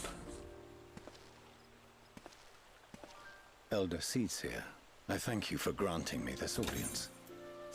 I am Fortuno Levea, here in my capacity as representative of the Forum. It is I who should thank you, Master Fortuno, for journeying so far and so swiftly. Would that our first meeting could have been under happier circumstances. Fortunov? It has been too long, Father. You look well. As do you both. Ameliance will be glad to hear that you are taking care of yourselves. How old is this guy? How is Mother? She misses you terribly, of course, but is otherwise a picture of health.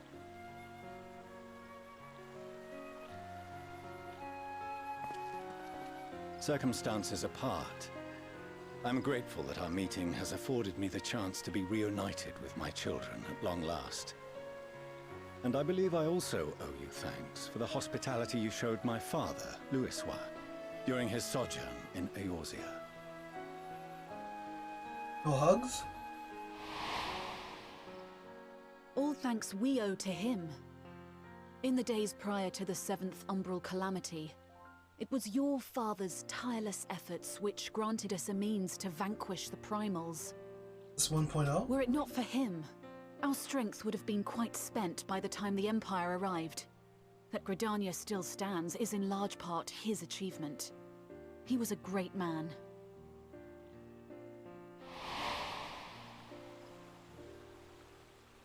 He would doubtless have been moved to hear you say so. I must confess, however, that I opposed his decision to intervene. And my position remains unchanged.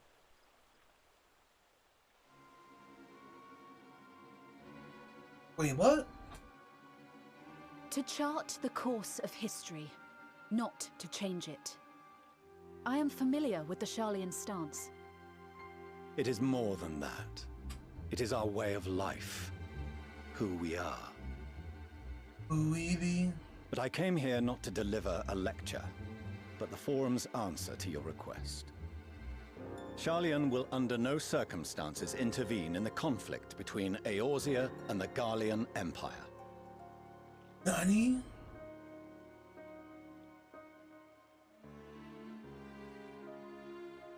May I ask for what reason the Forum has come to this decision? The final days spell the end not only for Eorzea, but the entire world. The final days? Pray spare me your hyperbole. Okay. This conflict is no more than the latest in a series of petty squabbles between yourselves and Garlemald, one in which Sharlayan will take no part. If the final days were truly upon us, we would know. Father, you must ask the Forum to reconsider. You may feel safe on your little island across the waves, but if you imagine the Telophoroi will leave you be, you are mistaken. They mean to kill us all, themselves included. Alphino is right. We have seen what the enemy is capable of, the lengths to which they'll go. This is no time to turn a blind eye. If Eorzea falls, so too will Sharlayan. So if you truly love our homeland, you will join us. Now, before it's too late.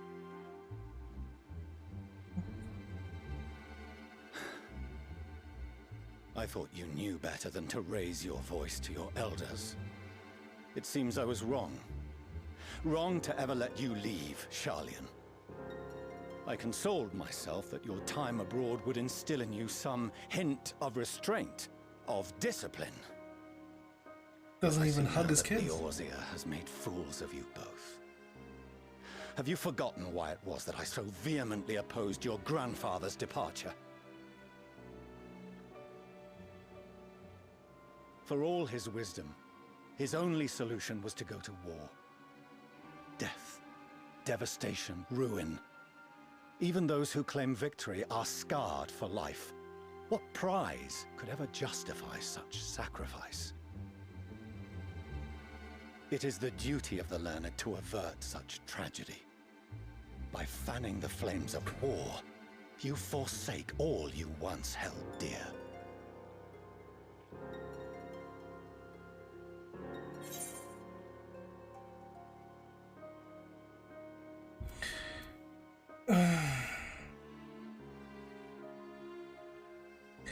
What is this big brain quote?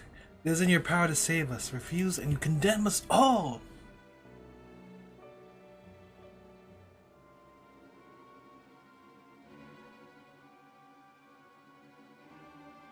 I see your friend shares your misguided ideals. But unlike him, you should know better. By espousing such barbaric notions, you subvert the teachings of Sharlayan and place all we have worked for in jeopardy.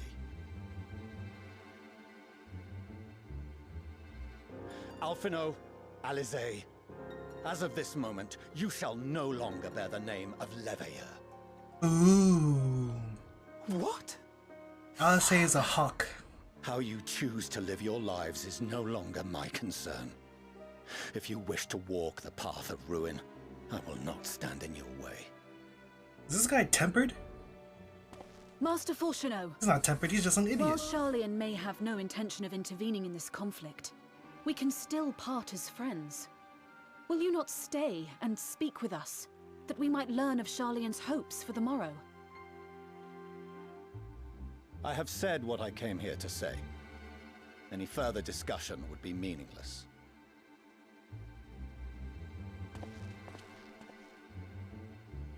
Who do you work for? Wait! Don't bother, Alisaie. Alisaie cares way too much. Stand there and watch him walk away. How can you let this happen?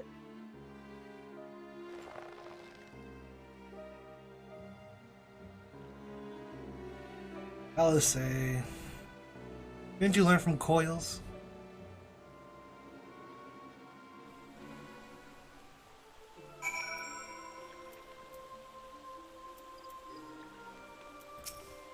Is it we who walk the path of ruin? Time will tell. In order to avoid conflict with Garlemald, the Forum went so far as to order the abandonment of entire city-state. Their refusal to aid us now is, I'm sorry to say, entirely consistent with their historic position. It was not so very long ago that we had a friend and neighbor in Charlian, and so I clung to the hope that she might yet lend us her strength, but forsook Giovannia, so it seems she forsook us all.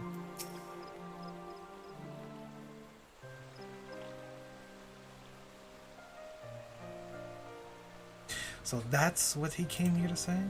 That's we're all fools for having the temerity to defend ourselves against the Telephoroi? Like it or not, this was the Forum's decision, to watch from afar while Eorzea burns. Father was but the messenger. As he handed down their judgments, I couldn't think of nothing to say that could possibly sway him. I still can't. To have prolonged the discussion would have changed little, for it is not only Master Fortunat who must be persuaded, but the Forum as a whole. The decision was made ere your father crossed the sea. Nor is it like to be changed, and so we shall face the Telephoroi without their aid. Forgive me, but if they had no intention of helping us, then why would they go to the trouble of sending an envoy in the first place? Why did they not simply keep their counsel as they are wont to do? True. Didn't they just send a bird? Glide, has Master Fortunat arrived yet? Cryle, the hell. And it is as I feared. My efforts were in vain. I pleaded our case to as many Forum members as I could, but they flatly refused to discuss the matter. No, that's not exactly true. I should rather say that they ignored every word I said on the subject, without exception. It was almost unnerving. Could it be that they are hiding something from us? That might go some way to explain Master Fortunat's performance? When he said they would know if the final days were truly upon us, I dismissed it as pride. What if they genuinely believe that they know how the world will end and simply disagree with us about the circumstances?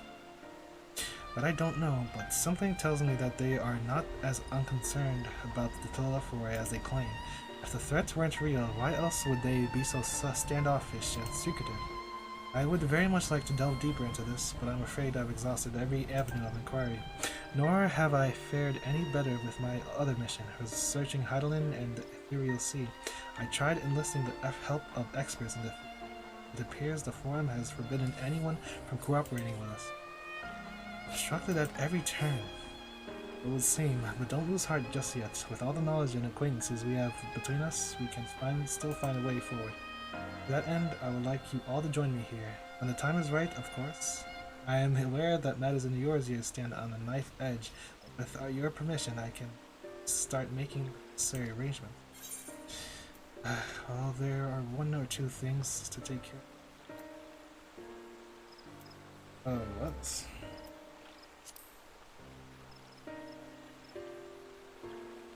After which, assisting me will seem a sweet relief, I'm sure. While you attend to matters heroically, I shall see about securing entry for all and will let you know when everything is in order. Take care in the meantime, won't you?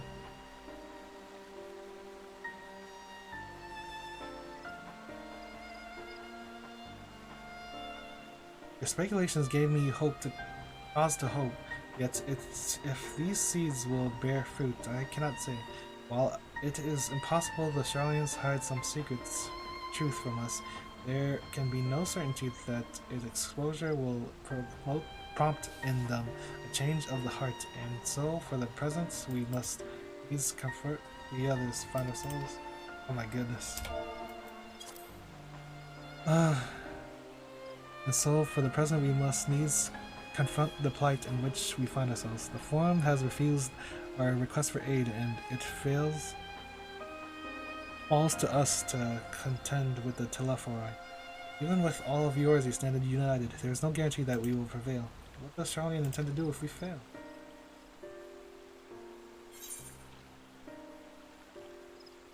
What is this? Chicken fettuccine.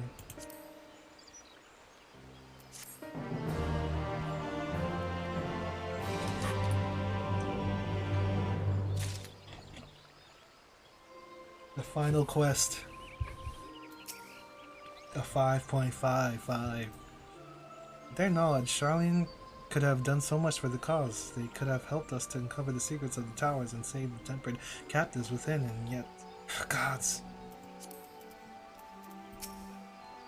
Throughout my childhood, I remember grandfather arguing with my father over Charlene's policy of non-intervention. This time, it was my turn to play the role. But if even my grandfather could not win him over, what chance had I? If birds exist the same that may sway him, I know not what they are.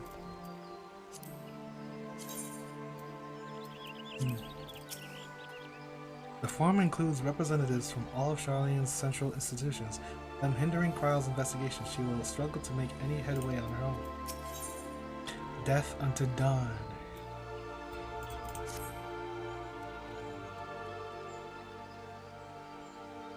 While Charlene's stance is indeed disappointing, we cannot allow ourselves to be distracted by the challenge before us. There is much and more to be done. I shall begin by sharing the forum's response with my counterparts in the Alliance. Meanwhile, I would ask the Scions. Grave tidings, Walking Ones. Grave tidings! Calm yourself, my gentle friend. What has occurred? No, this thing wasn't even really flying. As it was walking, it went down a little. Everything, like, why doesn't flying truly exist? I don't even know. Whatever. These ones who went to the feathered ones send terrible news. Destroying ones have appeared in Selfatown. Destroying ones and captured ones and even frightful godly ones. Other ones didn't stand a chance and were sent flapping and squawking. When did this happen? Is it too late to help them? Too late? Yes, much too late. But luckily, destroying ones were only passing through and continued on west. Feathered ones who did not fight were left unharmed. West, that would be Korthus.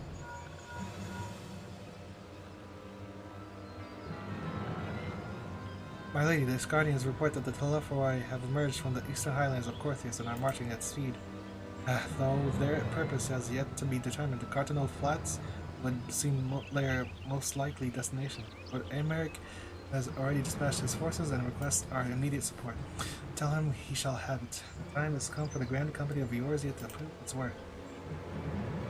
Oh? Well, mayhap it is a mercy that we do not have time to stew upon our misfortunes. Come, my friends, let us make haste to Cartano. Wait, this one almost forgot. Destroying ones were said to be led by a cackling robed one. This one must see that all walking ones know. Farewell. Van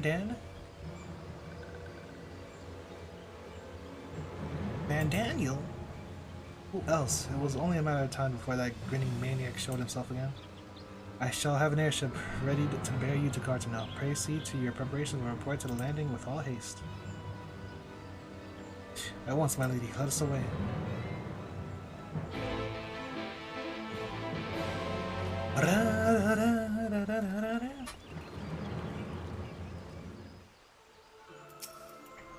The airship will be ready to depart ere long. I bid you make for the landing as soon as you are able, and may the 12 keep you. I'll stay here. Much more safer and peaceful here.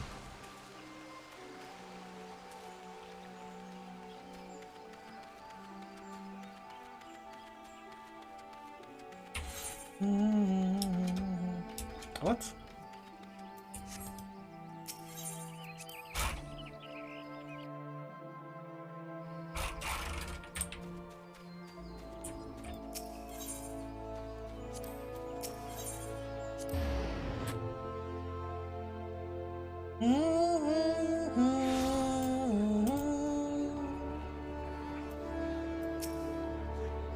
Alphano has been unexpectedly delayed, but you should probably go and see for yourself. He's by the entrance. I have apprised our comrades of the rising stones of the situation. They will head directly to Cartano.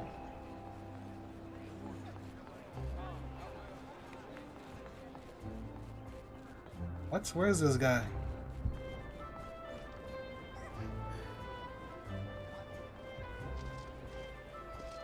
Or Dula. Come on, this will only take a moment, alright? God, it would seem Fordola has come all the way to Gridani to find us. I have explained the situation, but she insists her business is urgent. Aye, and it'll be over soon. Get up and come with me.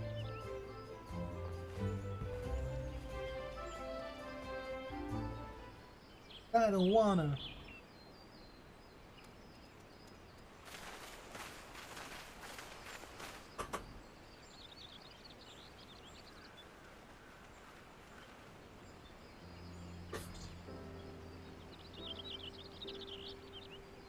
He's recovering.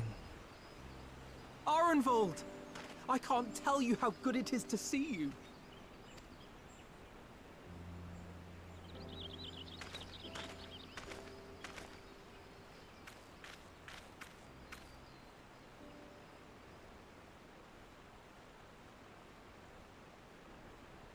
It arrived a lot sooner than expected, eh?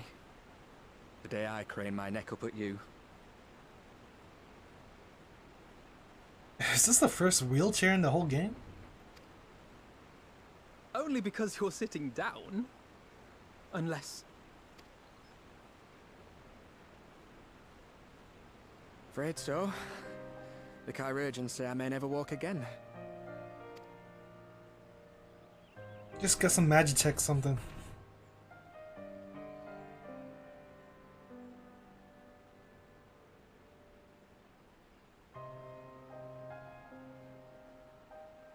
Come on, Alfino, it could be worse.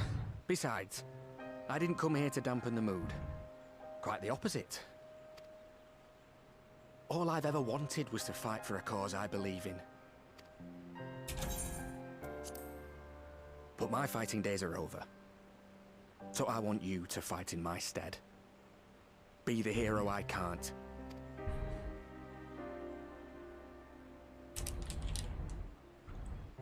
I am no hero. That's what they all say, though. No one ever calls themselves a hero. Even the ones who eat primals for breakfast. It's for others to decide.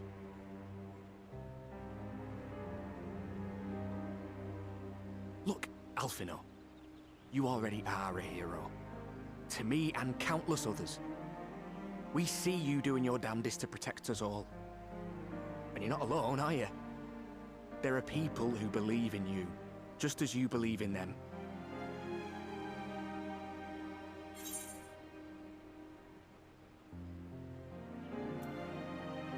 Some things may have changed, but the adventure isn't over yet.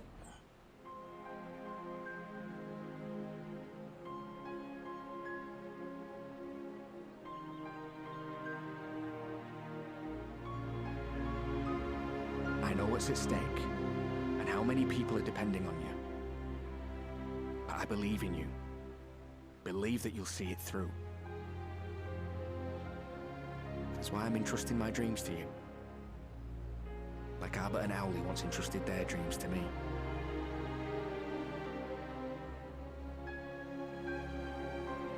There was a time when I would have borne the weight of such expectations without a second thought.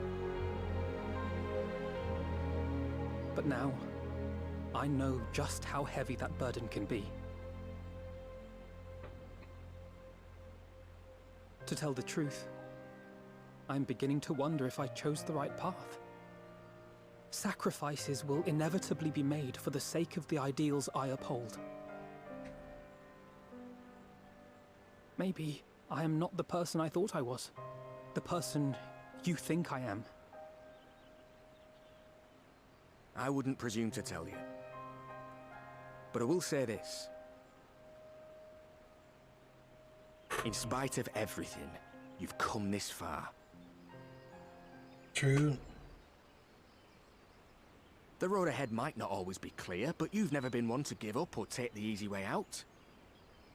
And everything you do for others. For a brighter future. I'm proud to call you my friend. There's gotta be some kind of Magitech you can use. I've said my piece, so I'll let you go. I know you've got more important things to be doing.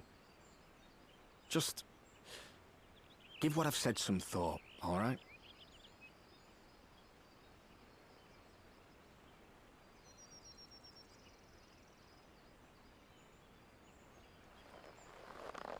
How many times are you gonna do this, Arthur Fist? You use a book. I shall, my friend. And we will meet again soon, I promise.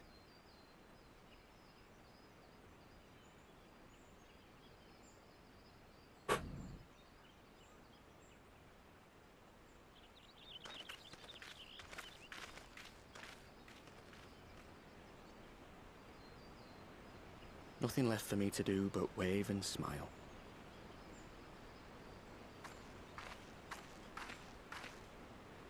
You've got a pretty narrow view of what it means to be a hero, do you know that?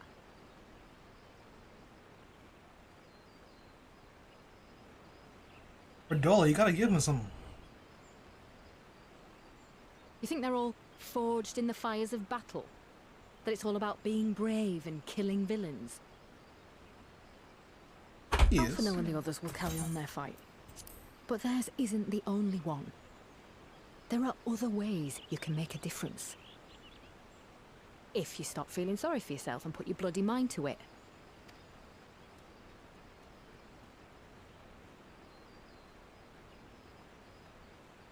There's not much chance of me living the quiet life with you around, is there? If you're content to twiddle your thumbs thinking of what might have been, that's your lookout. But I reckon you've got some fight left in you. And I reckon you might be right. If there's a way I can still help my friends, I'll bloody well find it.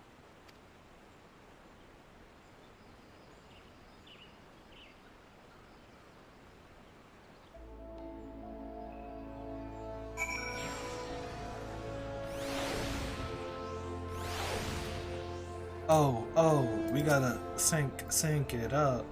I rather doubt that Redola obtained the Carusians' permissions before bringing Arnbolg halfway across the realm. I solely delivered a message at that. They should both have known better.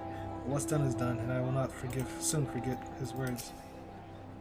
After Pogothan, I had assumed that Telephoroi would continue to target settlements, but it is plain they consider Self-Atoll a mere obstacle on the road to Cartana.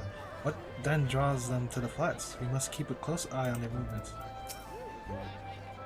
You can tell me later what that was all about, but judging by the set of Alphino's jaw, it appears to have done him some good.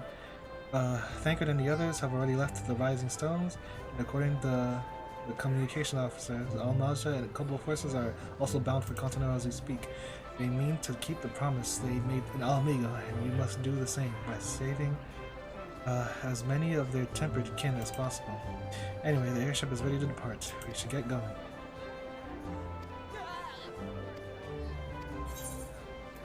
Let's get it, shorty.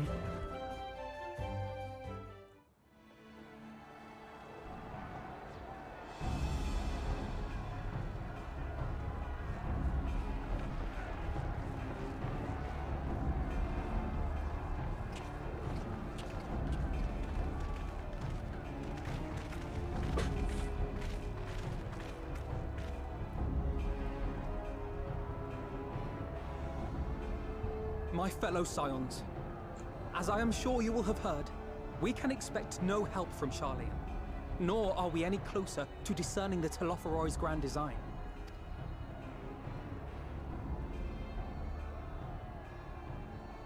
And now, our adversary moves against us in unprecedented numbers, compelling us to answer in kind. The outlook, in short, is bleak. Yet though our foes are many, and we but few, we may still tip the balance in Eorzea's favor. Of course. We will do what we always do. Deal with the ones our allies can't. A less than daunting prospect, judging by your expression. Could it be that you've dispelled your lingering doubts, Alphino?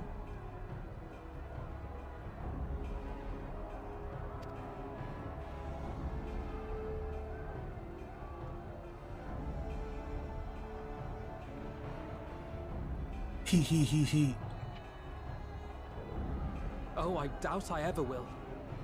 But as my friends have kindly reminded me, I have come this far, and that must count for something. Gods be good, Alphino. That's what we've been trying to tell you all along. For one so bright, You can be remarkably dim at times. There is such a thing as overthinking, you know.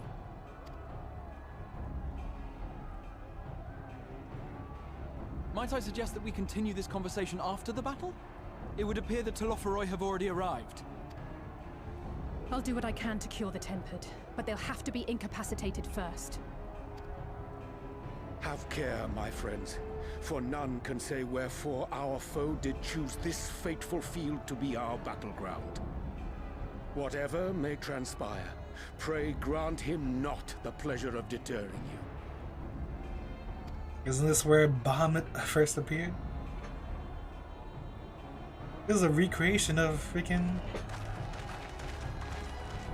the end of 1.0.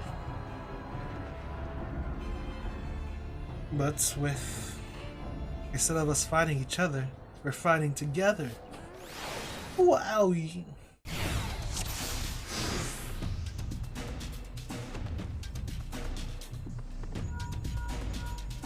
Listen well, friends. The Telophoroi are sweeping across Garchina. This is where they need to have voices. As for the Ashian, he was briefly sighted above the battlefield, but he has vanished. He likely intends to watch out unfold from afar. And thus far, the movements of the lunar primals have been proven difficult to predict. Even when poised to ambush our troops, they instead withdraw for some reason. Whatever the Telophoroi may be planned to be, the primals are our primary targets. They will not elude the Scions for long. Prepare yourself! Let's give it our all! We're gonna allow ourselves to be stalled. Hold fast.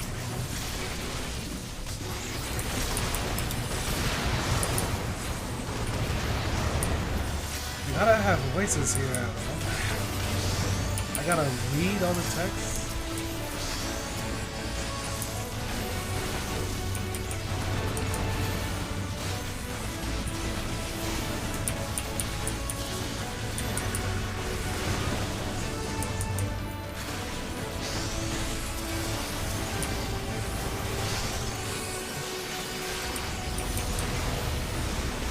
Estinian doing big damage.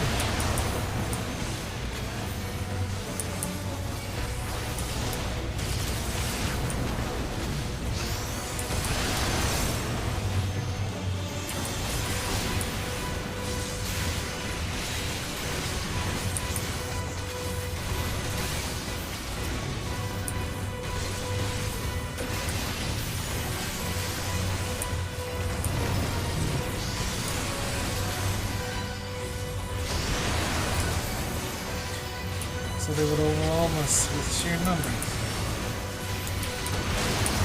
I'll keep them occupied. The rest of you seek up the primals.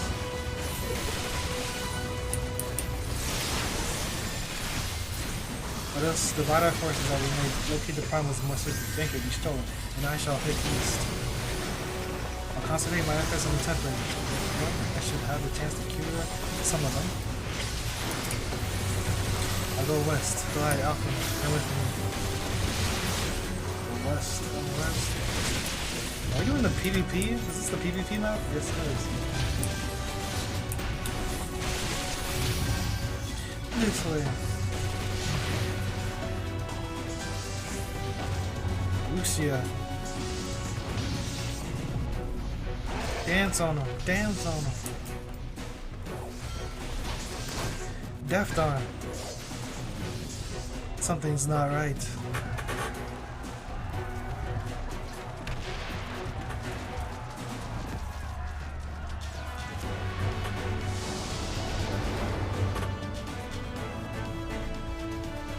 As the Scions spread out across the battlefield, Alisei and Grau take the fight to the Telophoroi. I'm playing as Alisei?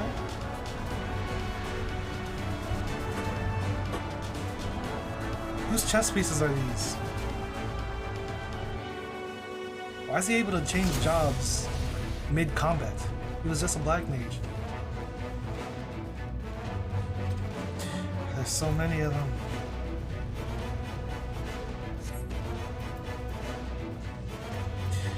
I won't be curing anyone at this rate. We'll have to test the capacity numbers.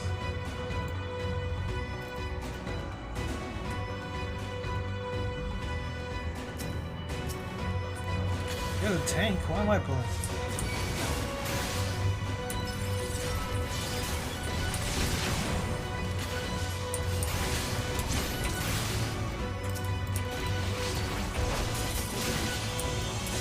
What is this?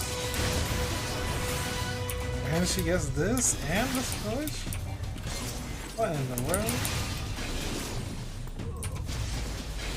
What are these flowers?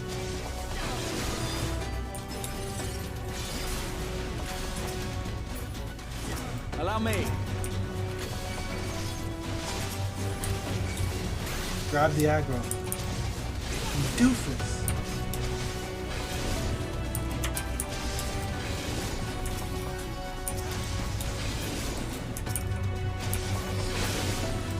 Your tempering has gone far to treat them here on the battlefield.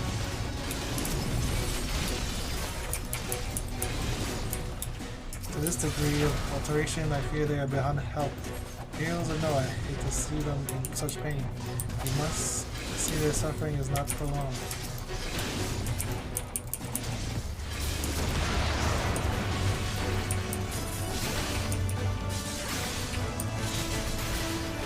Just the beginning.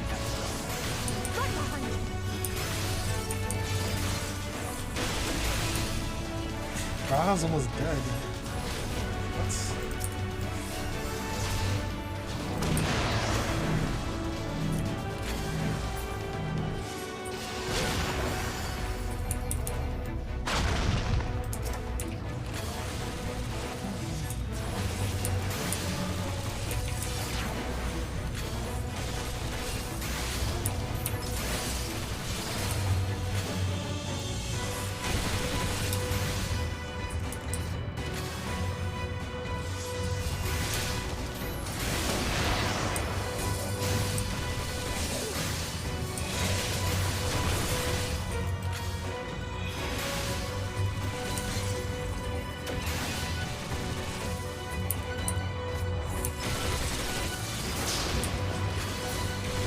Why do so much damage?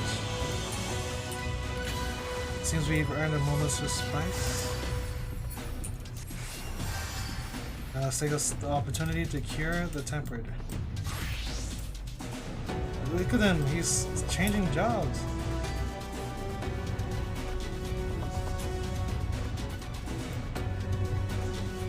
We need a healer quick.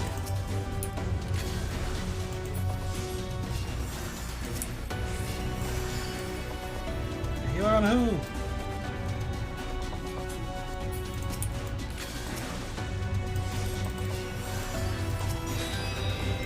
What?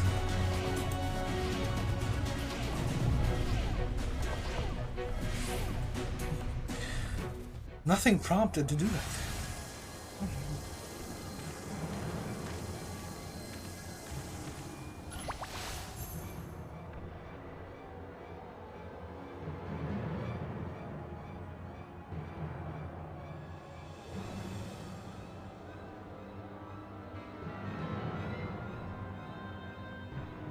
He can fly. Oh yeah, they can.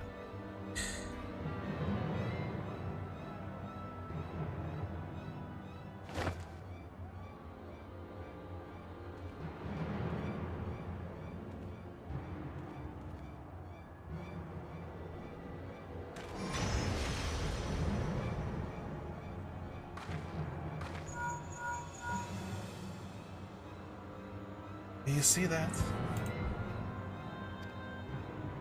The glyph? Yes. How worried should we be?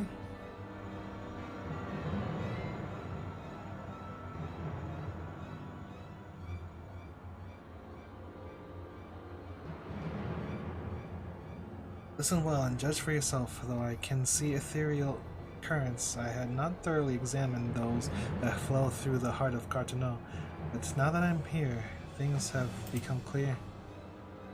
The flats conceal an etheric confluence like to the pillars of the Azim Steppe, but greater in scale, far greater. We gotta get out of here. The glyphs that Fan Daniel has conjured reach into its very midst. I believe I know their purpose. Should the lunar pyramids destroy them, it should spark a chain reaction with the potential to obliterate the confluence entirely. resulting disruption to the flow of aether would sow chaos among the elements, prompting earthquakes, floods, and tempests large enough to lay waste to the realm. Rejoining. And then he would go so far, cometh as little surprise, we must needs protect the confluence at all costs.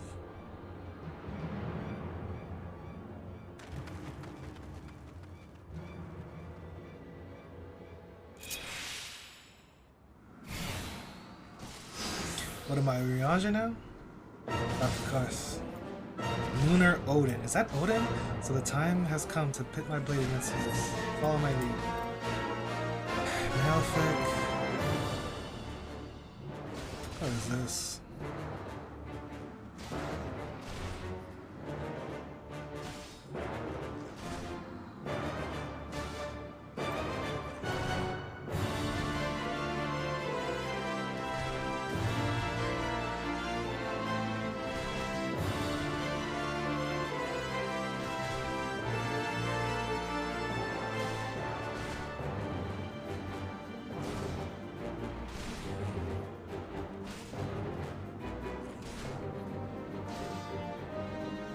Hold up.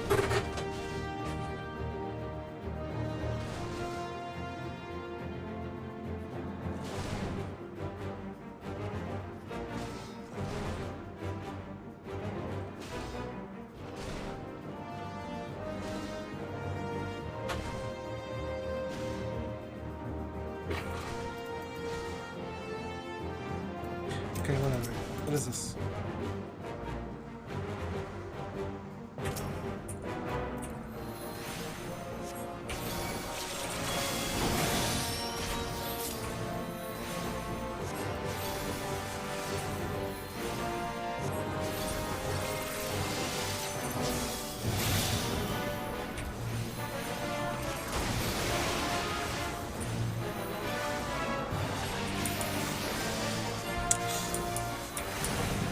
All used to go back to freaking White Mage.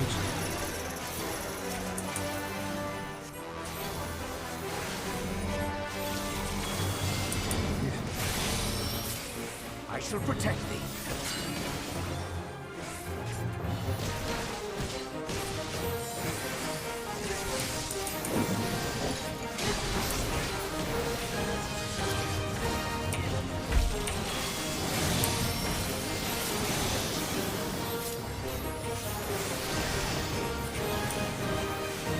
Gear.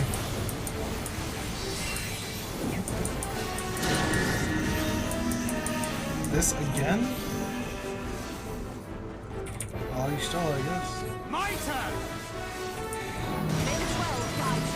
You gonna move, right?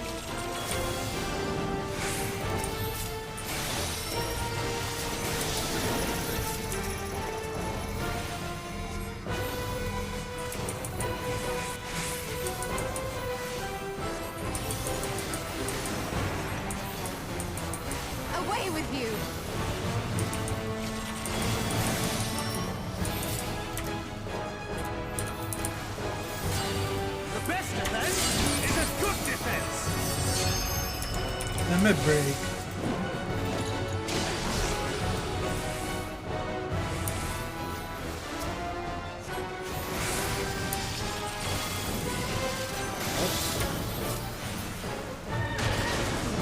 What is preparing to strike again? Stay out of his reach, but guarding the confluence must come first.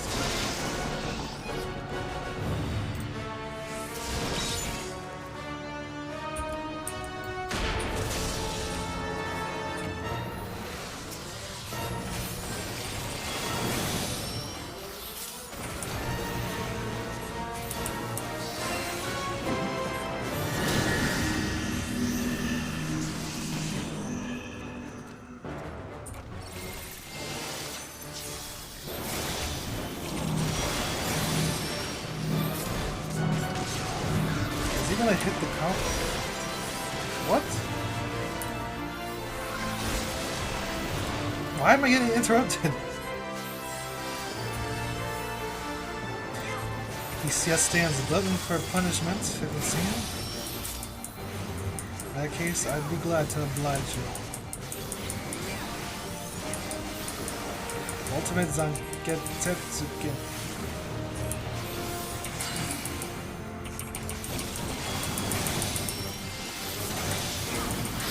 And did we die?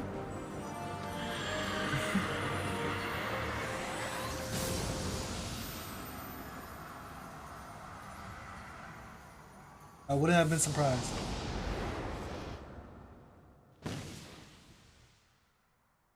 Meanwhile, Gahatia and Alice prepare to lock swords with Luna Ravana. Oh my goodness, what is this, man?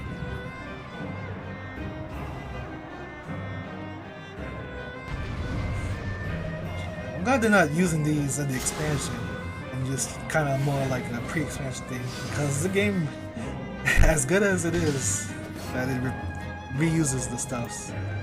It reuses them to a fault at times. What am I? Black Mage. How do I play Black Mage?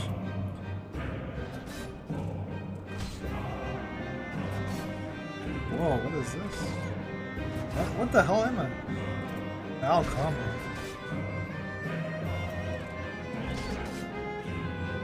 That must be Ravana, a formidable opponent by all accounts, but so are we.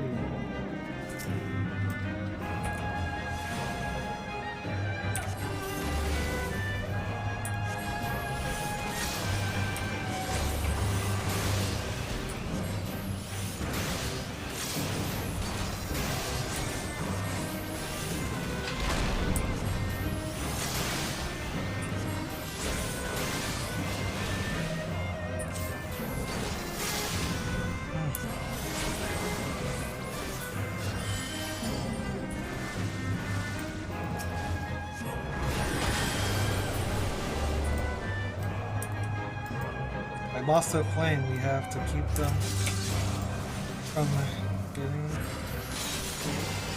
Do I have AoE? I have you now.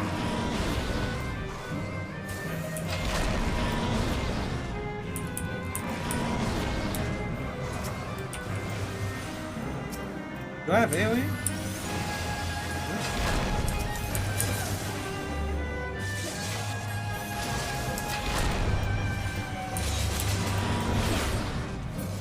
What the hell is this break? Look out!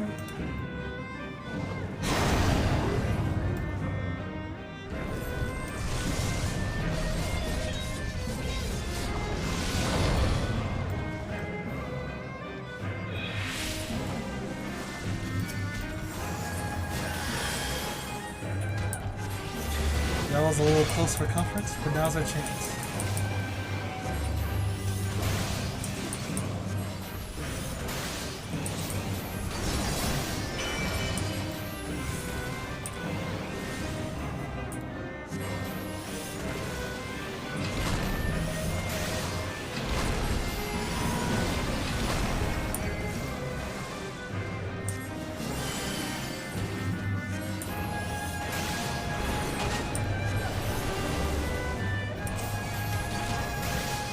Wave of malevolent horns.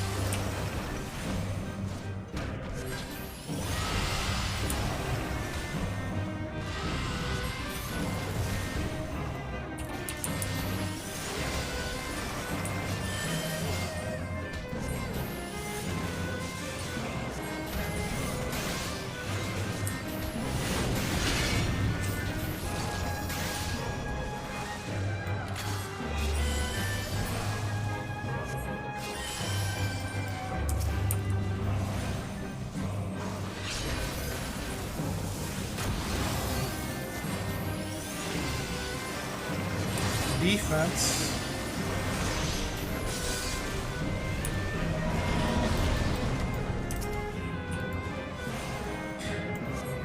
Stop who would break.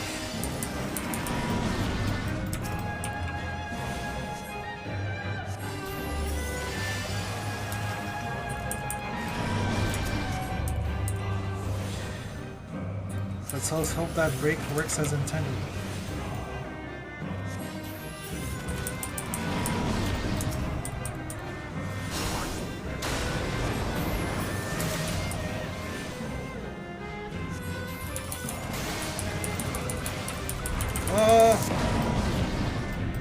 I'm ready, it's now or never? What the hell's happening? Alisaie's attack has broken it? Better hear yourself.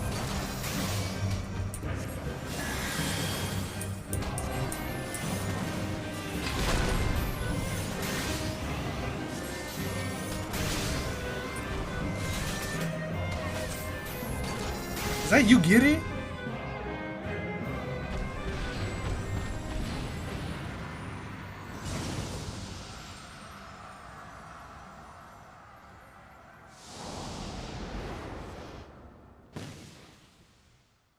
You Giri! Thus, at the self-same moment, you stand shoulder at the shoulder with Alphino and Estinian, resolved to lay Lunar Ifrit low.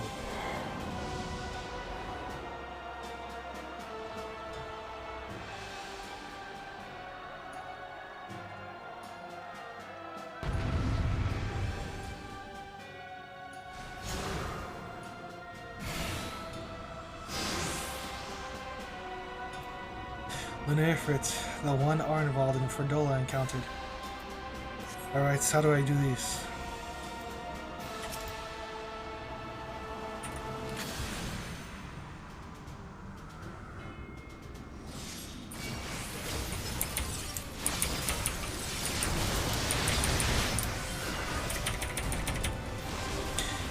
What? This one is not to be taken lightly beyond your dawn? Just heal me and I'll be alright. How am I targeting myself? What the hell? Can I move? Yo, something's wrong. I don't know what.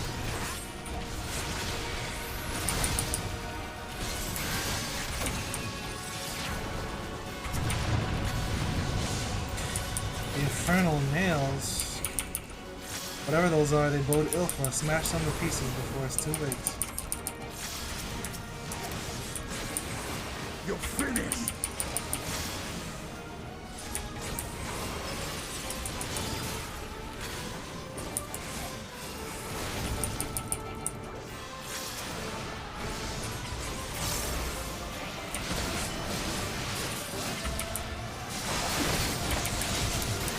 Hellfire, hellfire.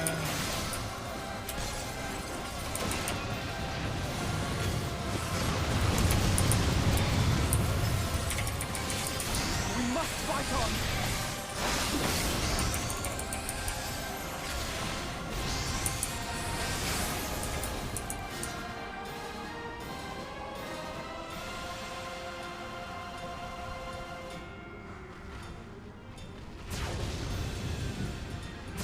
Damn.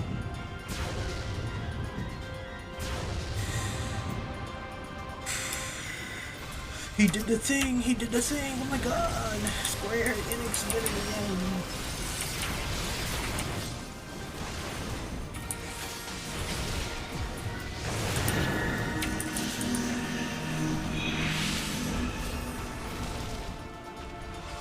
Oh, come on. Thanks.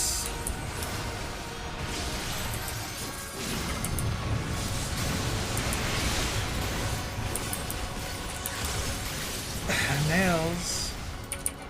Lunar nails.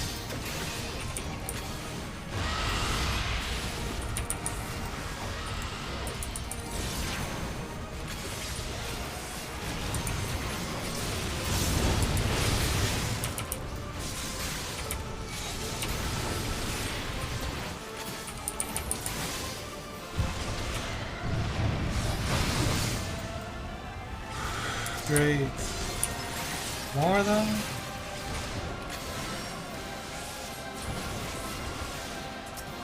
So let's come to this. What are we doing? These aren't dying.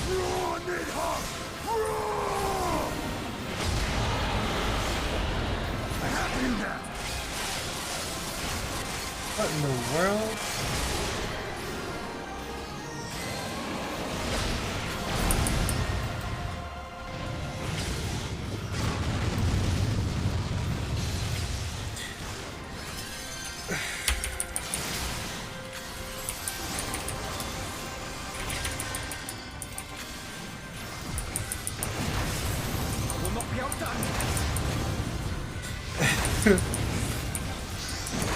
As long as I draw breath, I won't give in.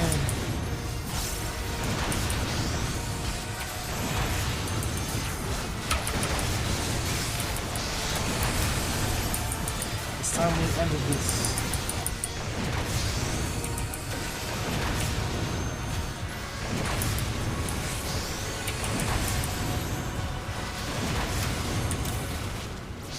Somehow Estinian just used shadow clones. And then did maximum star driving.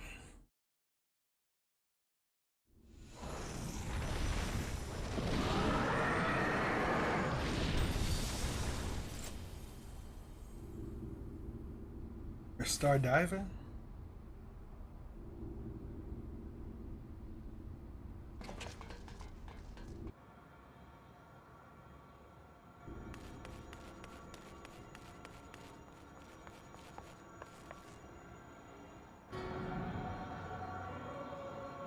And thus another plan went up in smoke.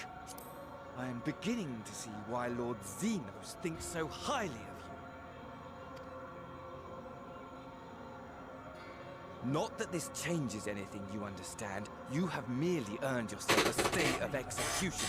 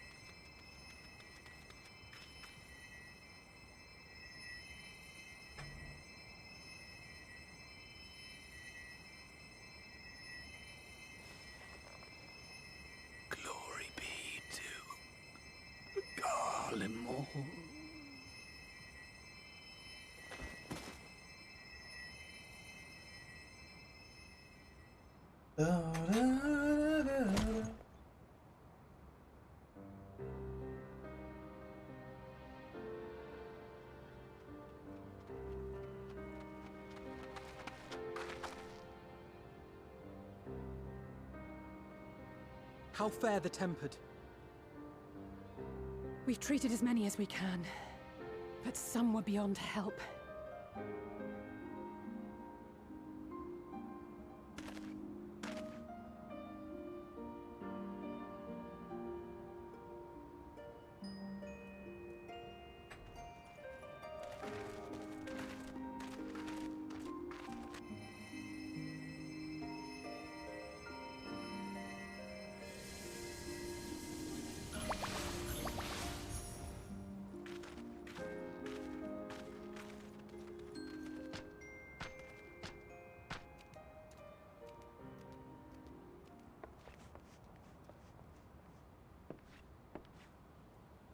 Do not hang your head so, brave scions.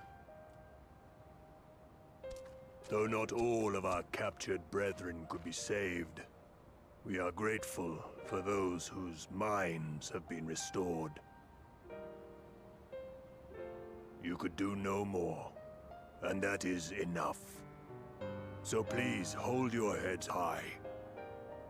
It's only Alphino that's not. He's the only one that thinks we can save everyone.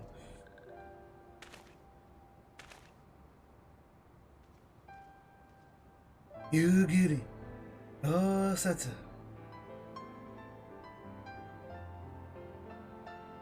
I should have been quicker, but I'll do better next time. Thank you for your kind words. They mean a lot.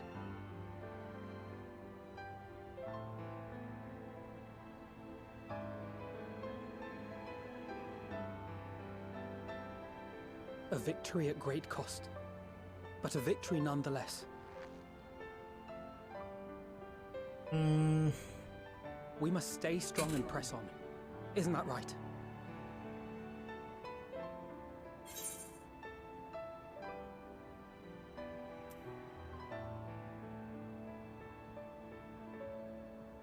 One battle at a time, we'll get there. That Agreed. we will. Hey.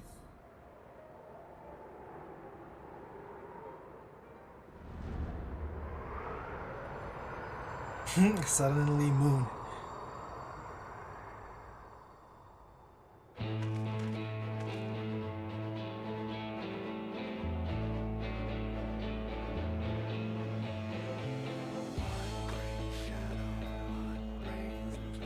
This is weird. I don't know, it just doesn't feel like we're in Shadowbringers right now. But we are. It's weird.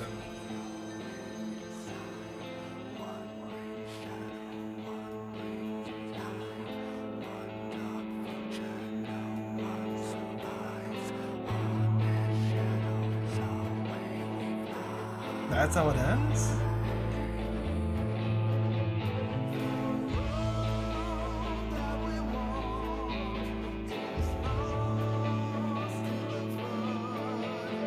That was a weird little transition there, I feel.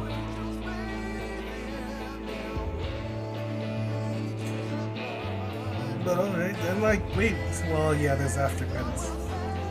Is there some art style? Yeah.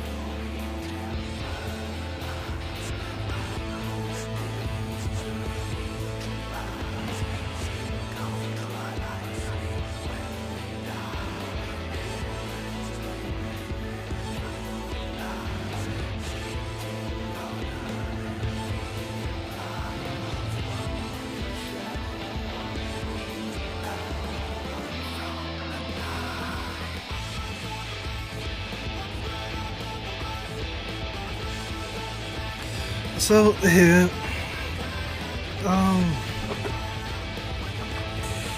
great expansion. What can you say?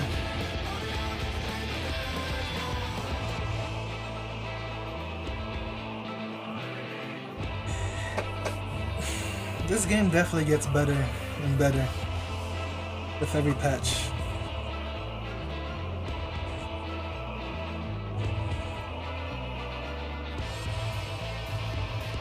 You just keep on improving.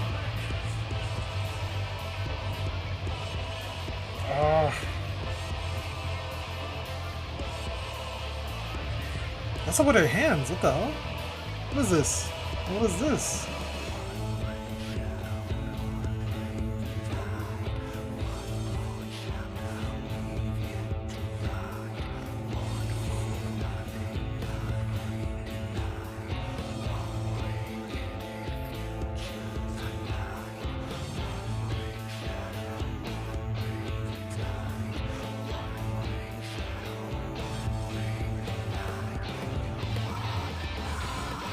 Once the art ends, I'll skip, I think.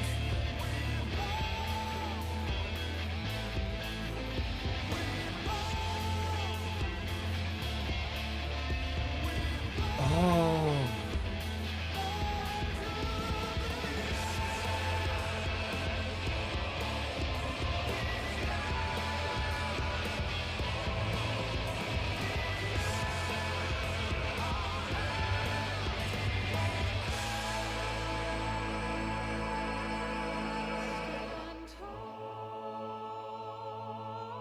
Okay.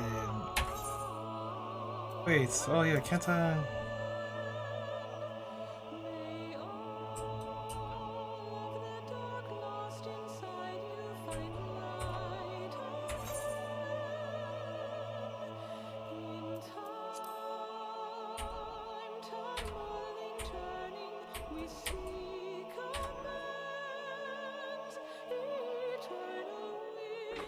I'll be back quick.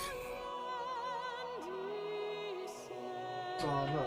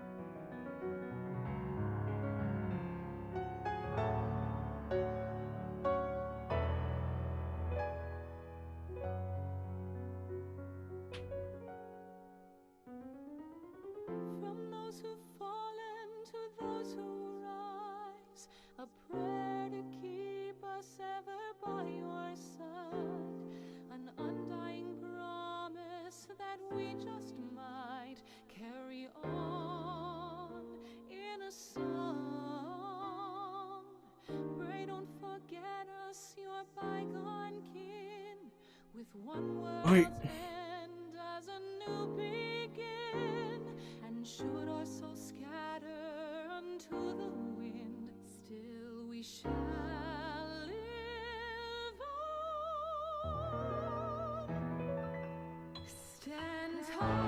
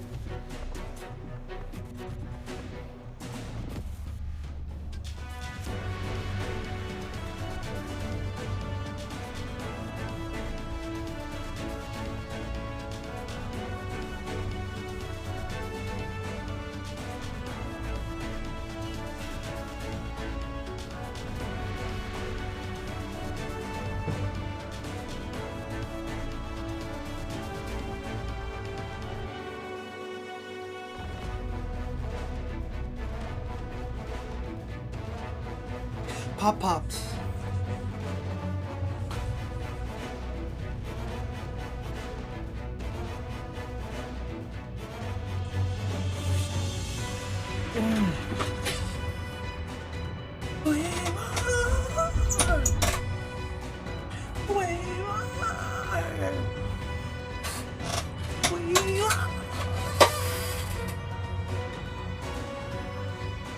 La Luna.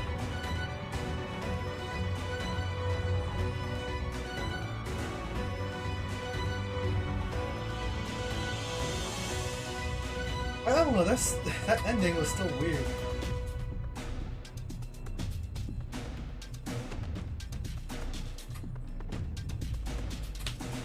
I didn't even realize we just won.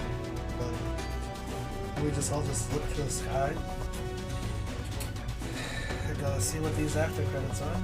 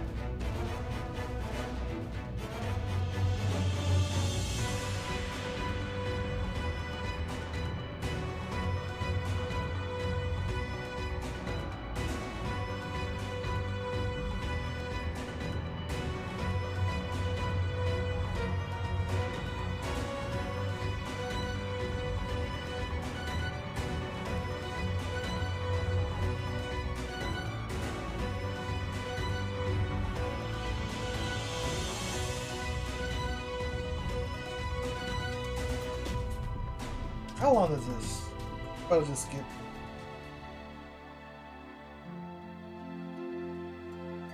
Whatever. It's taking too long. Hey, what? Alright, what is all this? Hey, Merrick. I will recommend that the Alliance keep a closer watch over Caltonel. The Telefori may have failed in their attempt to destroy the Confluence this time, but there is not to stop them from trying again. It was decent of Lord Americ to bear us home aboard his airship. The gods only know how we could have squeezed this many people onto the Banaza. Throughout the battle, I could not shake the feeling that all presents were praying for the amusement of Fandaniel. Nor did his Blithe reaction to this latest defeat give me cause to think otherwise. I can only conclude that such failures are of the little consequence to his broader scheme, whatever it may be.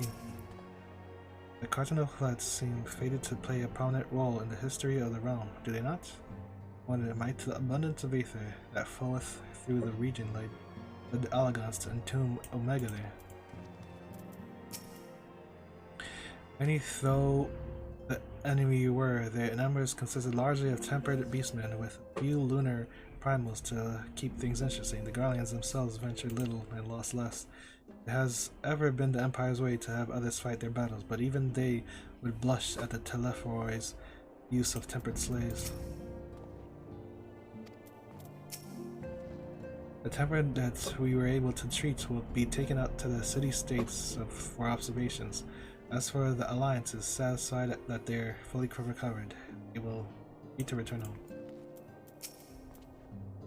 At the close of the battle, when the clouds parted and the moon shone down on us, I cannot well express how I felt. Somehow it seemed more of a beginning. should have seen my face when Lord Aymeric turned up on our doorstep. Did none of you think to send word he was bringing you home? Lately, the Rising Stones has been a hub of activity between combating lunar primals and foregoing good relations with our new allies. Even our new members have been at barely a moment's peace.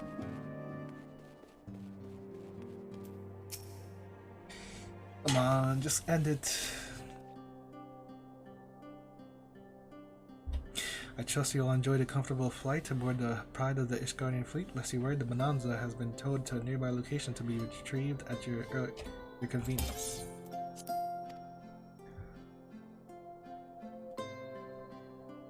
You have thought of everything, Lord Aymeric, and may I say how much I appreciate the hospitality you afforded us on the way home. Think nothing of it. Our destination lay in the same direction. It afforded me the perfect opportunity to learn how my errant friend has been since last he took his leave. It would seem you have finally found a place to settle down. I merely grew weary of wandering the far east. Turning into more serious matters, the Telephori have been driven from Cartano, just like the bulk of their forces yet remain. Of the evidence of the Grand Company of Eorzea's first joint military operation, however, I am confident that we have the potential to meet such threats head-on, even without the aid of you and yours. As such, while our forces keep the Telephori at bay, I would ask that you apply your talents to the task of neutralizing the towers. A sensible division of labor. While the towers remain, so too will the threat of the lunar primals. Given our expertise in the field of aetherology, we are better equipped, better qualified to find the solution. That we are, especially should it happen to lie beyond the Alliance's domain. There is a time and a place for formal investigations, of course, but certain secrets are wont to be kept to hide where only enterprising individuals may venture. I cannot agree more. There are none better suited to this task, nor any upon whom I would rather rely. On behalf of the Alliance, I thank you. We look forward to receiving any information you are able to uncover. Back, I must take my leave. Should you have need of assistance, pray do not hesitate to ask. Fare you well, my friend.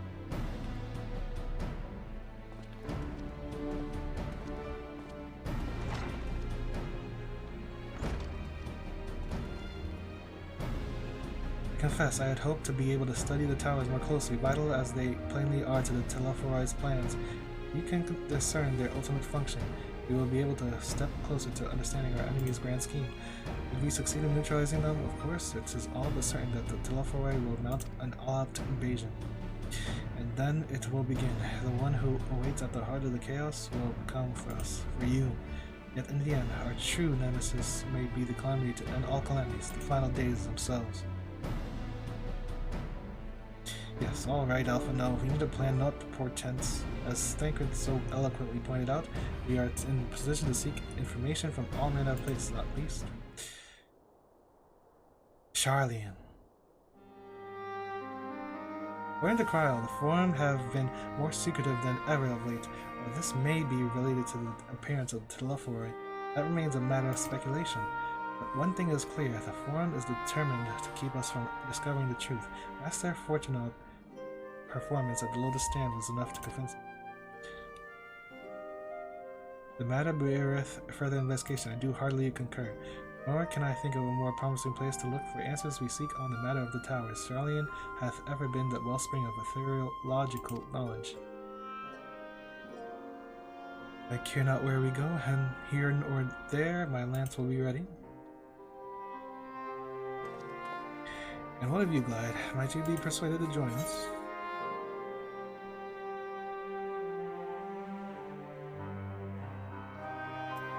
If it means I can have words with Fortunal. Only after I do. He and his friends in the Forum think we'll leave them alone if they ignore us. They're in for a shock.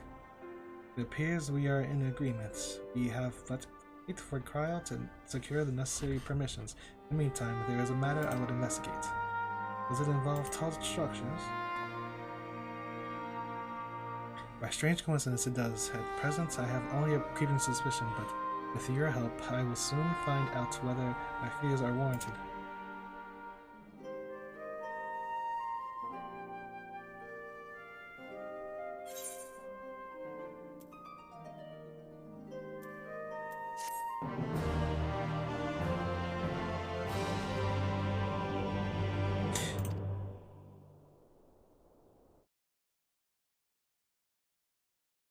Meanwhile, in the Garlean capital.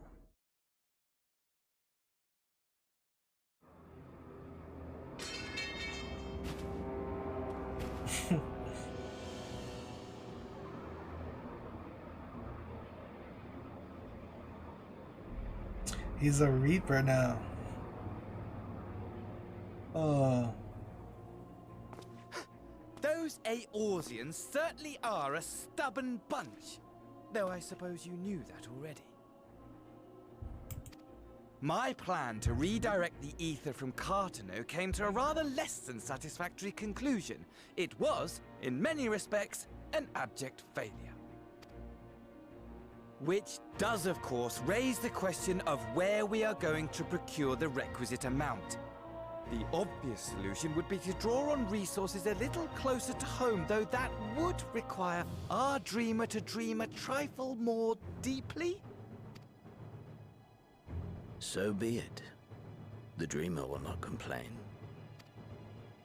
Then let us begin the preparations at once. With the gateway of the gods complete, all that remains is to gather the necessary ether, and our prize shall be within reach.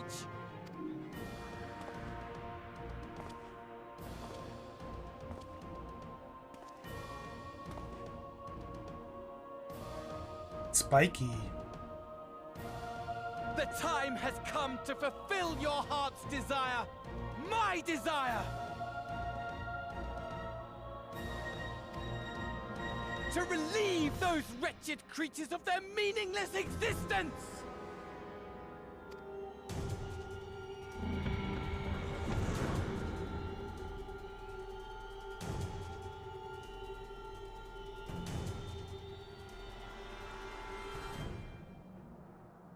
While I await you, I shall drink a sea of souls and gorge myself upon the darkened moon.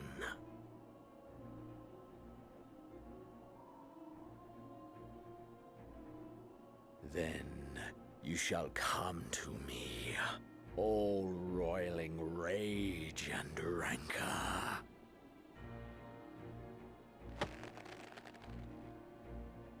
And the stars shall bear witness to our final contest.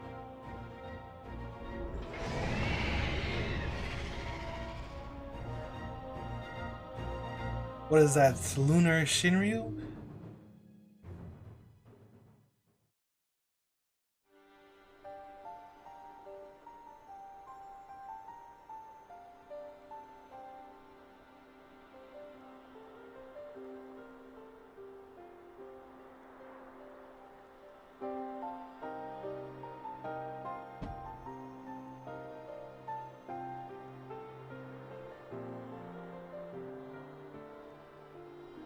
As I thought, the ethereal currents have been disturbed here too.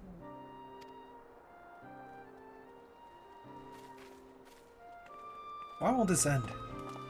It just never ends. It was the same in Thanalan. Make that every location we surveyed. And the strength of each current has diminished dramatically. Far more than could be attributed to a natural occurrence.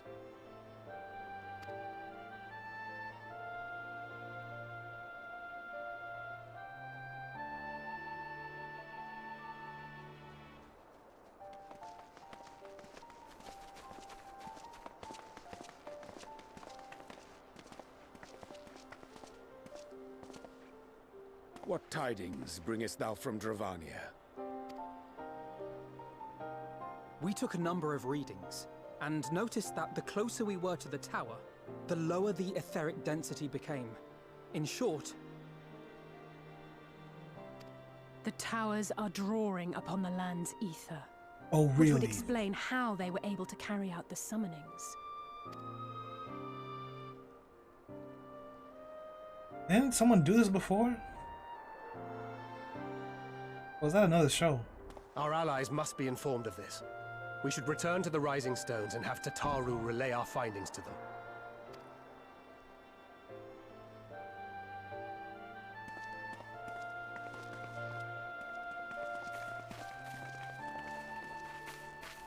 Hear me. Hear me.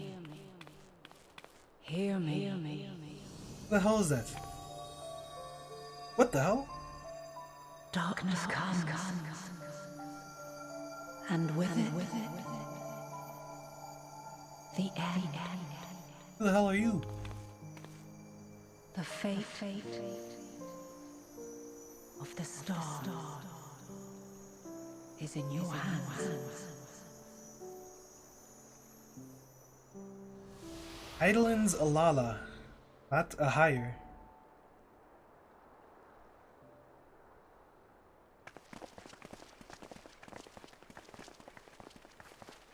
Everything all right back there?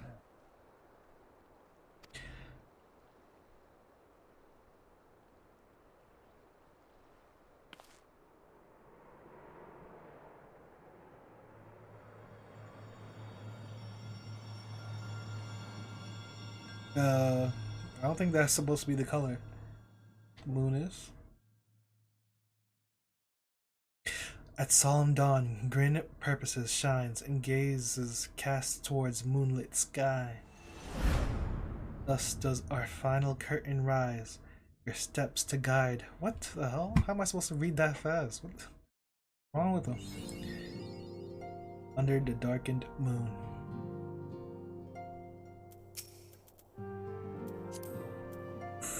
Emote, smiley face.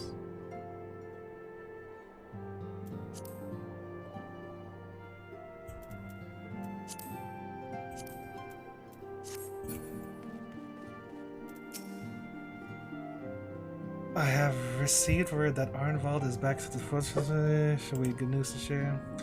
Still a good continued encouragement. Wow, finally.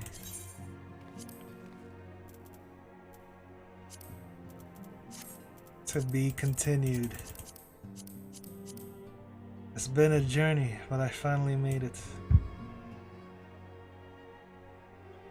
Finally caught up.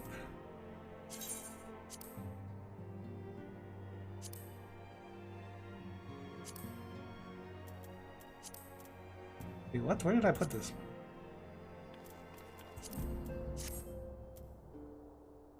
Oh. Anyway, feeling the journey to Charlie is going to be a test of your nerves?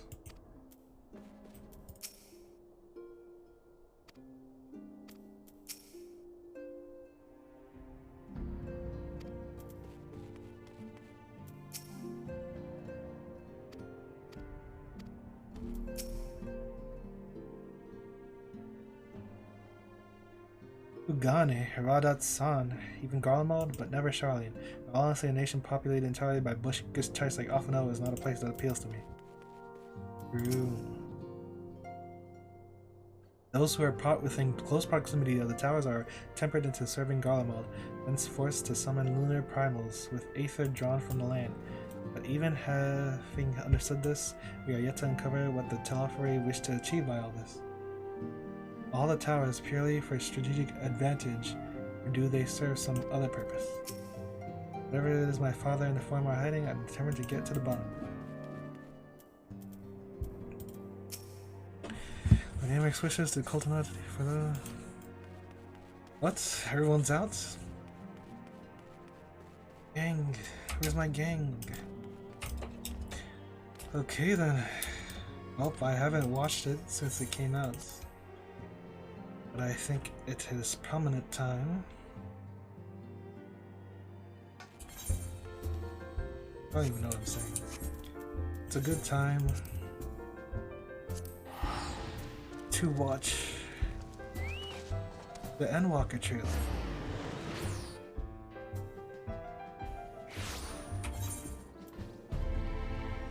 There's nothing here.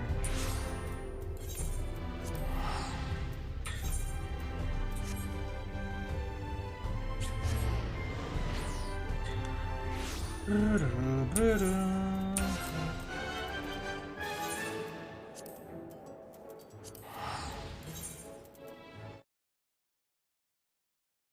how do I do this again? Hi.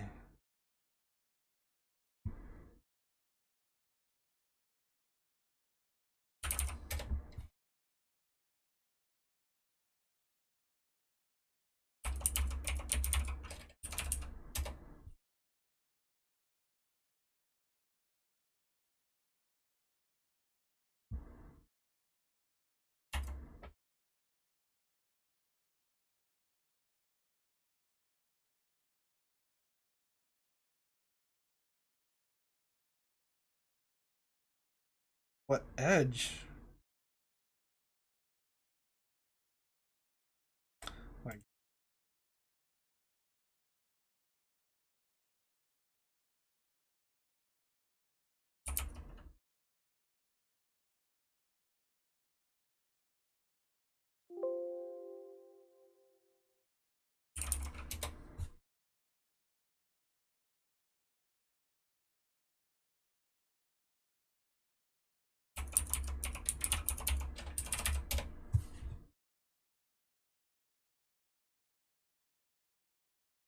do I not have?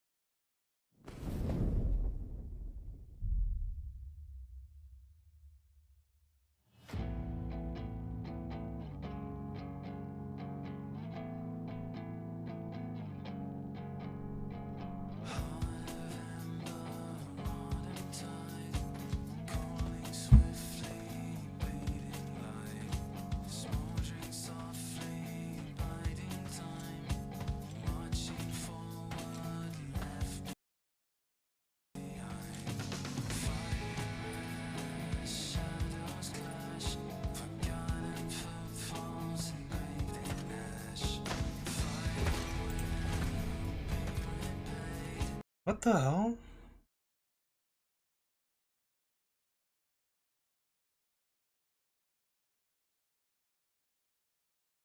Why? I don't understand.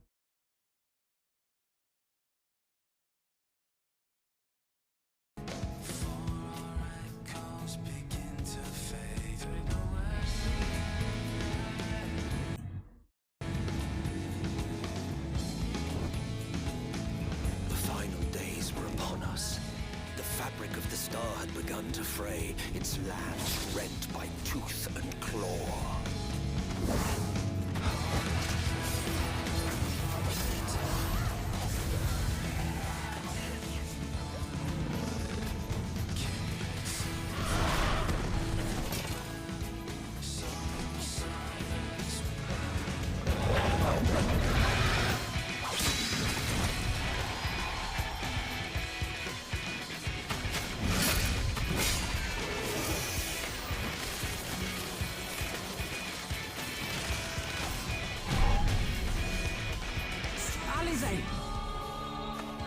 Are you all right? I can look after myself, you know. And I've had enough of this rubbish. Come on!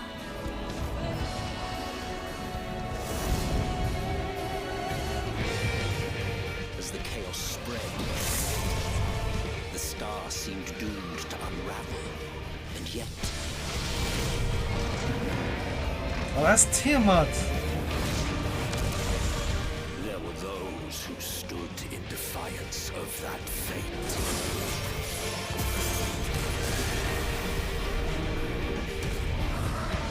Is it Tiamat? Because this would be just a random dragon. It's all or nothing.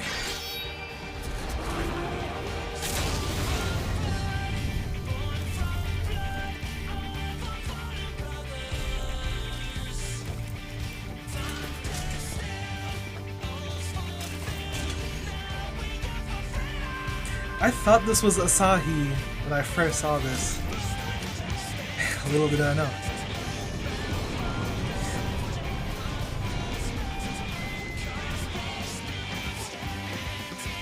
The stage is set, but will our heroes deign to play their part?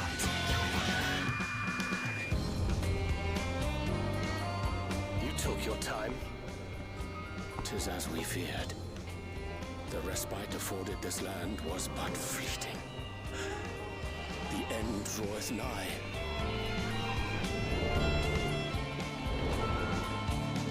What is that?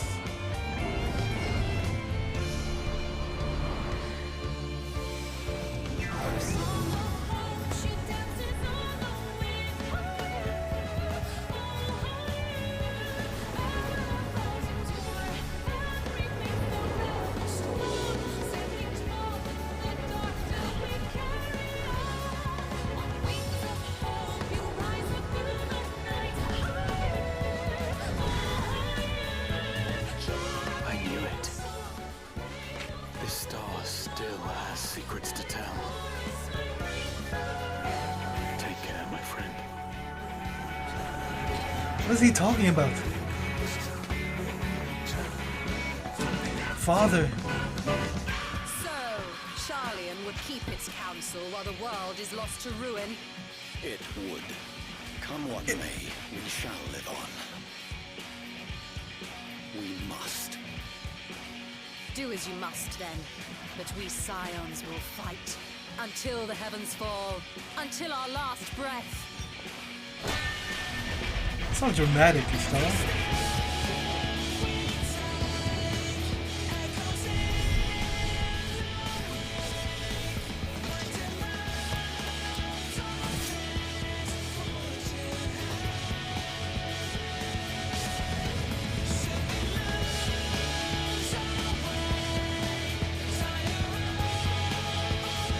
Oh, I have to look at the moon.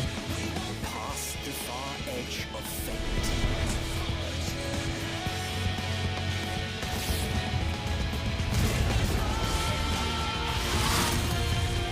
Green blades dark and light.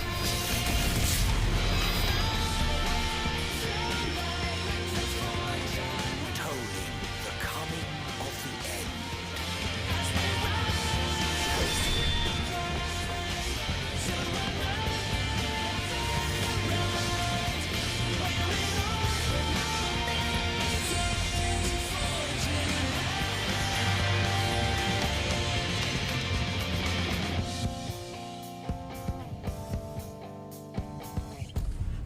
Alright, I got a level paladin.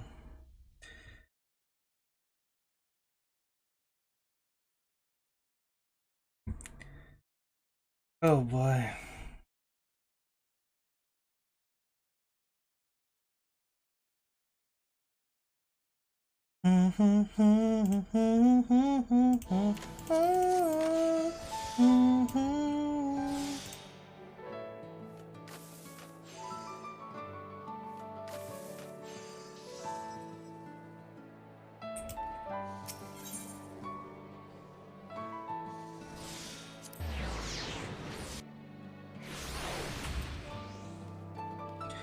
Let me do this right quick.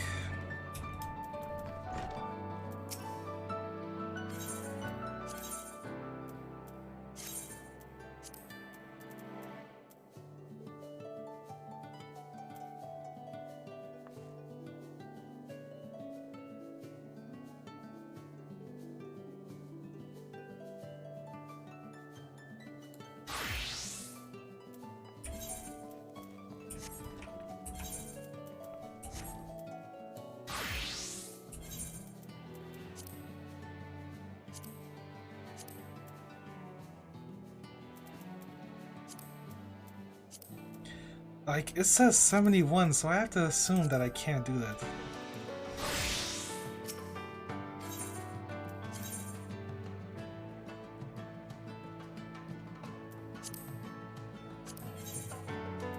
This is dirt.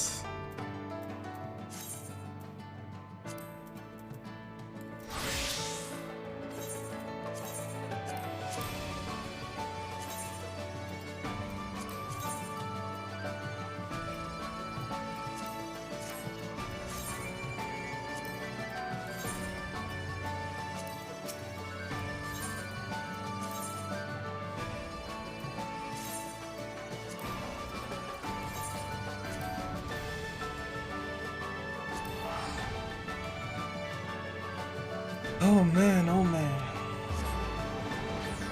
To the end. We walk.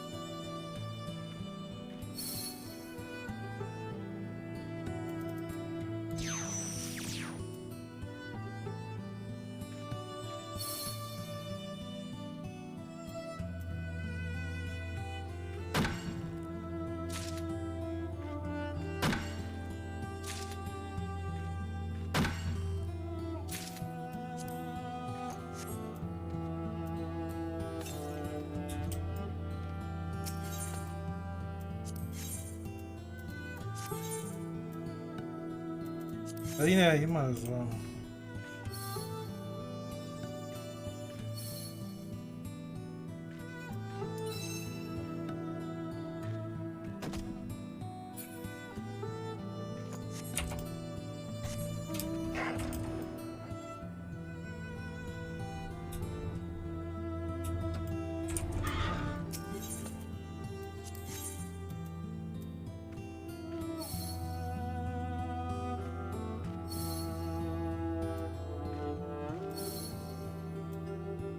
Why can't I get any procs?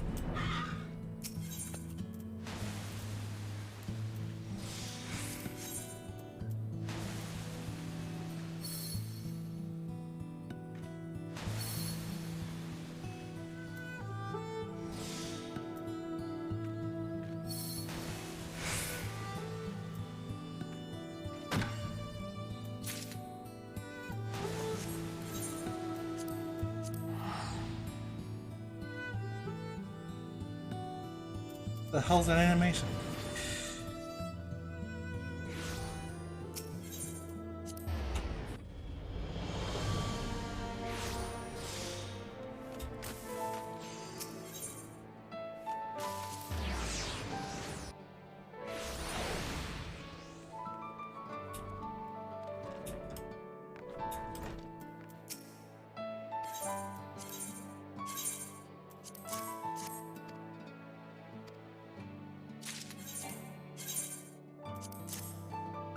Wait a minute, should I have...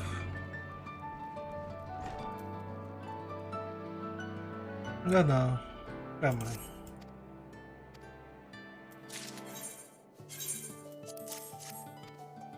Wait, what? Come on.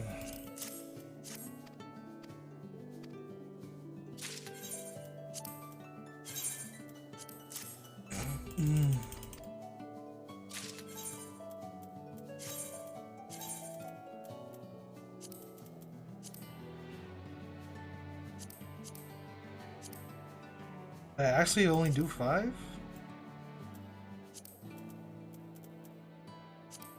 Oh, good.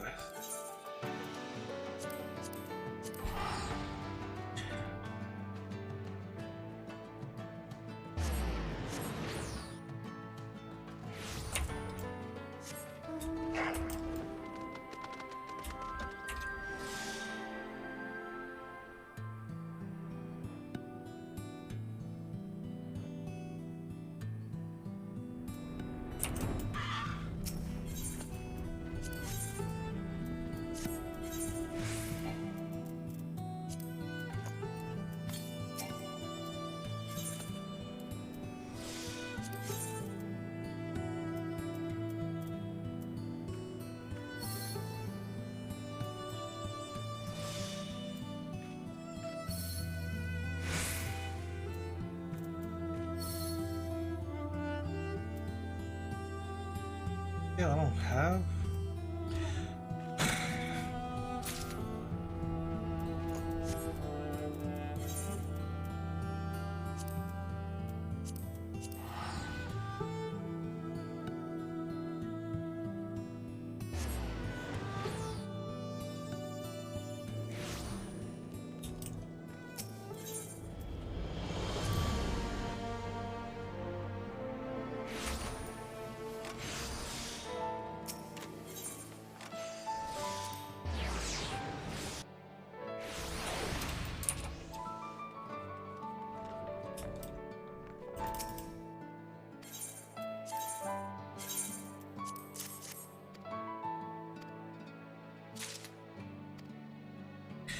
We've got enough equipment.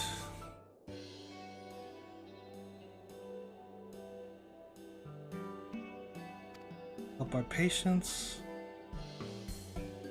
Hey. What's wrong? Stomachache?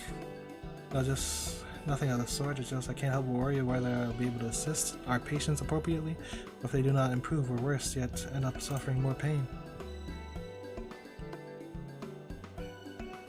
You could try and imagine you're hurting them in the same places. That way you know how they feel and can help them better. Besides, we'll be there too, me and God, so don't worry, everything will be fine. Yes, you have the right of it. I shall do as you say, and imagine their pain as my own. Let us have more roulette. Instruct us at once.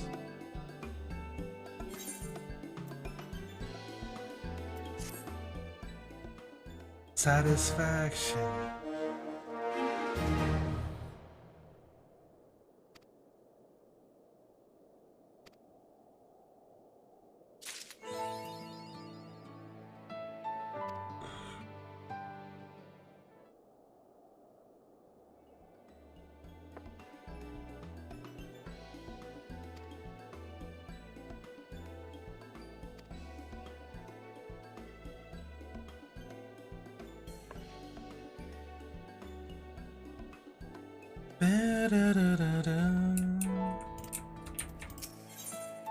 Those who we serve.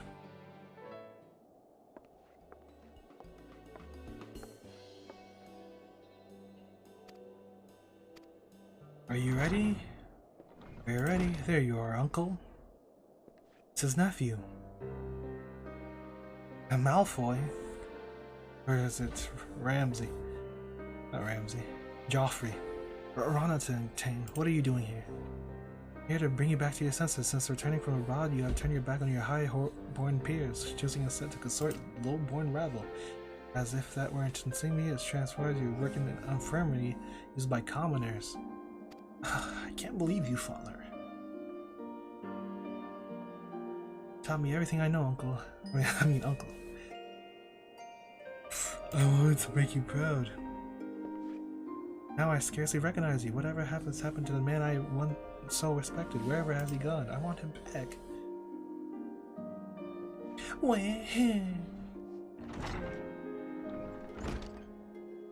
Stop acting like a poor man. My apologies. You gotta go talk to him, no? Nay, this is a family matter and I will not have it disrupt our work. We shall have our words with my nephew afterwards. But he looked so sad and lonely, I'm going after him. What are you doing, you commoner? But no, I'm a commoner too.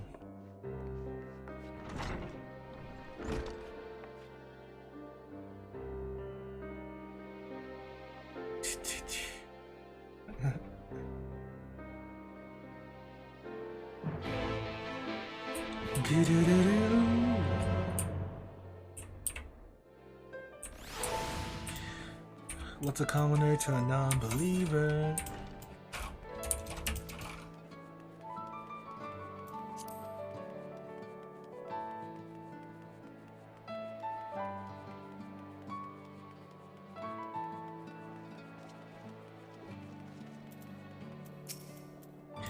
Dot.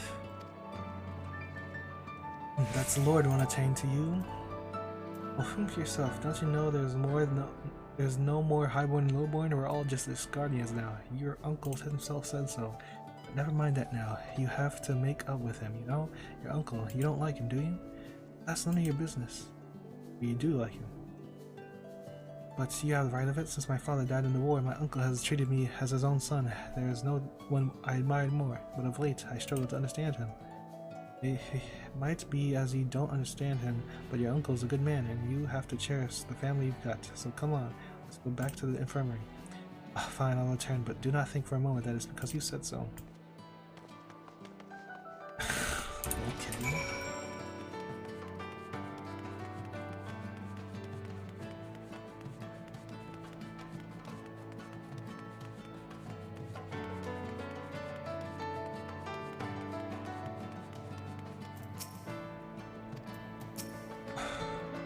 Family should get along, isn't that right?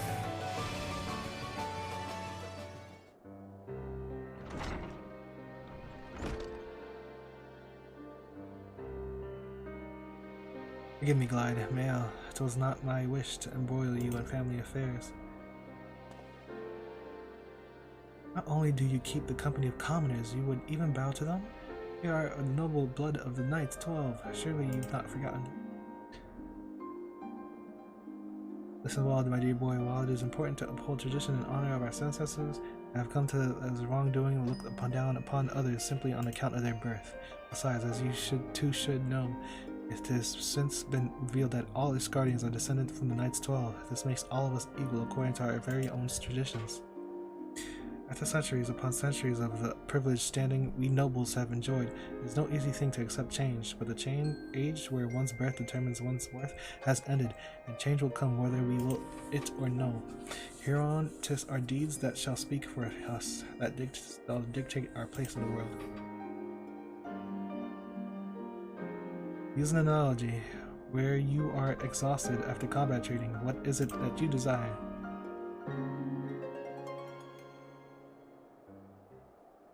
That would be rest, I suppose, and perhaps some sweets and tea.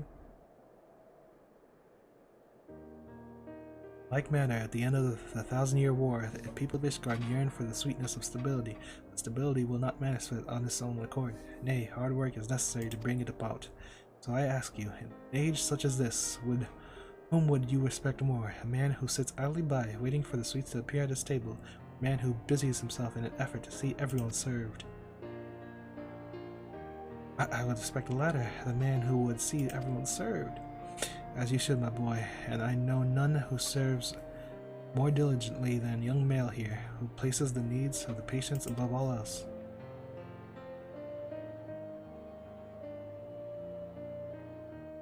Learning from her fine example, I too am striving to be a man who serves others.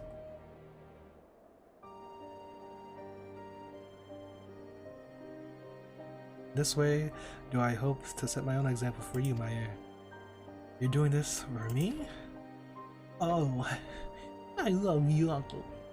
This came to me in the course of my analogy, but I understand that the rehabilitation process can be trying upon body and both mind.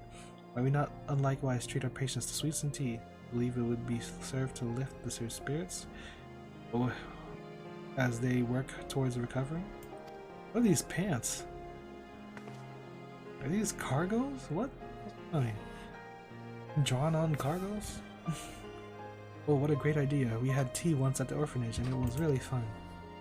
A high tea shouldn't tax the patients. Very well, let's do it. Glide, as before, we would be grateful if you could provide us with the items we require. You ought to give us a hand too, run out to the door. Run out to the door. Marlet, Rana doesn't work here, but if it's alright if he helps, right? Just this once, I believe an exception can be made. Card cake, card cake.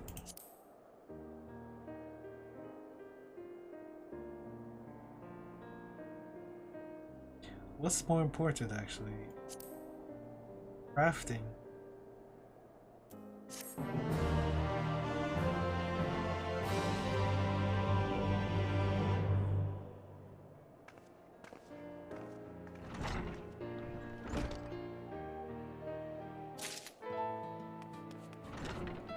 Alright, that is it. No más pantalonas.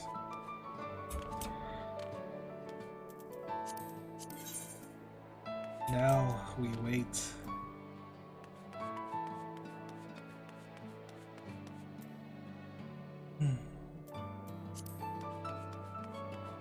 Nope, but that's it. Be back eventually. Or I gotta finish the beast traps here.